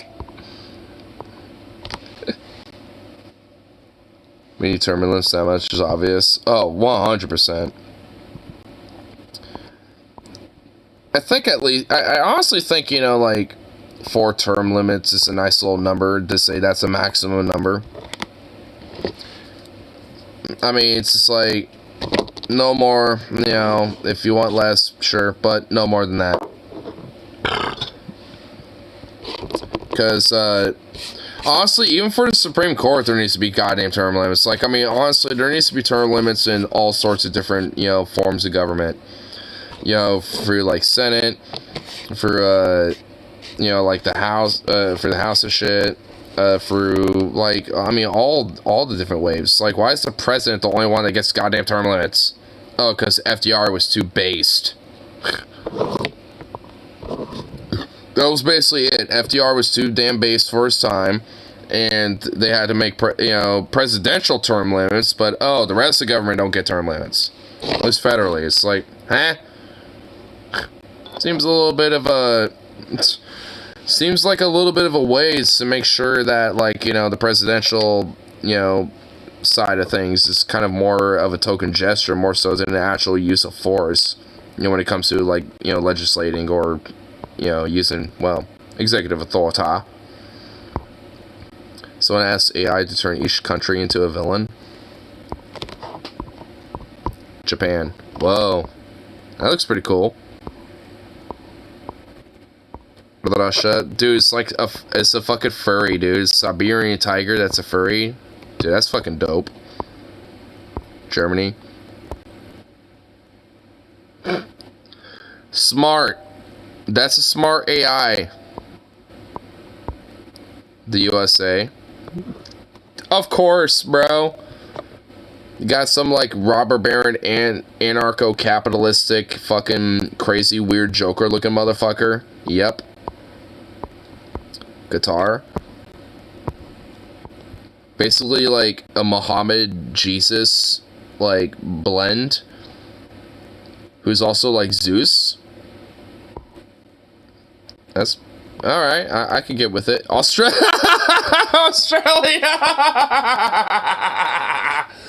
Fuck yes, dude. It's just a fucking kangaroo. I can't tell if it's a furry kangaroo, like an anthropomorphic one, or if it's just a regular kangaroo. I'm assuming it's a furry kangaroo because that chest is very, human-like. I need to get away from that. That's starting to do some things to me.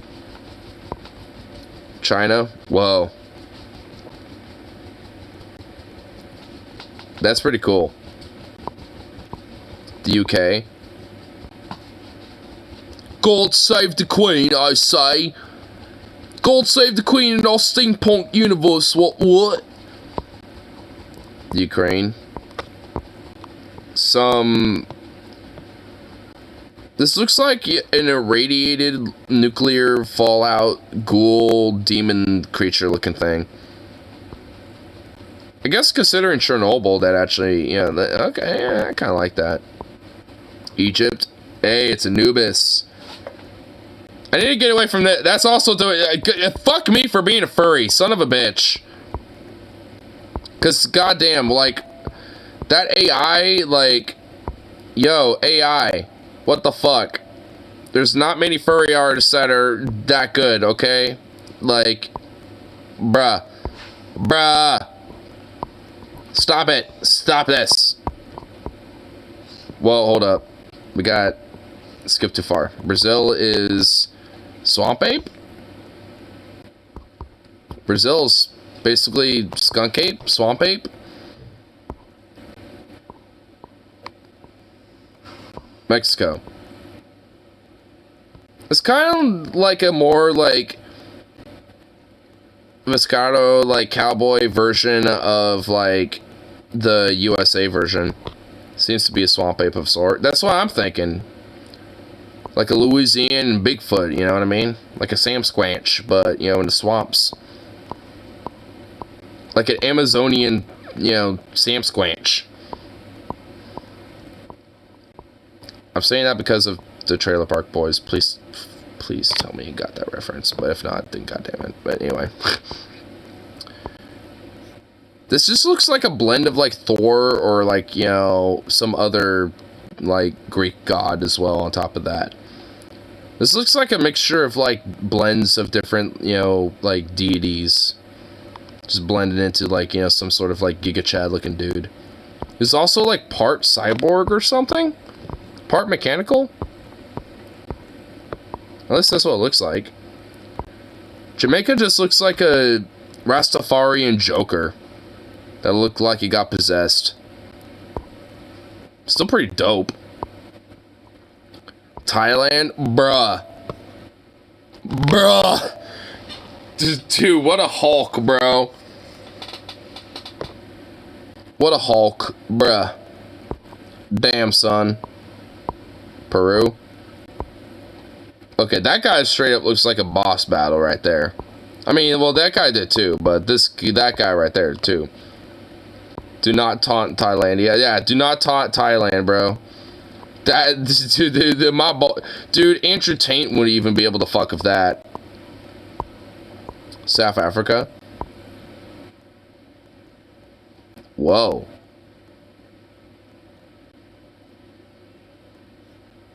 This is interesting, actually. I don't even know what this is like. Is this supposed to, like, resemble maybe, like, some sort of, like, maybe indigenous, like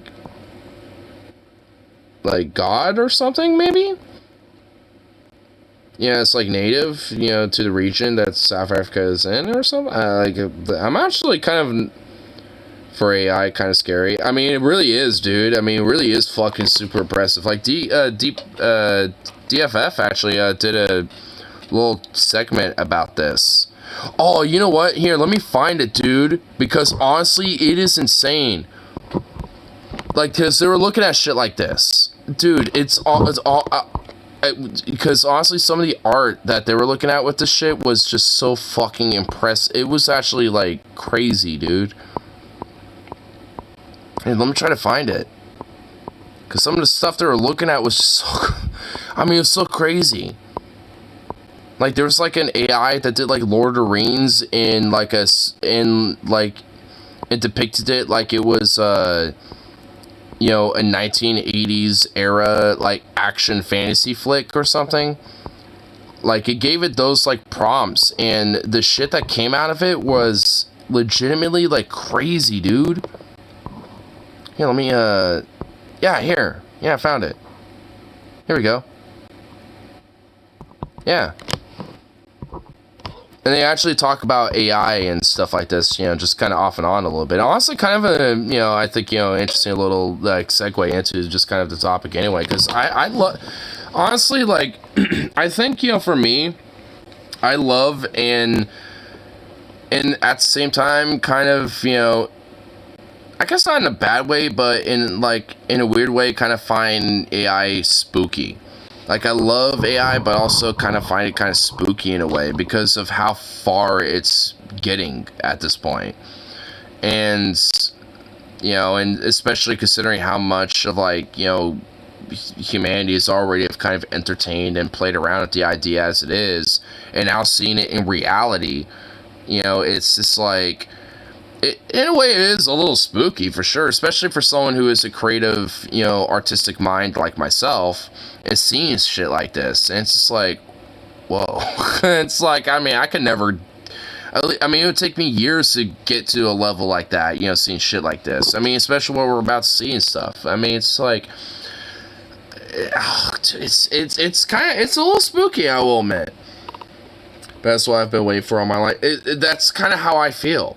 It's like, I want this. It's a little spooky to kind of transition into it, but in a way, I feel like I embrace it, because it's like, this is something that is an inevitability in us. This is something that humanity is inevitably, you know, going towards. And in a way, at least for me, I think honestly it's better to kind of get this, like, you know, like the growing pains, I guess, out of the way now than later, you know, and try to, you know, really see, you know, like how humanity blends with this, you know. I mean, because I mean, what, especially with the stuff we'll look at here pretty soon, like, I mean, it really makes you think, like, what if there's a whole movie? I mean, really think about it. Like, what if there's an entire movie, you know, that is made purely out of AI? Like, just out of, like, an AI prompt and shit. Like, give, like, you know, a basic, like, you know, movie script to an AI and say, make a movie of this. And it made a whole, like, picture film out of it. Like, I mean, holy shit. I mean, like, almost, like, pretty much at that point, any movie could be made. Any film that, you know, to anyone's heart's content could be made at that point.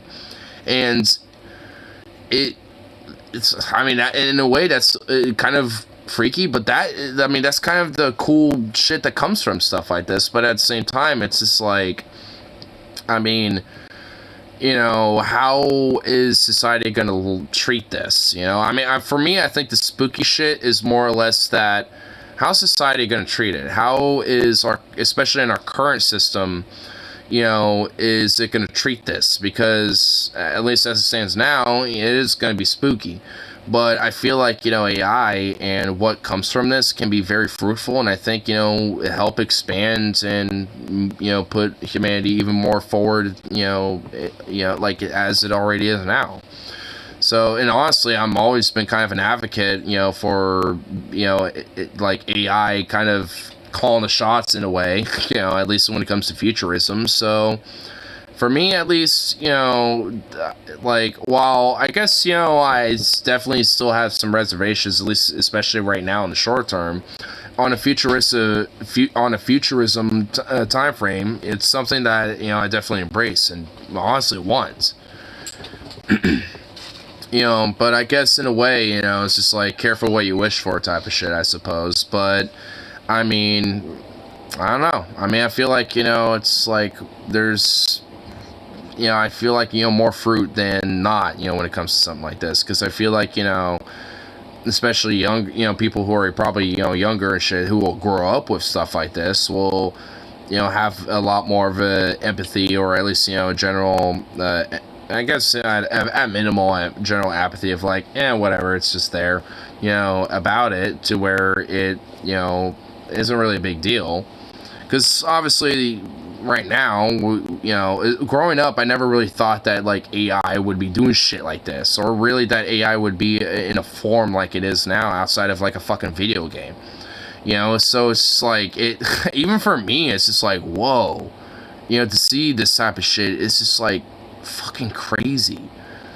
I mean, you know, it just to think about, seeing this in my own lifetime, it's just like, I mean, I didn't really think that we would see, like, honestly, for me personally, the level of AI that we're seeing right now up until, like, 20 years later. At least, you know, like, if I was 18, you know, thinking about, like, oh, where will we see AI? I mean, that's what I would have thought. And now we're seeing that not even that far, like, not even, like, what, 7 years later or some shit? It's like, whoa. It's like, this shit is, like, probably advancing way more than we are at this point. Like, technology is advanced even farther than we're advancing with it. And that's, I think, you know, where the spookiness comes in for me, I think. It's just that we're not advancing with the technology that we're making, like, I think, you know, in a lot of ways. Because especially with a lot of that, you know, pushback and shit. You know, it's like, it's advancing more than we are in a lot of ways. And we're not, you know, at least a lot of segments of society and the human species is not adjusting to it. And to be frank, I mean, shit, I mean, like, at least half the damn globe is not even remotely exposed to any of this type of shit at all.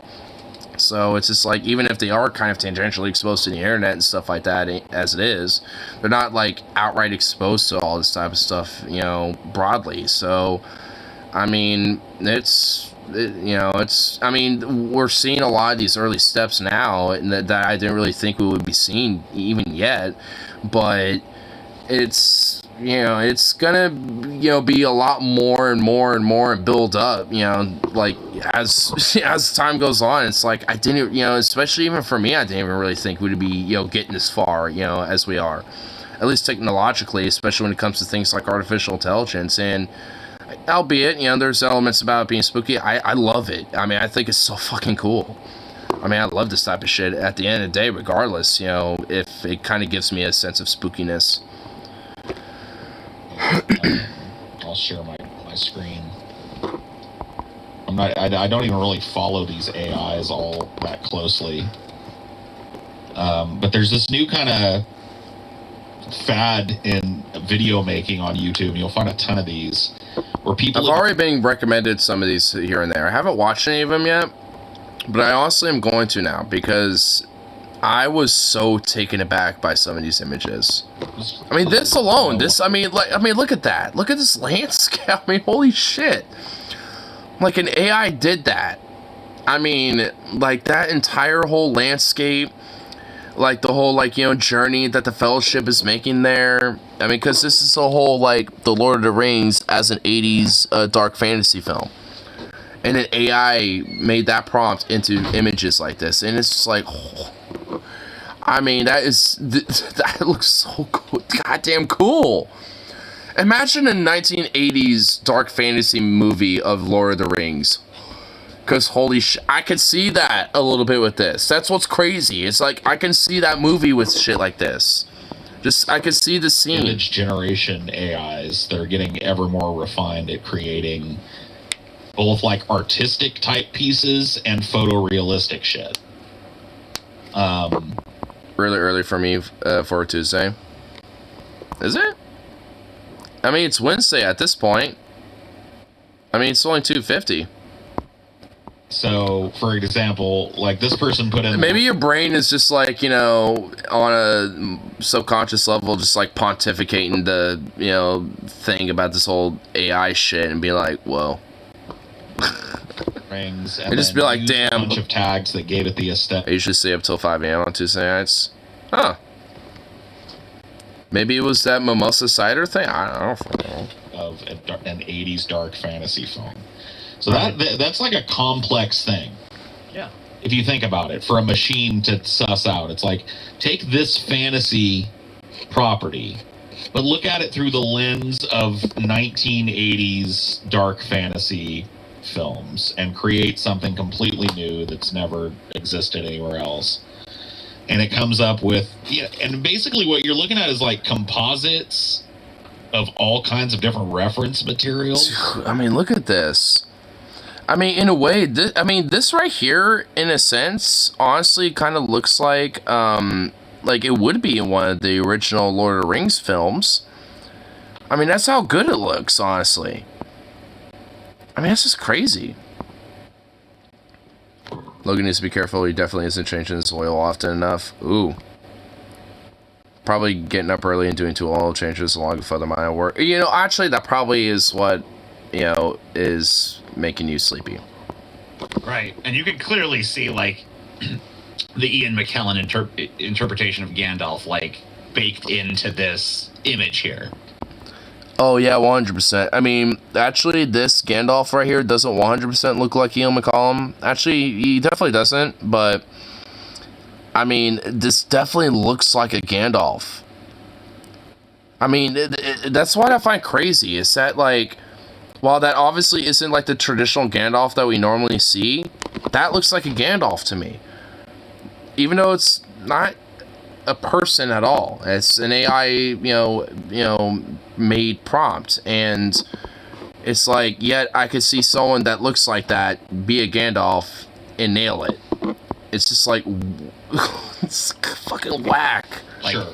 Like, he's definitely, it definitely, like, pulled some of that and was like, yes, here's some character reference. And also, what I'm noticing is the background characters. Like, they have, like, some cool armor, like the helmet that, like, that dude on the left over there is wearing. I mean, it actually almost, weirdly enough, looks like an East German helmet or, like, a samurai helmet or something like that. I mean, that's why I find it really interesting. Is that, like, despite, you know, the initial prompts, it looks like it also took, you know, referential stuff, you know, from potentially other things like armor and, you know, and like medieval weapons and things like that. It took other things on top of what it was given, knowing that, you know, there's going to be other things that will be referential that it would need to extract to make this whole broader image. And that's what I find so fucking crazy cool about this shit. It's just like, whoa. I mean, it just knows, I mean, like a, I guess in a way, human brain, when it comes to, you know, artistic expression, it knows to, like, you know, how to extrapolate, you know, these type of things. It's just more about how does it recreate that. This. Right. Here's Here, I'll just kind of let it play out.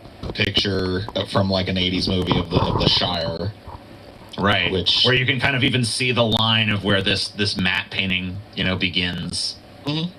Yep. And it's often true of movies from the 70s and 80s as well. Like, matte paintings were extensively used. And I was talking to you about this before we even started. They still use them now in modern movies. It just changed form a little bit. Right, and you know, actually a lot of them just have like the digital screens now. They don't even wait for there to be a they don't even bother using a green screen now. They like just have an image. Whoa.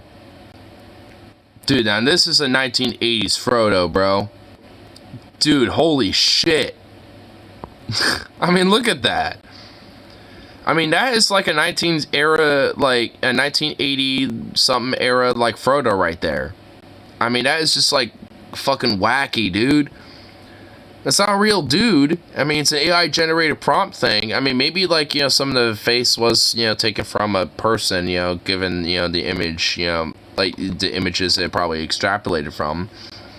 But like, I mean, I'm seeing, like, this is what I find crazy, is that, like, I'm seeing a Lord of the Rings movie in my head, you know, like, honestly, you know, just with these images, like, I'm seeing a scene, you know, play out in my head. I don't know what characters he might be talking to or be, you know, or being with and shit, but, like, I could see this Frodo being, you know, like, with the Fellowship, or like talking with Sam or whatever, or something, you know, and it's like, and having a scene right here, or maybe, you know, like a very, you know, like poignant scene or something. I mean, that's what I find crazy about this. It's like I'm seeing, you know, like a bigger thing beyond just the frame, you know, of what was created. Oh my god, this does look like 80s Frodo, dude. It does. Yeah, totally. Like, this is kind of, I mean, like, right down to, like, this is the sort of dude that would have got cast in that role. If absolutely. You know? But he's like a dude that doesn't exist. See, this may not, I think a lot of people take this shit for granted, but this is crazy to me, that we're creating these images. Not only that we're creating them, but that we're training machines to create these images based on our interpretations of things. It's, to me, it's like, the next logical leap of this is, hey, you know, whatever AI program 20, 30 years from now, make me a movie. Exactly. Like, I want to see a Stanley Kubrick horror movie, you know, that I've never seen. Okay, collating everything that it knows, but not just about Stanley Kubrick movies, but about what other people have done when they've tried Stanley Kubrick. And it just makes you a movie. Yeah, the only thing they hold up for that is going to be the processing power. I mean, honestly, like, I know, honestly, right now, a part of the growing pains is that artists, you know, feel that, like, AI kind of steals art, you know, in a sense, and is, you know, taken away from legitimate art, you know, that human, you know, like, human artwork is, you know, that human artists, you know, make and shit. Which, frankly, I do legitimately understand, and I guess in a way, you know, to the whole spookiness thing, you know, I was talking about from earlier, I think a part of it comes from that as well. And, but honestly, it's just like, for me, it's just like, what if that's kind of more of the helping hand to the human creativity? Because to me, this is, you know, at least, you know, in a more broader way, I guess, in a sense, philosophically, I mean, it kind of is. Like, I mean, there's still, in a sense, has to be kind of like a human mind, at least right now, you know, to give the AI these prompts to create these things. Like, it can't just do it right off the bat, at least yet. I mean, we're probably going to get there very soon, all things considered, honestly, even more so than I thought, so probably even within a decade or less, we'll probably start seeing shit like this, frankly. But, at least for right now, it's like, you still need a human mind, to, tell the AI, like, hey, here's how, like, I want you to create this thing, based off of something that I might have created, so it's just like, because honestly, like, I have this cool, like, for me personally, like, I've, tapped off and on about this, cool, like, this kind of like sci-fi, not really sci-fi actually, kind of fantasy-based, type of world and, and story and stuff that I've, kind of dibble-dabble with. I have like an actual journal where I will expand on a little bit, with it, occasionally and shit. And even like a whole map of the whole world, of that takes place in it and all this shit, to kind of actually create like a world, to establish, everything, and gotten like a lot of creative investment into it. And it's like, for me personally, like, if there was an ability for an AI to create like a movie based off of like prompts or like basic outline of what I'd want it to follow and go with, for me that would be like fucking crazy. I'll be like, whoa, this is awesome.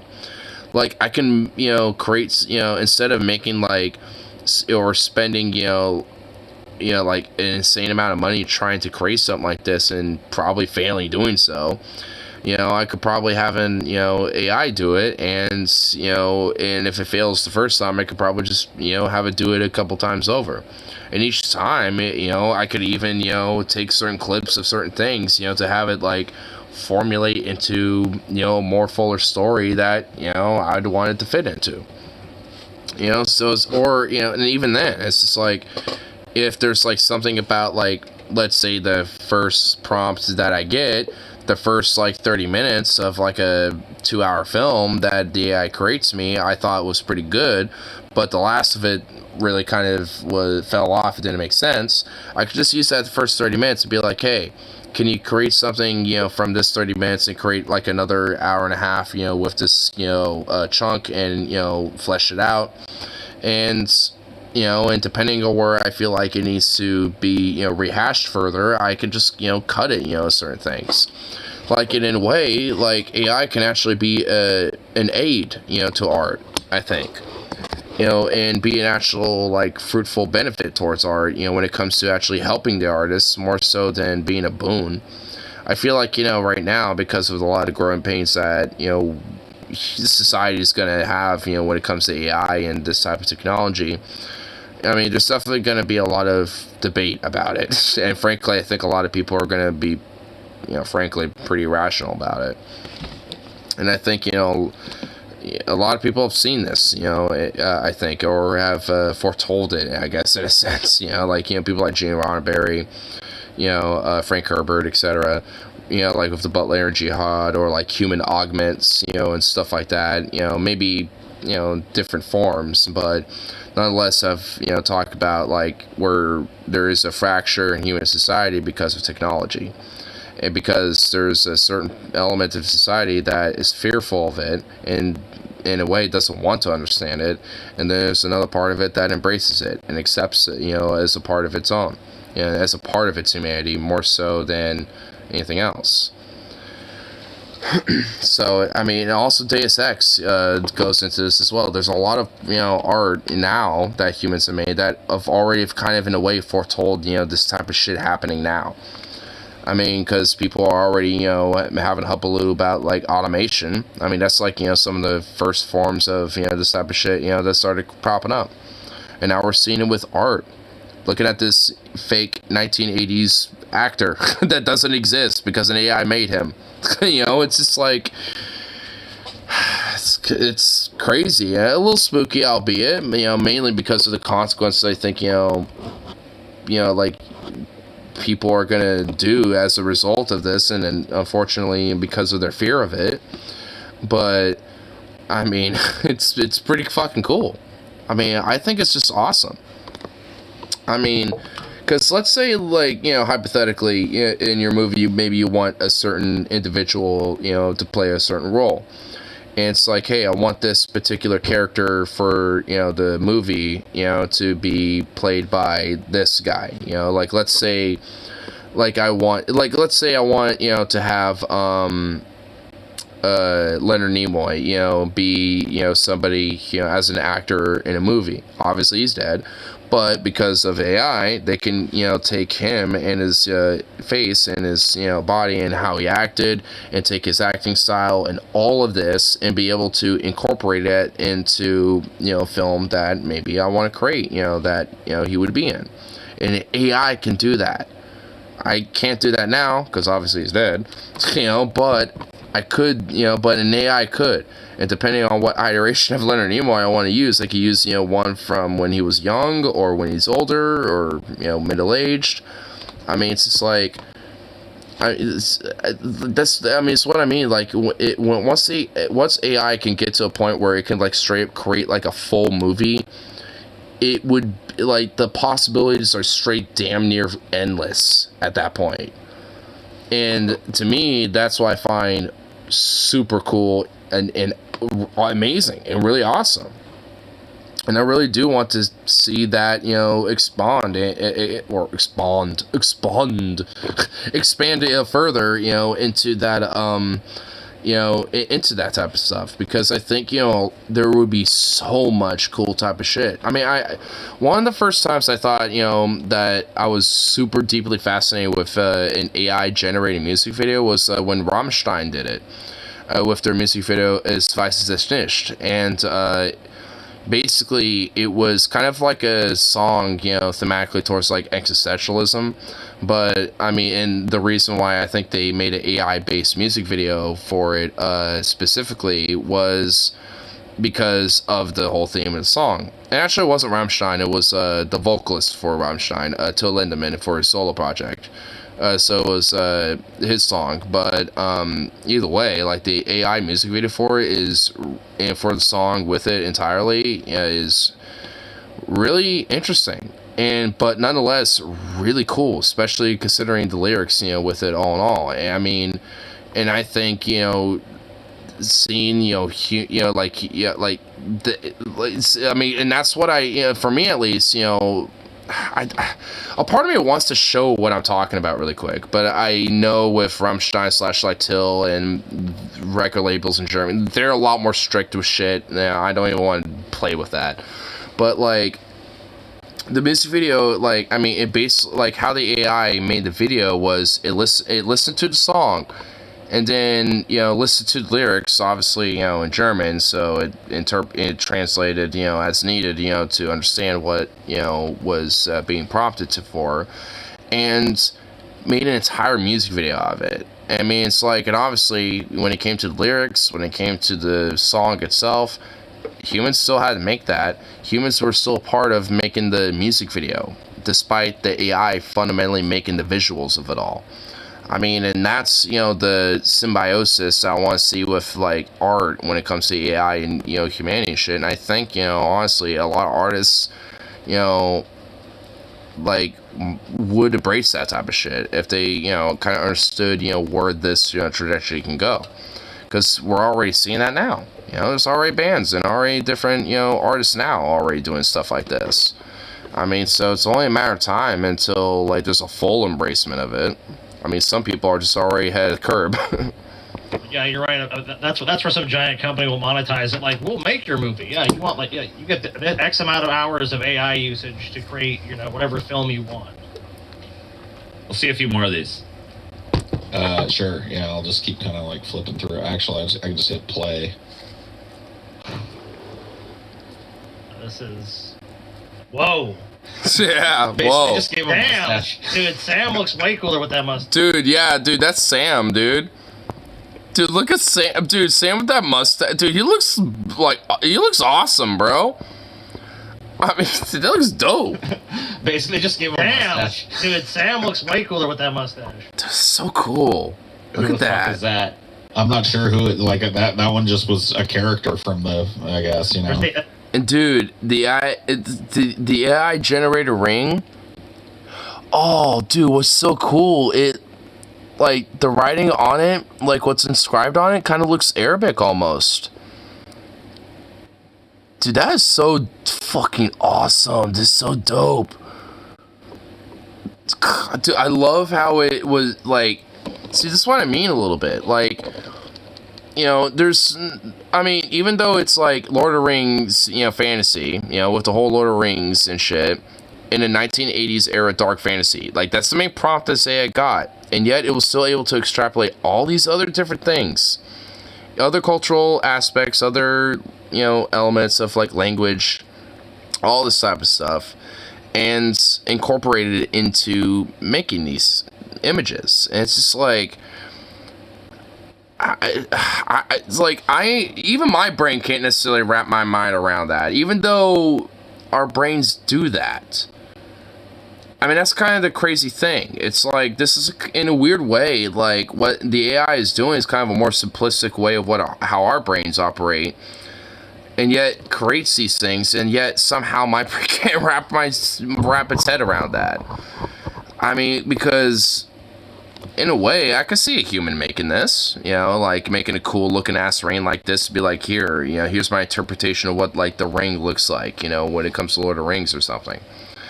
I mean, it really does kind of, like, add a sense of, like, whoa, that's just, I mean, it's really cool. And I really, you know, like I said, you know, this symbiosis, I think, you know, that can come from, like, the human creativity and the, you know, creativity that AI is able to produce, I mean, can make for some insanely cool shit, I think. I mean, I think we're in for a really awesome awakening, frankly, when it comes to stuff like this. And we're in it now. That's, honestly, we're already in it. Like, I mean, we're seeing the results of it right here. Yeah. Oh, no, that is sick right Oh, look at that. Dude, look at this. Holy shit. That is so fucking dope. That reminds me of, you remember that scene in, here, let me go back to that. That was cool. that was awesome. That scene in Neverending Story with the two idols. Yeah. Where he goes to, like, the Southern Oracle or whatever. If this had been in the movie, that painting. Yeah, if this had been in one of those movies, like, even one of the... I mean, look at, that's just... Dude, I'm taken aback by that. That's just so awesome. Okay, we're leaving the Shire. This is the exit. That would be just... I mean, that would have elevated the movie. Yeah, for sure. It's more of Frodo, just along our 80s Frodo, bro. Hey. The village of Bree. Dude, I could see this, like, this looks like either, like, the Icelandic Highlands or the Scottish Highlands. Because I'm not even kidding, when I was out in Iceland, there are some, you know, like, rural countryside that just straight up looks like this. So I can imagine this being, like, Scotland or in, like, Iceland or some shit right here. I mean, it's just like, damn, dude. I wouldn't be surprised if, like, the AI took some prompts of, like, you know, some scenery of, like, the Scottish Highlands or, you know, Iceland or something, you know, to kind of create this.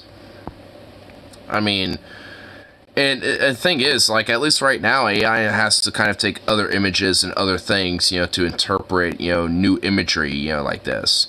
It's only a matter of time until AI just does it just on its own, you know, without having to take other things and kind of reincorporate it into stuff like this. Kind of like a super hyper, like, meta Photoshop almost. Like, I mean, it's only a matter of time until it, like, just, you know, like, originally creates the image, you know, in its own time. I mean, it already is, but, I mean, it has to use other things. I mean, it's only a matter of time until it's, like, basic prompt, and it just creates a totally original thing without, you know, anything else besides, like, what you give it, you know, to try to create something with. I mean, because, I mean, in a weird way, we are already on that transitionary period. Like, AI is getting advanced enough. I mean, as we speak, basically, you know, to the point where it's getting to that route. It's only a matter of time, basically, where it becomes, like, a total, complete, like, I mean, to freak away, like, almost like a human brain when it comes to creativity like this. Saruman. Oh, dude, look at Saruman, dude. He looks so dope. Whoa, bro. Talking us out on. I mean, like, this is a totally 80s wizard. Oh yeah, dude. I Oh, love fuck that one yeah, so much dude. Better than what's actually in the movie too. What honestly. is? Dude, seriously, I actually unironically love this more than the Lord of the Rings film. Like, I actually do. Saruman here looks way better. Like, seriously. I want to see this Saruman, dude. I want to see this Saruman right here, dude. What is that orb, bro? What is that orb, dude? Oh my god, I want to see this scene, dude.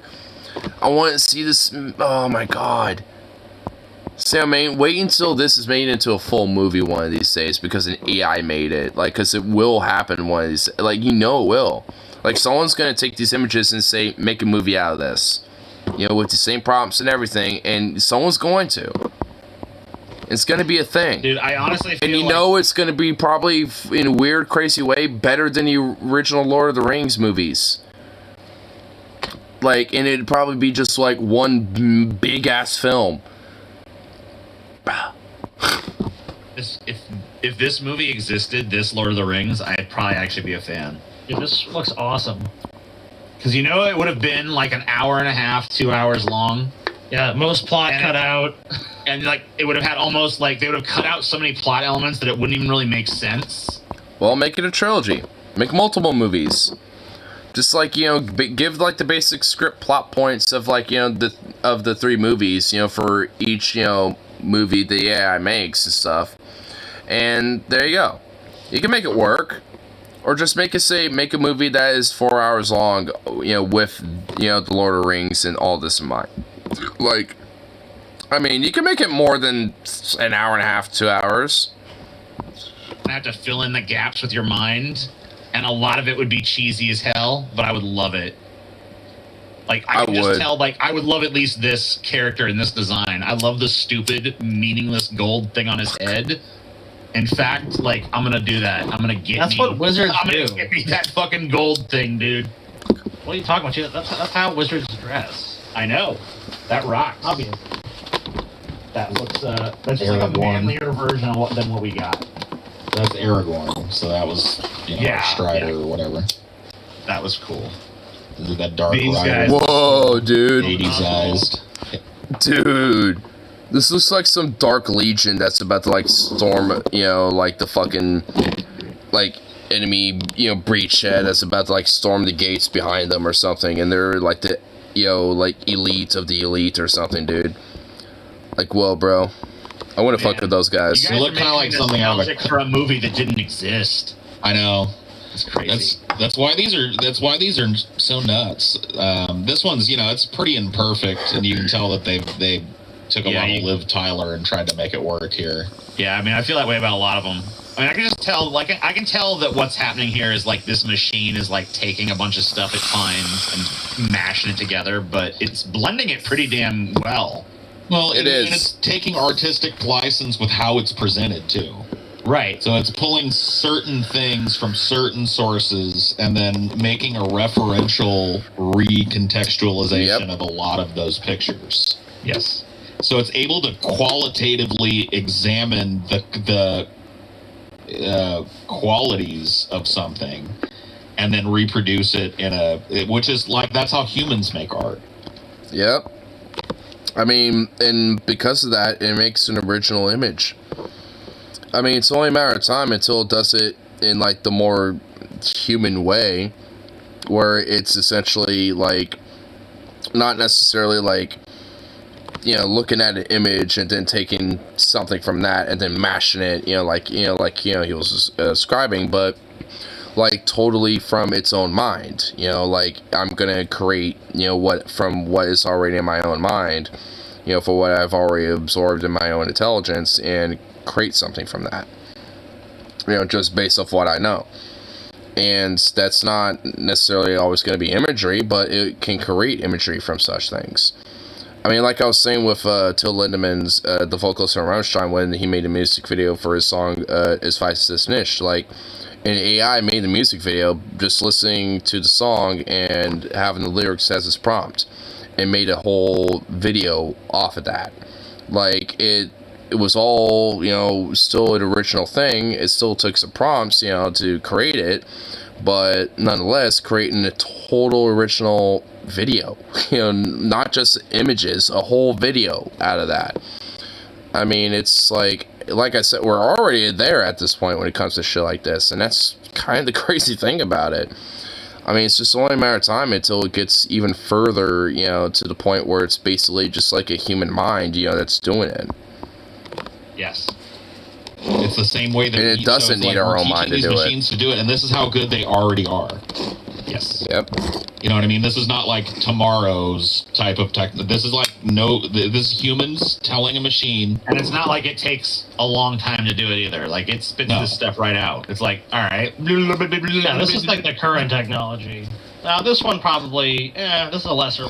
I mean, this one honestly kind of looks like that meme, like one does not, like that one meme, like that old ass, it goes far back with that meme format where you have like the big ass white text on the top and then on the bottom.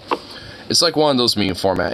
This one kind of looks like that. I will admit, this is kind of a lesser image. It kind of, like, when I saw this, I was immediately reminded of that.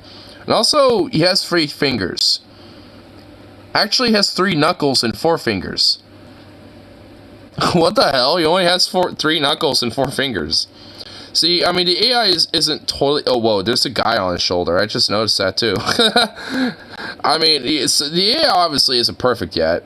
But, I mean, you could tell that, like, this shit is... I mean, unless you're, like, hyper-focusing on certain details, like, I mean, you wouldn't notice these things. I don't know what that thing on his head is. Oh, man, that's cool as fuck. Oh, Gimli! Dude! Imagine this Gimli, bro. That Gimli looks like a fucking berserker, bro. That guy looks like he would mess your day up any day, every day, even when he was about to die. Like, literally dying of terminal, like, brain cancer or some shit. Like, he would still fuck your day up, dude. Like, hospital bed, like, can barely get up, and he'll still mess your day up and still can, like, kick your ass, type of guy, dude. Like, holy shit. Oh, that's Gimli. Oh, man. Oh, that's nice. Oh, damn, dude. That's my favorite character. Now he is. I didn't really care about him. Legolas. That looks almost exactly like the Legolas we got, so. A little bit. So you can see Hugo Weaving in it, but they've, like, made him harsher in a way that, I think really works.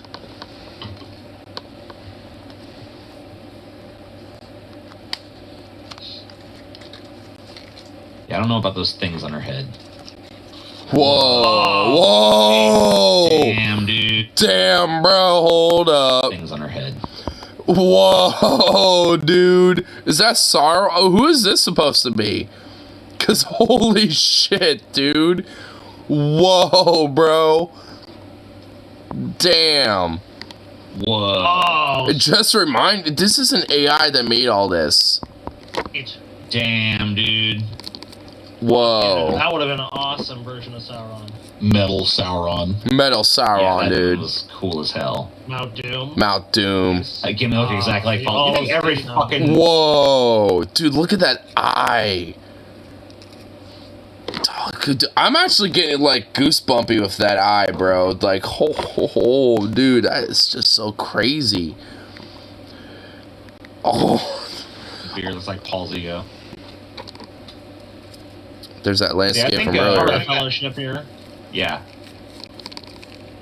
Whoa, that's a cool gate. The Mines of Moria. Whoa. Whoa! Yo, Cthulhu, I didn't know you made a cameo. Oh, shit. Wait, why is Cthulhu there? That's, I know, right? I mean, what the fuck? I mean, I will admit, that would be a little bit of a turn off. I'd be like, wait, what the fuck? Cthulhu's here? Dude, I will admit, though, I mean, that looks so fucking badass. I mean, this image right here just looks so badass, though, despite the fact that it looks like Cthulhu. I mean, but holy shit, that looks so fucking awesome. I just want that as like a wallpaper, honestly. I mean, that just looks so goddamn awesome. That just looks so damn dope. Whoa. Whoa. Wait, Why is Cthulhu there? I don't know. I like it. I love it, dude. Whoa! Gollum, bro. Dude, look. Oh, damn. Dude, he looks better than he were. Dude, he looks so much better. Oh, what cool, the fuck? Dude, awesome. Man. Gollum looks like a fucking Oblivion or Skyrim character. Are these Yorks? Dude, hell yeah, dude. This is really neat. I mean, some of them are. That's a dope ash. That's awesome. Some of them are pretty cool. Whoa. Oh yeah. Been a little more, Very stop motion looking. Oh, is that the Balrog? Whoa. Yeah. Oh, man. Oh, dude, that'd be a terrifying Balrog. It's like a claymation Balrog. Arwen. I'm noticing the AI, at least with the prompts that it was given, it's very fond of putting things on the foreheads of people. It's like, I feel like every character, or at least every human that pops up, there's like something on their forehead. This thing loves putting random pieces of metal on people's heads. Yeah, yeah. That looks like a cover to like a fantasy novel right there. Dude, this looks like a metal, like, this looks like something that was like a metal album cover, honestly. This looks like an album cover. I mean, that's at least what I get off of it. I mean, it kind of looks like something that, honestly, in a weird way, this does look tangentially familiar to me. Like, I feel like, you know, there's probably some album covers, like some metal albums that, like, some pirate metal, folk metal, or some shit like that, maybe? Like, it took some fantasy metal albums and maybe, like, made a prompt out of it, because in a weird way, this does feel, like, familiar to me. I mean, because it just, like, has, like, such a, like a cover feel to it, I guess. You know, like an album or, you know, a book cover or something like that. Give me Tom Bombadil. No. I don't know if they did that one, because he's from The Hobbit. Yeah, Thanos up in this. This is Warhammer 40k as... Whoa, Warhammer 40k? A dark fantasy sci-fi movie. Oh, fuck yeah.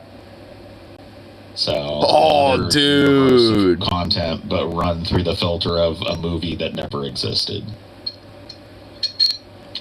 Wow, dude, it's crazy because you can almost see the movie in your mind, you know.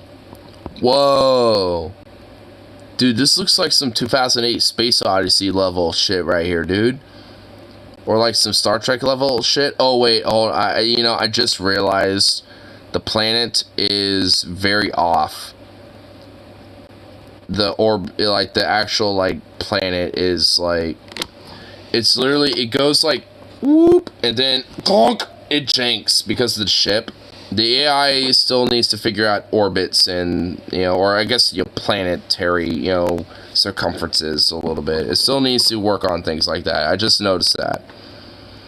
But nonetheless, despite that, honestly, for me, it is kind of glaring. But despite that, though, this is such a really cool shot. I mean, it's... Like, if the planet wasn't, like, jank as it was, you know, I guess, and didn't look so obvious, like, this would be so goddamn looking cool. That's what I'm saying. It's not far from being able to just stitch it. Whoa! Oh, dude, look at that armor, bro. Look at the armor sets on these dudes. Holy shit. And, like, we were talking about this before the show. It's just, like, how long before... Whoa. Dude, look at that fucking weird-ass looking tank, dude. The AI can, like, literally just generate an entire motion picture. And how long before that technology is, like, easily commercially available and quick to the point where people can just, like, customize what they want to see. I would say for the first part, 10 years, give or take, and then for the second part of that, maybe 15 to 20 years. Like, because frankly, I will admit, like, not even, I feel like not even, like, 2 years ago, I wouldn't think we would get shit like this, you know, like this, you know, in depth when it comes to AI and shit. Like, I knew it was like a tacit, like, growing tech, but it's growing more than even I thought. I mean, I guess considering it is an artificial intelligence, it would do these things, you know, so I mean, yeah, in a way, I guess I'm not entirely shocked, but still, I mean, I still am taken aback, you know, especially considering, you know, the results. I mean, I'm more or less shocked and taken aback by the results more so than its own progression, I guess. Because, I mean, I guess I never really thought that, like, this would be, like, some of the results of what, like, AI would make. I mean, I guess this soon, you know, in this early on. I guess in a way I figured that it would get like this, but I mean, it has gotten very close to, like, I mean, honestly, this image right here looks like something I would see in, like, some, like, concept art, like some 1980, like, sci-fi concept artist would make. I mean, I've seen so much art, you know, from, like, 1980 era, like, concept, you know, books and shit, you know, and stuff, like, when it comes to science and shit. Like, I mean, I've seen art look like this, you know, that people made, like, 40 plus years ago and shit, you know? So it's like, AI's already gotten to, like, this type of level. It's like, I honestly thought it would be, like, 10 years, you know, until we see shit like this. But no, it's in the now. AI will just, like, whip up a movie for them on the spot based on their parameters. You know? I mean, that's not the ultimate. That's not, like, we did an episode about, like, best possible future worlds or whatever. Whoa. Our vision. What's this even supposed to... Is this like some crazy-ass looking mech suit or something? I think so, because there's like a little window or something in the front. Yeah, I think it is. Dude, I want to see that mech suit in action, bro. Dude, that thing looks fucking crazy looking. What? I wonder, are those like smoke grenade launchers or something on top? Like, what would those be? Man. I'm imagining how this thing would work right now, just looking at this. That thing looks so crazy, dude. What's weird is, like, despite it looking so, like, janky and bulky looking, it has, like, a very smooth, like, cast armor looking, like, vibe to it, too, almost. It's like a mechanized, like, Sherman tank or some shit.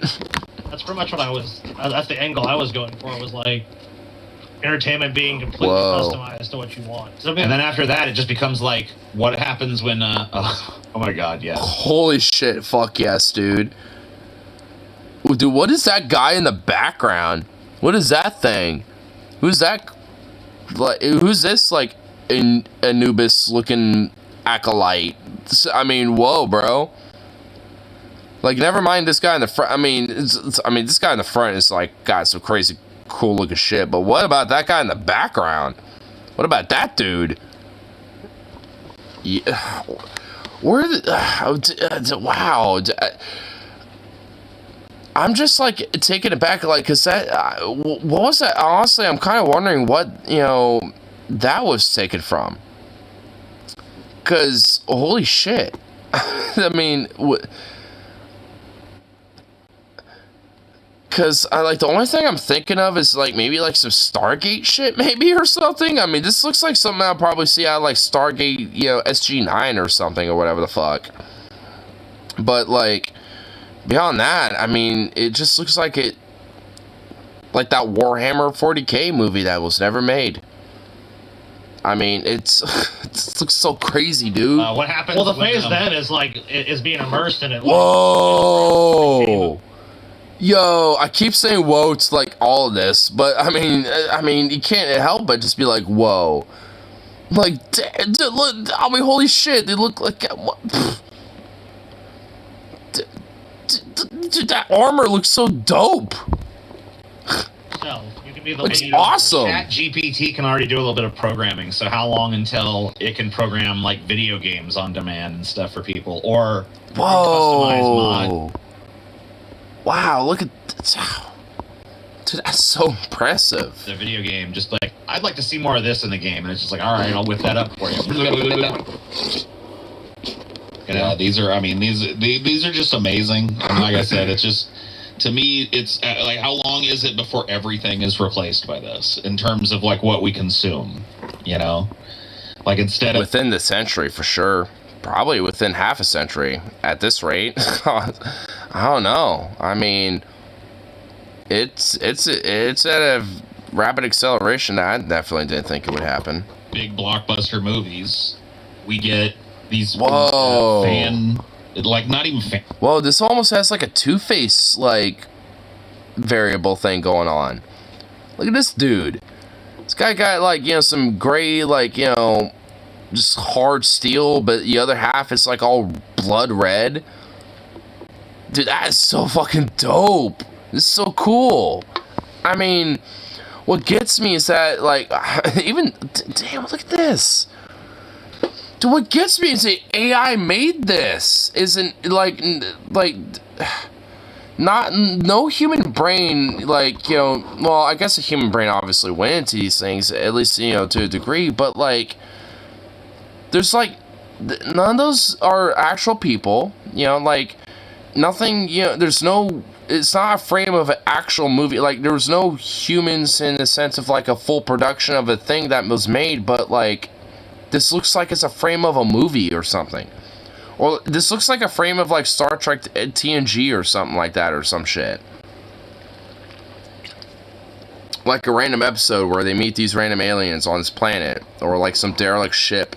And he's, you know, they're talking with, you know, the captain, and he looks like he got, like, some crazy-ass hat or some shit, you know? Like, I don't know. Like, I mean, this is what I find crazy about it. It's just, like, an AI created these things. And it's only a matter of time until it pretty much, you know, could create either a scene, or, like, a full movie, or, you know, or, like, or just, like, a full-on, like multi-part, like, movie series in itself, like, within a matter of, like, probably within, like, minutes. Because, I mean, it's like, I'd be curious how long it took an AI to construct these images, honestly. Imagine in the span of seconds, all things considered. Movies just made directly for use, as you specify. Stop talking. You guys are dumb. Damn. Well, pack it up, guys. We're dumb. We're dumb for, you know, pontificating on the, you know, concept of AI and looking at this awesome shit. We're dumb. Because this person said so. We should have put in our place. Wrecked. You just got put in your place, bro. Whoa. Okay, this looks like something that would be in, like, Star Wars, like an elite, you know, legion of stormtroopers or some shit. Oh, dude, this just made, dude. Imagine, you know, Death Troopers, right? You know, like in Star Wars, like with those Death Troopers. Imagine if they look like this. Oh my god, they look so dope. Because they have, like, that Vader helmet look. Like, they kind of have to look like they have, like, you know, like Darth Vader's helmet almost. Dude, it would fit. Oh my, dude, holy shit, bro. I don't even know what their problem is. Damn, I just got told. You guys are dumb. Dumb. Lots of other comments. It says steals are from Google. I'm sure it does. AI steals are from Google. Okay, so I guess this is a dude who's critiquing that, you know, because of, I was saying earlier a little bit, like, some of the growing pains actually is about, like, you know, how a lot of artists, you know, will feel like AI steals art. And which idea that AI is stealing art from Google, like, Google owns art. But I guess I get what he's trying to say. I mean, all in all, it's like, I mean, I guess in a way, sure, but it's creating, like, total original images and a total original thing despite that. I mean, I don't know. I guess I just have a totally different approach when it comes to AI. I mean, it's like, I get it, I suppose. I mean, but I feel like it's just based off of fear. And it's just based off of this idea that, like, oh, somehow me as a creative person is now just meaningless and it ain't worth shit because look at this AI. It's like, I mean, not necessarily. I mean, because honestly, it's like, while I look at, you know, with some of my, you know, creative, ambitious stuff and see something like an AI that could create a movie as, like, something insanely cool, when it comes to music, like, if there's an AI generated music that sounds like a fucking banger or something like that, like, I'm gonna be like, oh shit, why be a musician? You know, because, you know, that's one of my main forms of, you know, creating art.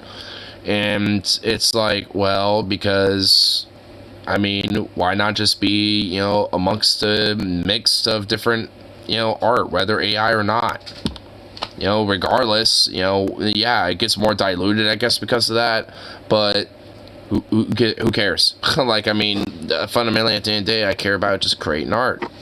I mean, and honestly, like, I mean, that really should probably, yeah, I feel like that should just be the approach, especially when it comes to an artist. But, you know, like, I guess in a way, you know, there's a sense of like, oh, it's not, you know, art that was done by, you know, my fellow man or something. I guess maybe it's, you know, something more to it, I guess. I don't know. I guess I would have to, like, talk to artists that, you know, are very critical about AI creating art, you know, or something.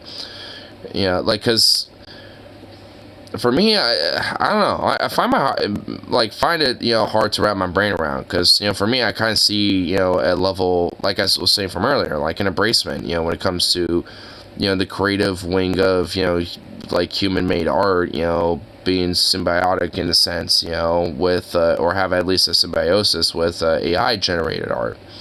Because I think, you know, in a lot of ways, it could work hand in hand. You know, so, and it already has, and it is. So, I don't know. I mean, it's like I just have a totally different approach about it. I mean, because I feel like embracing it now is better than trying to, like, you know, fight it. You know, it's like, why? You know, it's like it's just inevitable. Well, yeah. I mean, no doubt. I mean, you could see that clearly in some of the images. Whoa! I looked away for a second, I looked back, and there you got this cool-ass looking son of a bitch. Dude, this looks like some, like, World of Warcraft looking orc or something, dude. Oh! But, like, none of these images exist on Google. These are just stolen from Google. You have no idea how AI works. Oh. And I'm sure that guy does. That's why he's mad.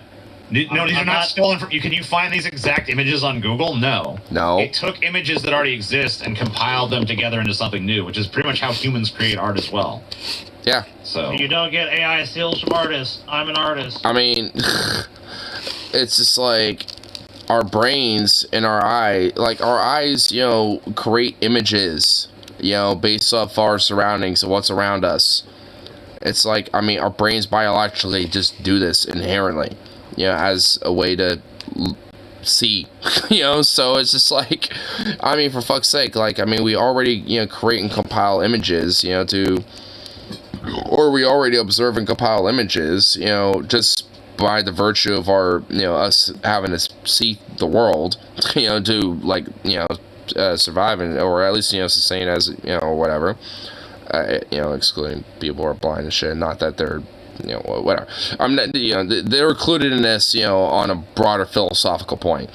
But, like, you know, because with that, you know, comes with, you know, this sense of being able to process and create new things.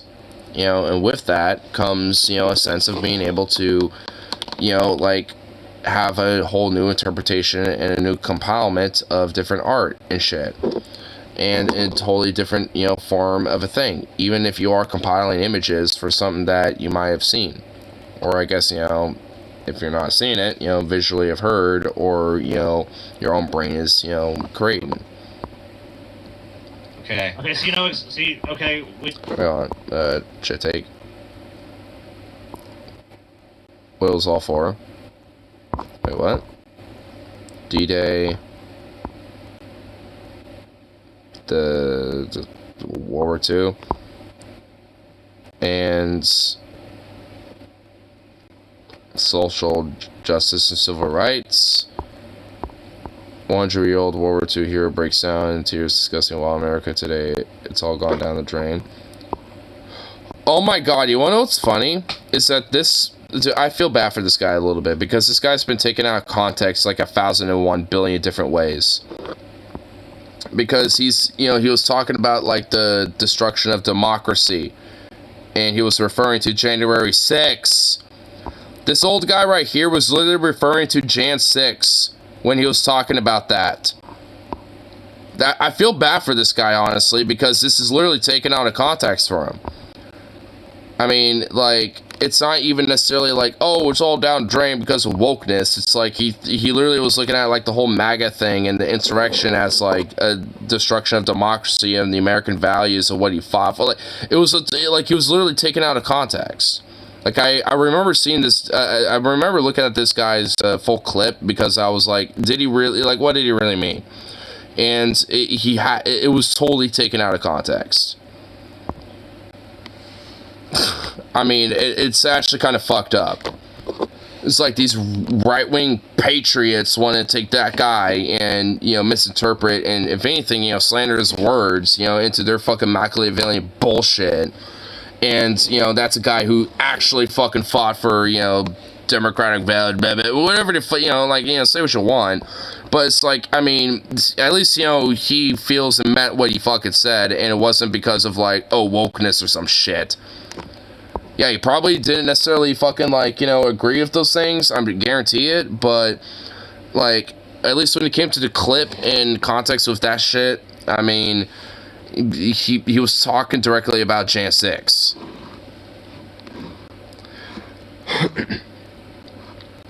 How many blacks fought in World War II again? Not a lot. I mean, I don't know how many specifically, but yeah, definitely not a lot. I'm sure if you quantified it, like, with all the nations, you know, like, collectively from the Axis and the Allied powers and shit and everything in between, like, I'm sure, you know, decent amount, but, like, yeah, small amount in comparison. Though, to be fair, we don't have any concrete way of knowing. Yeah, honestly, yeah, how many gays, like, yeah, not exactly, I mean, that one's really hard to, I mean, that would be kind of hard to quantify. Just a little bit.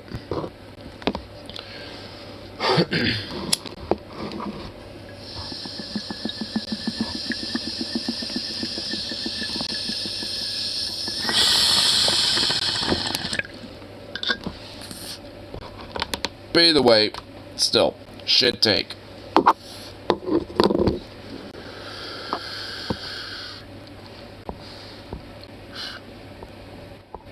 And honestly, like I said, I just kind of feel bad for that guy because it's like, man, one of the last things that dude's going to be known for is basically be taken out of context for a bunch of right-wing propaganda bullshit. Since, like, man, why? I feel bad for him. And again, like I said, tangentially, does he probably believe in those things? Yeah, probably. You know, like, oh, you know, trans people don't exist or whatever the fuck and all that shit. Yeah, I mean, he's 100 years old. Like, yeah, he probably does.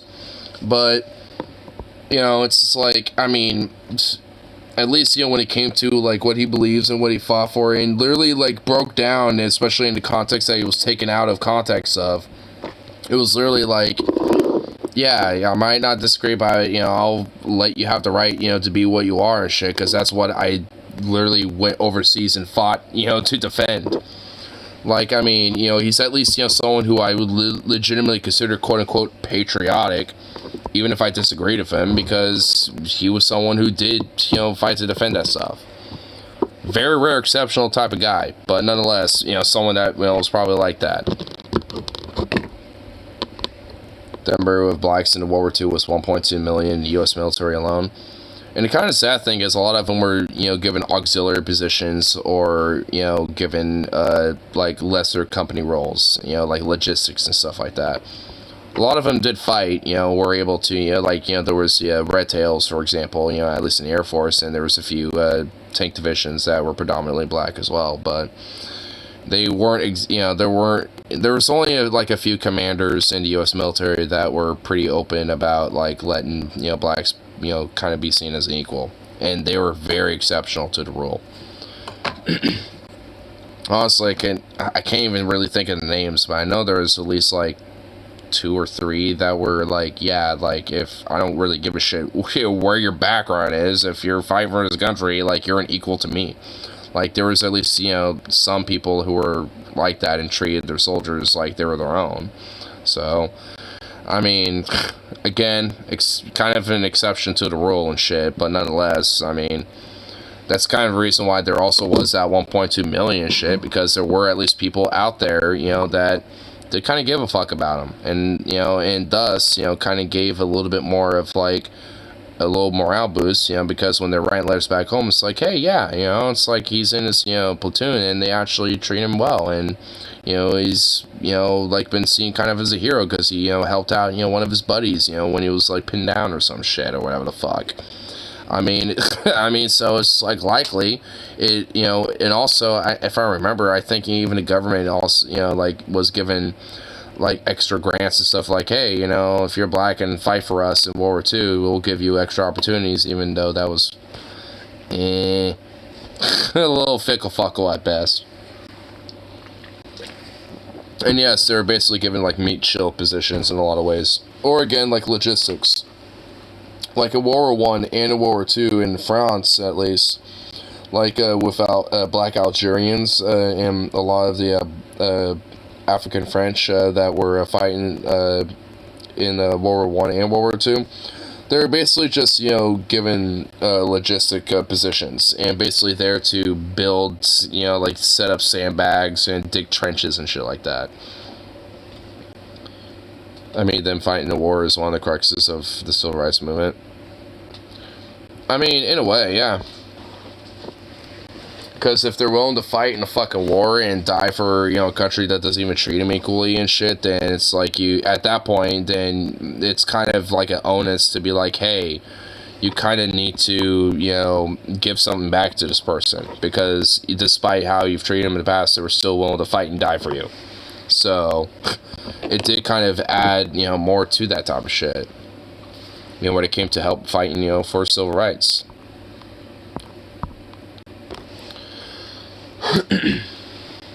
Yeah, gotta spring a leak real quick. I shall be right back, y'all. Are you okay, Sukov? What the hell? You goofy dog? Yeah, little pooch. Come on.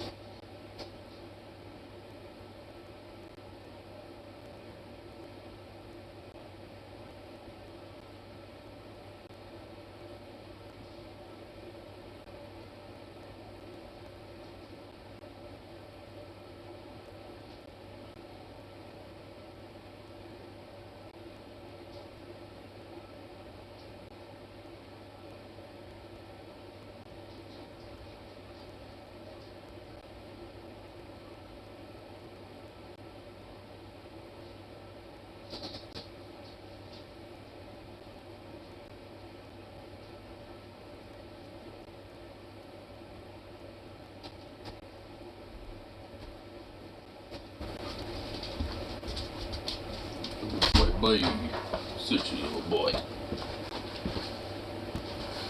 Ugh. Just follow me everywhere I go. God damn. You ain't here. Come here. I'm up here. Come on. Come on. Come up here. Can you not knock anything over, please, so? Thank you. Do you mind? Can you be patient? Hey, get back here. Oh! That was my balls. Ow. Ugh.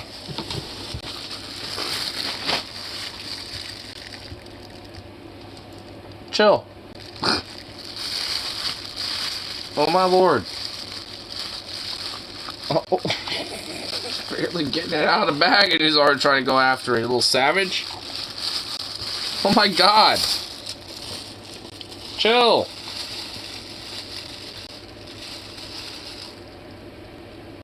Do you mind? Can you wait?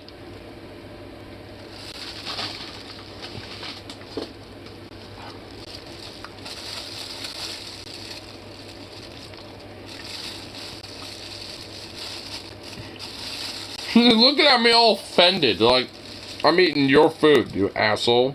I can have some of this too. Jerk.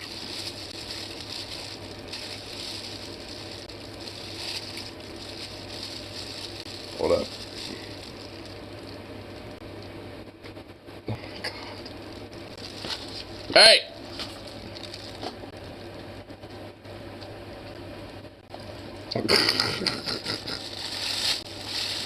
Fucking fruit bat, bro.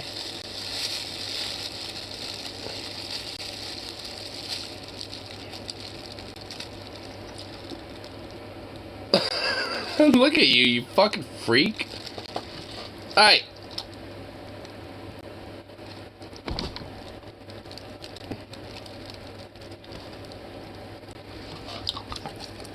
Good boy.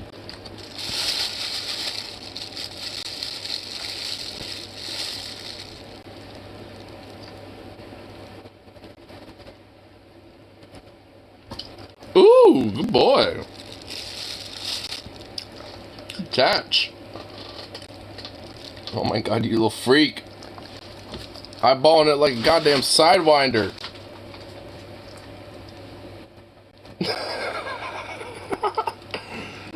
Fucking little freak. Get up here. Go try to... Oh my god, you fucking bastard. Hey, hey. Ooh, there you go. Good boy. It's a good boy. It's a good boy. Meh. Ooh, it's a boy, boy. It's a boy, boy. Hey, get away from it. Hey. Yeah, enough.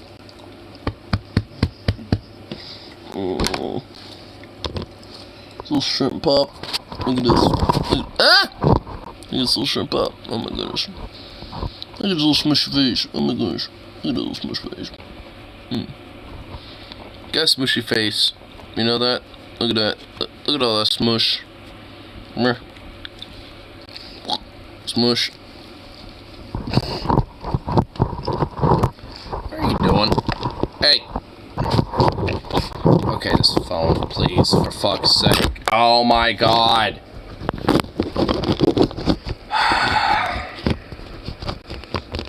I can't win. Hey. Lengths that people go to in order. Ah! Hey, stop moving. Fucking hell, dog.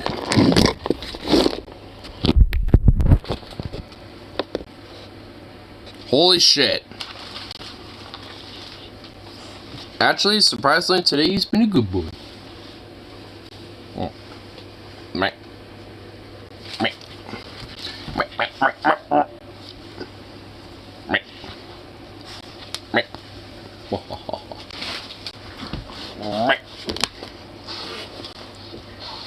What are you doing?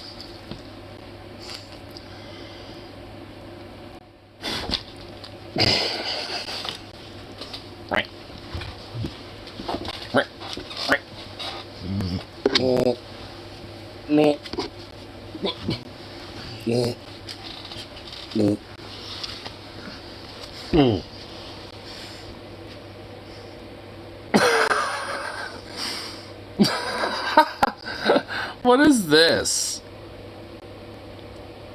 What is this, sir? You have like little zits going on. Bruh, You got acne on your face. How's that even possible? Like, I literally see some right on his face. Like, I could pop one of them right now if I wanted to. Yeah, maybe I am. Maybe I'm gonna get it. I sees it. I can get it. Let me get it!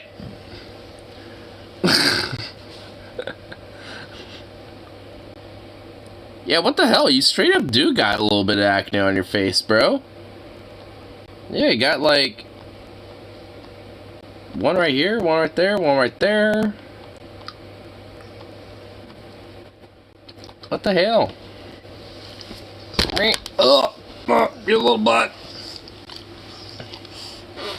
Your little butt. Oh. Okay, we're back. Oh my. Ah! Hey. What the hell was that about? Oh my god, you fucking fruit. Careful. Well.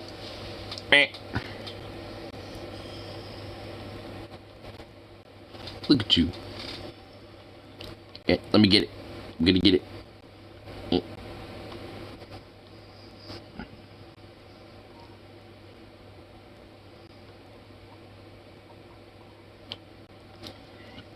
Got it. Here, get this.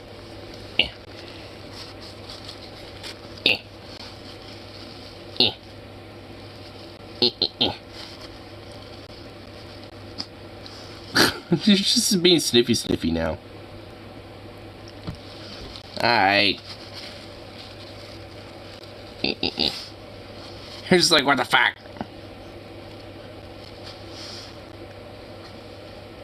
Yeah. Yeah, what you gonna do about it?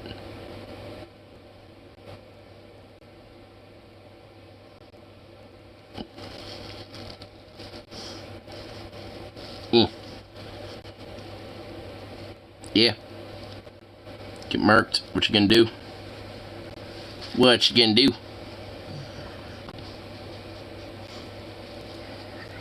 Paycheck. Getting paycheck every 2 weeks, every week. Damn. Here. Man, you little Snoopy, little Snoop. Yeah, look at you. Hi. Hello. You little fruit bat. Look at you. You're such a goof. Can I get this one? Nope. Is that a little... What's going on there? I can't even tell if some of these are zits or not. Or if that's just like how his little face is. Look at you. What about this? What's going on here? Yeah. Got like a little bit of warts on his face. He's like little warts or what? I thought they were zits, but they're not. It's not like a little exit.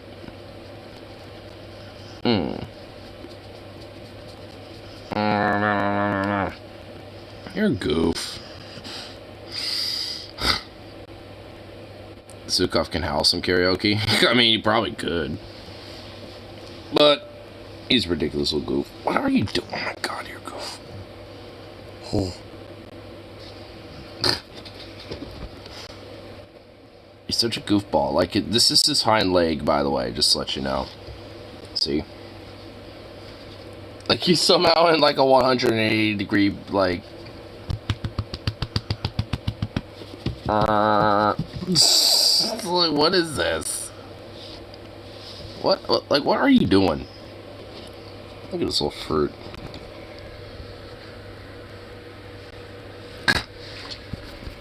Well...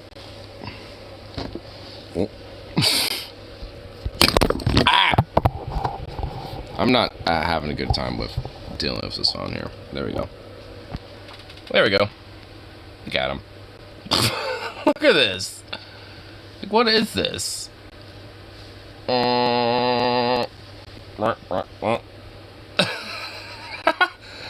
Like, what is going on here?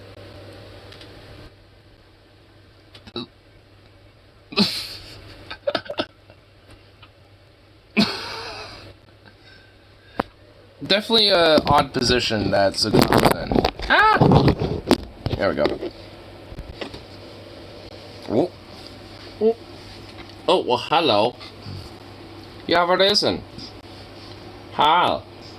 Oh, hello, little handsome baby. What is up, you little silly fluff? What is up? You little silly little thing. You silly little thing, you.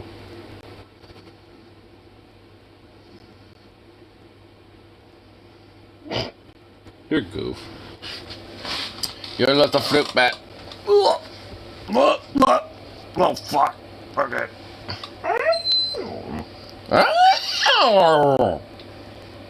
What the hell was that?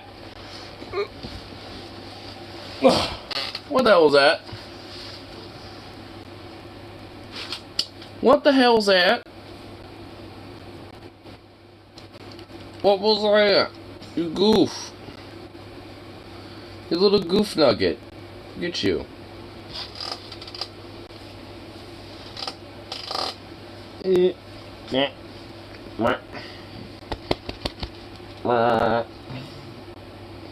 sir, you're a goof. Oh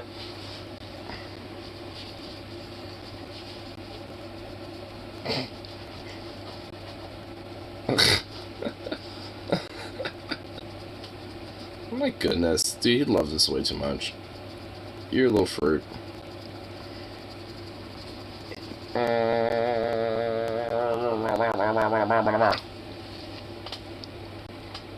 my god.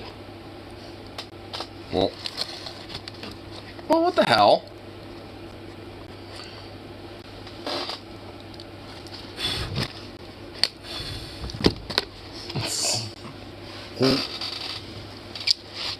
Ah!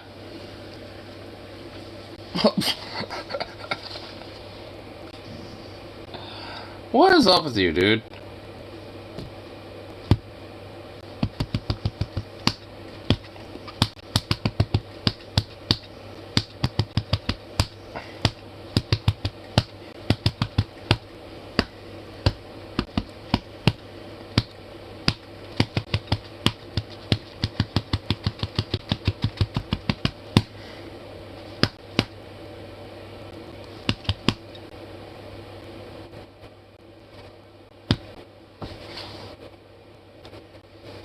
Oh.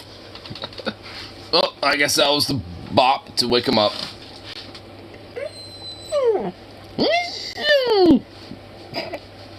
Is that your only form of, like, vocal frustration and distress about this?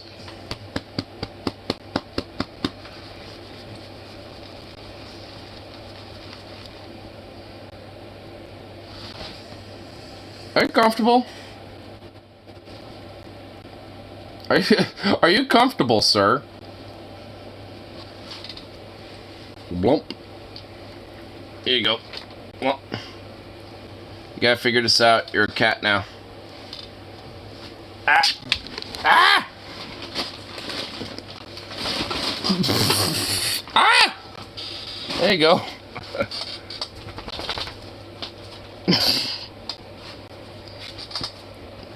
I mean, you're the one who was on your back, bro. There's, like, no way I'm letting you reorganize yourself all over me and then, like, stomp on my dick and balls for, like, 5 times, okay? Not happening.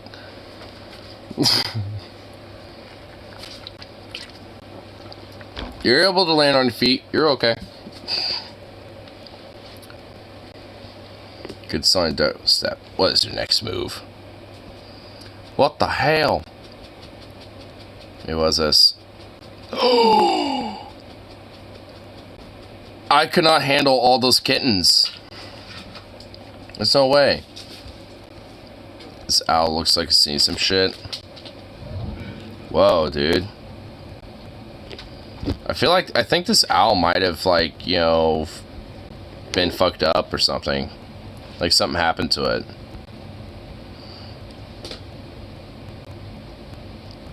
Someone say what happened? No. I guarantee you there's probably like some sort of like infection or this thing starved or something like that and now it's being taken care of because it was found. Dude, owls are pretty crazy, though. They're pretty freaky. It's called crack. Crack!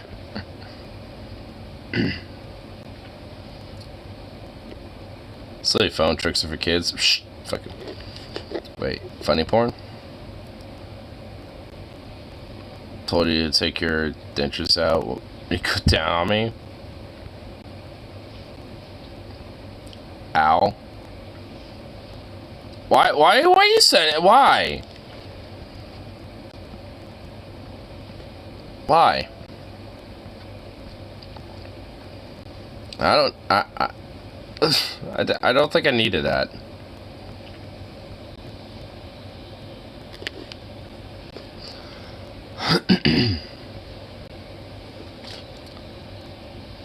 You're not supposed to carry out. Maybe, you know, I don't know. If I do, it's literally just gonna be one.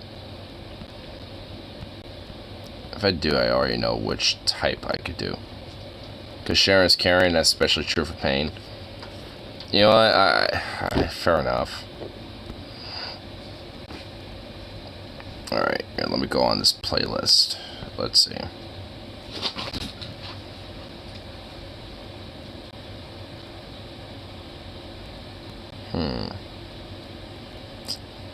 Could do one that I have done before. Could do this. It would be an easy one, actually. Carlos Rex, I could do that one. The Art of War.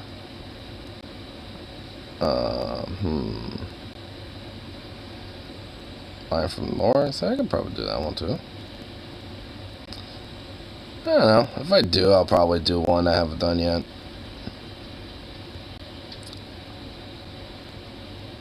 Ooh, do I do the English or the sweet? Yeah, I'll do just a regular English version. If I do that. You know what, fuck it, I'll do this one. Yeah. No, don't start yet. I'm not touching you at all. Yet. I'm just gonna have you sit there.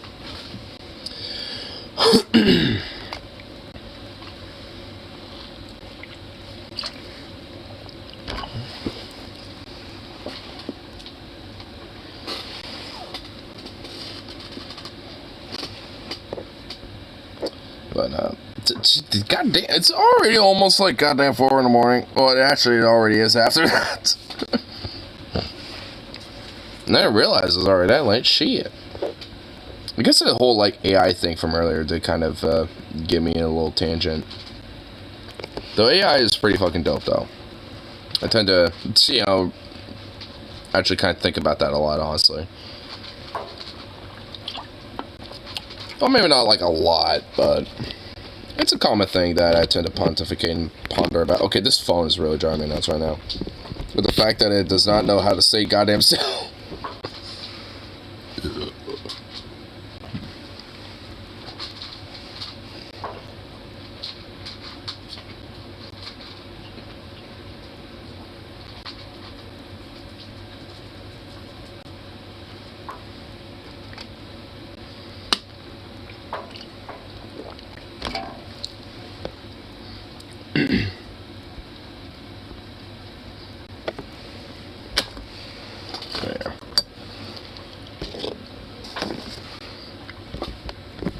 If I do the one singular karaoke, it probably is literally the like worst time to do it too, I will admit.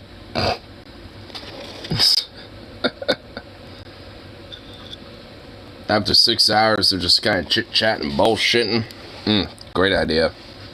Where the voice is all nice and raspy. Nice and worn in. To the point you probably should take it, but nope.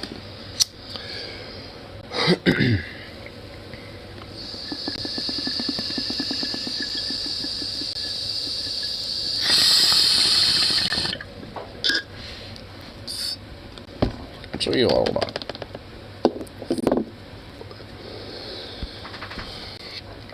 I want to make sure I don't get any curveballs. I'm trying to think of the lyrics.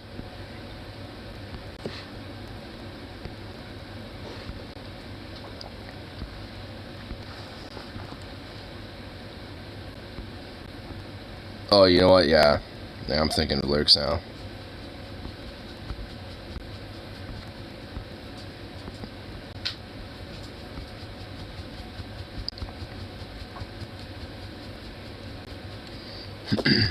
Okay, well, yeah, I might as well say fuck it, get it going.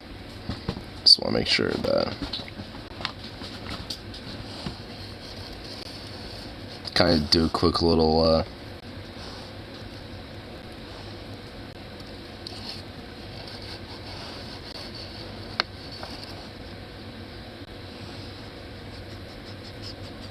okay, yeah, actually, honestly, it wasn't as many lyrics as I thought. Okay.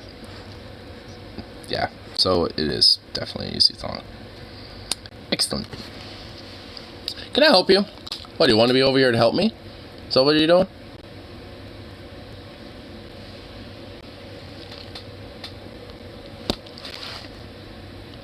What, you think I wasn't going to do anything else besides boop that nose?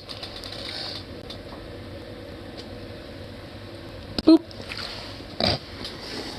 Goofy dog.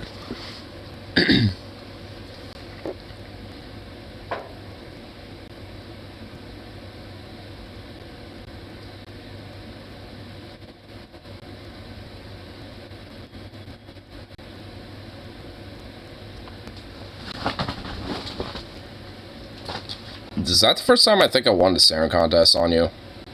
Usually I'm the one who, like, looks back. Because, wow. Yes. I'm calling that a win. That in itself is a victory. I like it.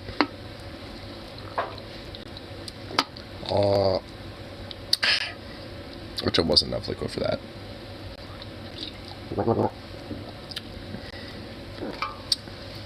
Got to wet the whistles. Water dance. I'll check this out first. What the hell be this? Don't mind me just performing a ritual dance? So what the hell?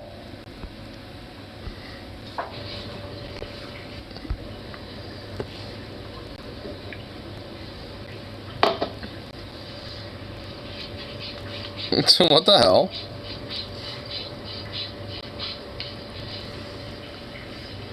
Aww. That's cute. I wonder why the cat's doing that.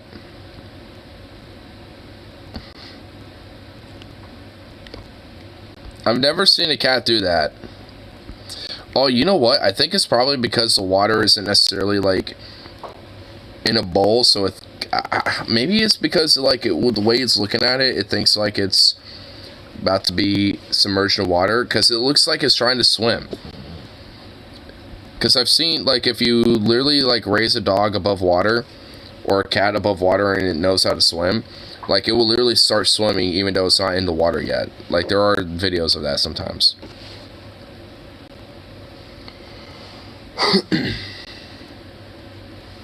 Which is pretty interesting. But I think it's just because they think, oh, I'm about to start swimming. I should just probably start, you know, getting those gears in motion.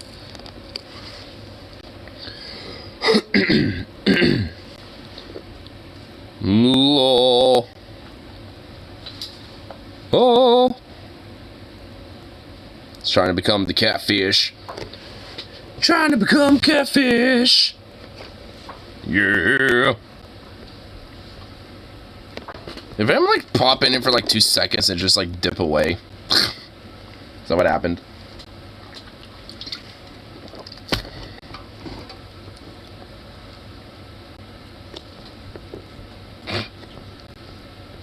Oh man, yeah, you know, he does do that often.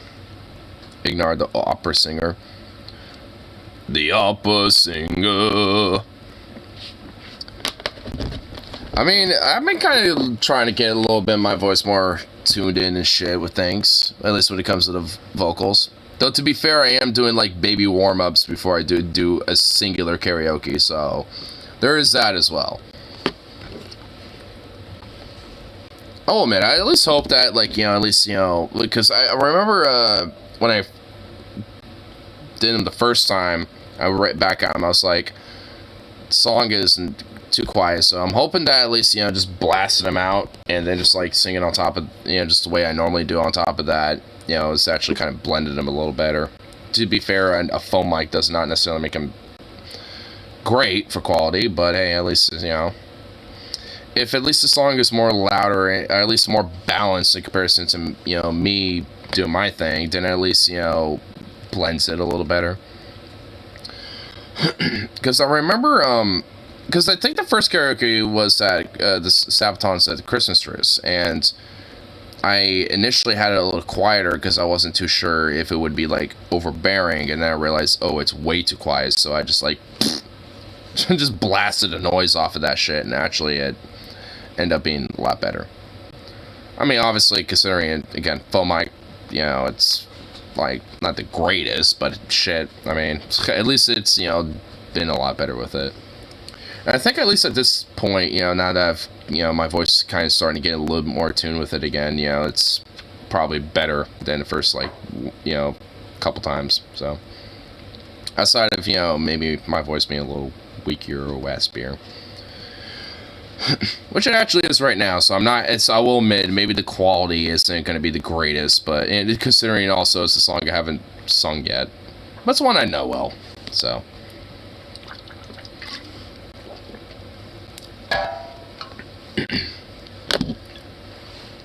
Oh fuck, it's 4:19. You know what? I'll do it after I load a bowl and smoke it, because goddamn it. I just looked at what the actual time was, and it's like, yeah, if it's 4:19, you gotta have a minute.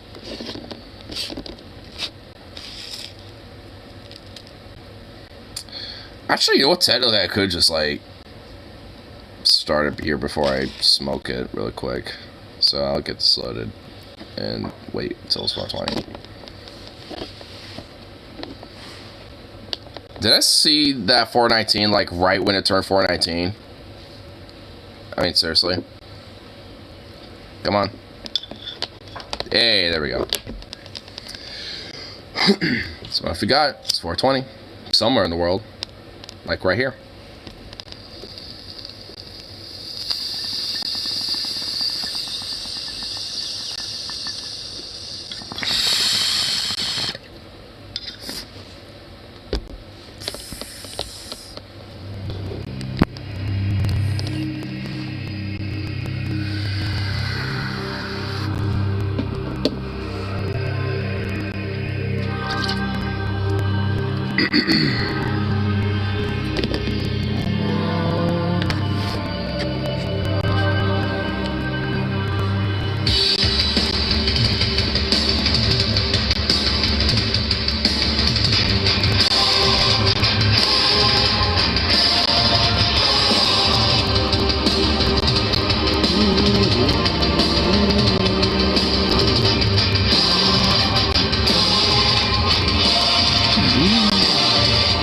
Oh, embrace me, it's my time to rule at last. 15 years I've been waiting to sit upon my throne.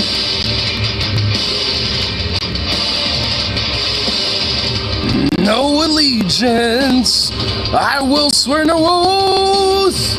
Crowned by God, not by the church, as my power is divine. They thought I was too young to rule the land, just as I failed to understand, born to rule. My time has come, I was chosen by heaven. Say my name when you pray to the skies, see coldness rise. With the Lord my protector, make them bow to my will, to the skies, see coldness rise. To the oh wait, oh fuck, this too early on that shit. A little too early, fuck.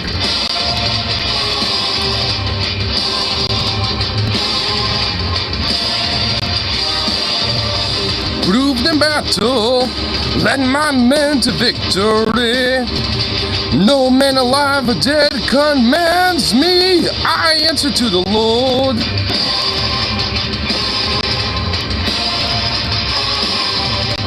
hear my orders, question me and die.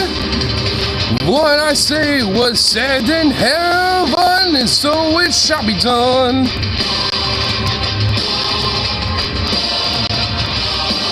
I know exist in the world alone, all by myself I claim the throne, born to rule.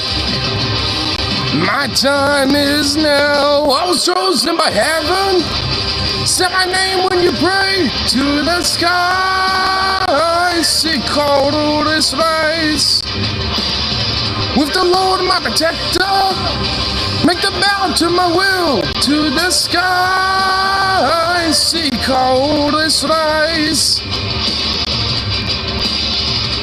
To the sky. Seek all this lies.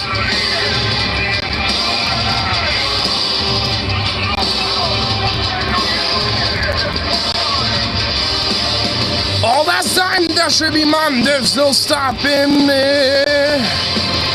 All of Europe, my rules shall be questioned by none. All I see, give to me, that is my decree. My will be done.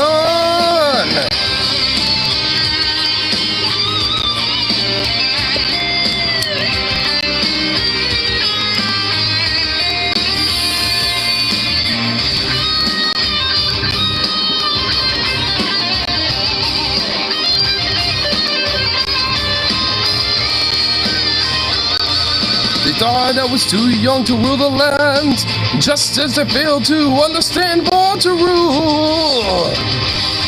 My time is now. I was chosen by heaven. Say my name when you pray to the sky. Seek all this rise.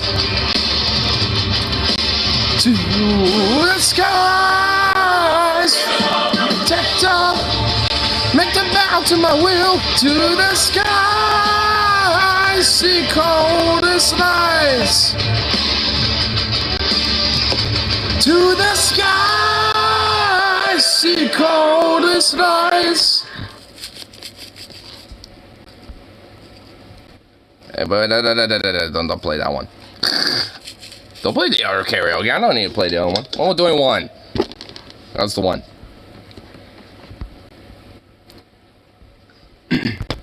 You know, honestly, for the first time, I thought it wasn't too bad, but definitely could add that to the set list. What was actually kind of interesting is about King Carl XII, which was like the main king who comes like at the peak of the Swedish Empire and shit, and yeah, he was pretty much kind of literally crowned at 15, and pretty much the lyrics are essentially kind of like through his perspective of how he decreed himself. Like he pretty much literally saw himself as pretty much as like a kid as like, yeah, I am pretty much like anointed by God, like, you know, the church has fuck all to do with me, like they're still like I am the one who is, you know, the direct messenger, not the church, not anyone else, and we gonna rule, bitch. Like, I mean, that was kind of his whole, like, motif, and, I mean, despite that, actually was, like, a pretty, you know, brilliant military tactician for the time. Hence, the Carolinas, which was, named after him, actually. Which is, like, an elite, line infantry force that essentially would pretty much, like, march all the way up until, they could see the white in the enemy's eyes, and that's when they would, you know, do their, volley attacks, which would be a basic, rank and file tactic, which the first rank will fire, they'll go on, you know, they will kneel down, reload, and then the, second rank will fire, and then and then they'll step, you know, step in front of the first rank, kneel down, and then that third rank would fire, and then vice versa. And by the time that last rank would fire, you know, the first rank would have been reloaded and ready to go, and they would walk up to the front and repeat. And it was brilliant in a lot of ways, because there was many battles that King Carl and the Carolinas specifically fought in where they actually faced very minimal casualties and faced insanely overwhelming all things considered, and it would just basically be utterly victorious despite that.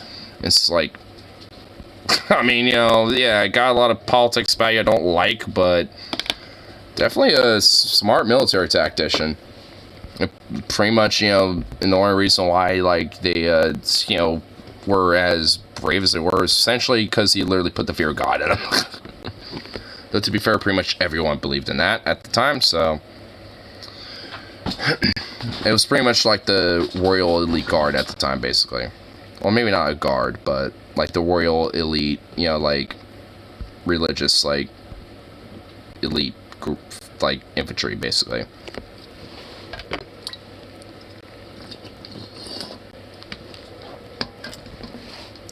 I will admit, their uniforms are kind of drippy. Uniform's pretty cool.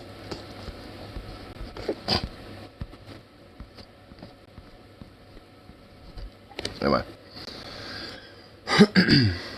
Oh, man, I am feeling a sense of wanting to get myself in a comatose state with a lot of food, and I'm feeling some amazing pizza right now, because I know that I got some that I could just whip up right now, and it would just be spankin' dankin'.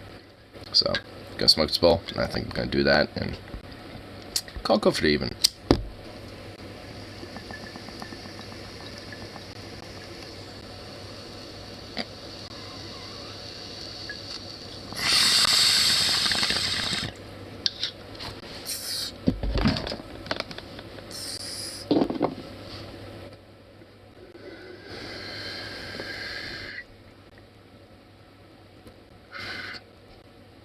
I had pesto pizza the other night.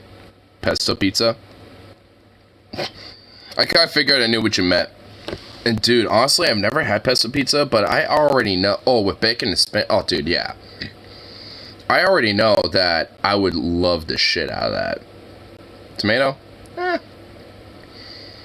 I like tomato, like, sauce, and, like, I don't really like tomato as, like, the tomato itself. Even, like, diced up and stuff like that. I'm a little weird like that, I guess. Like, I like what tomato can be made into, but I don't like the tomato itself. It's, like, too acidic, I think. I think it's just, like, way too acidic. Like, the actual, like, flavor of a tomato, like I said, it's not really the problem. It's just, I think, like, the raw, like, the actual tomato itself is just, like, a little too acidic to me. But, season of cayenne. Honestly, like, the way you're describing this right now, I won't even, like, give a fuck. I would just eat the shit out of that pizza right now. Like, even with my weird little tomato gripe I just went into, like, I wouldn't even give a shit. Like, I would just eat the fuck out of that pizza. Like, a weird part of me might just, like, pick the tomato pieces off, I guess, but, like, I wouldn't care. Like, I mean, there would be a part of me that probably wouldn't even notice. I like sun-dried tomato bits, so, see, like, I'm weird. Like, tomato, like, just a regular old tomato is, like, I don't like, but if it's incorporated into some other shit, or made, like a sauce or ketchup, things like that, then it's awesome. So, tomatoes I'm a little weird with, but either way, like, at least the way you described it, I mean, goddamn, I just want to eat that right now. I just want to just, like, engulf myself into, like, 1,000 of those pizzas right about now. Because, oof. I don't like tomatoes on pizza. That already has tomato sauce. Redundant. I most certainly agree with that. I'm just kind of talking tomatoes as a whole. Like, just as a totality. Go make it. Well, I can. It's just like a regular pepperoni. I'm just going to doctor it up with, like, some, I already know what I'm going to doctor up with. Like, a little bit of red pepper, sprinkling some bacon, a little garlic pepper, a little onion pepper, or not garlic pepper, what the fuck, like onion powder, garlic powder, god damn it, and then some black pepper, and then, what is it called? There's like this seasoning, oh my god, I'm blanking on the name. It comes in like a green, like, shaker thing.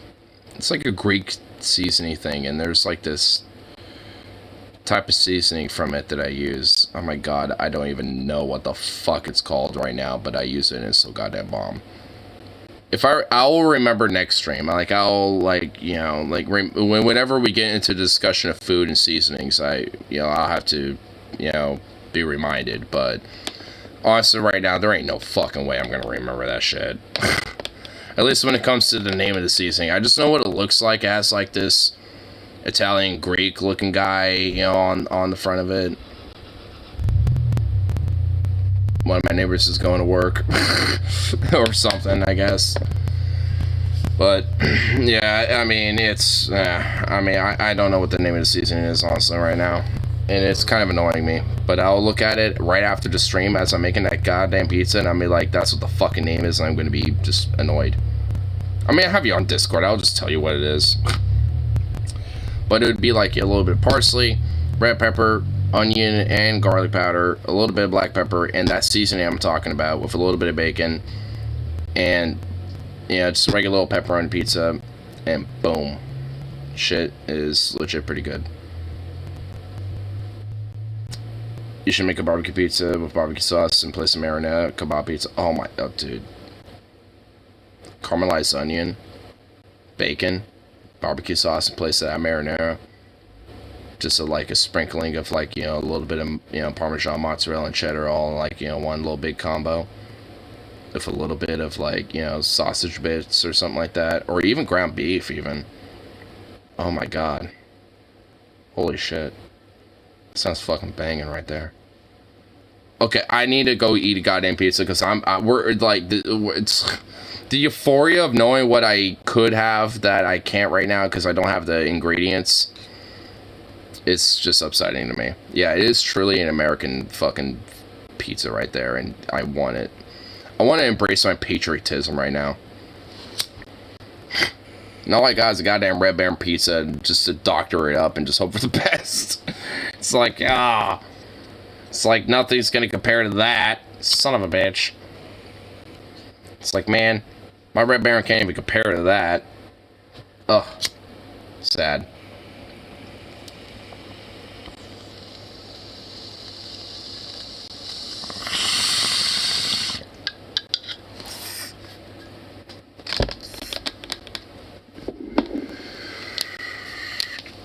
Anyway, I'm gonna go get that pizza now, so peace out. And of course, I see all that next one, so go on and enjoy your lovely business.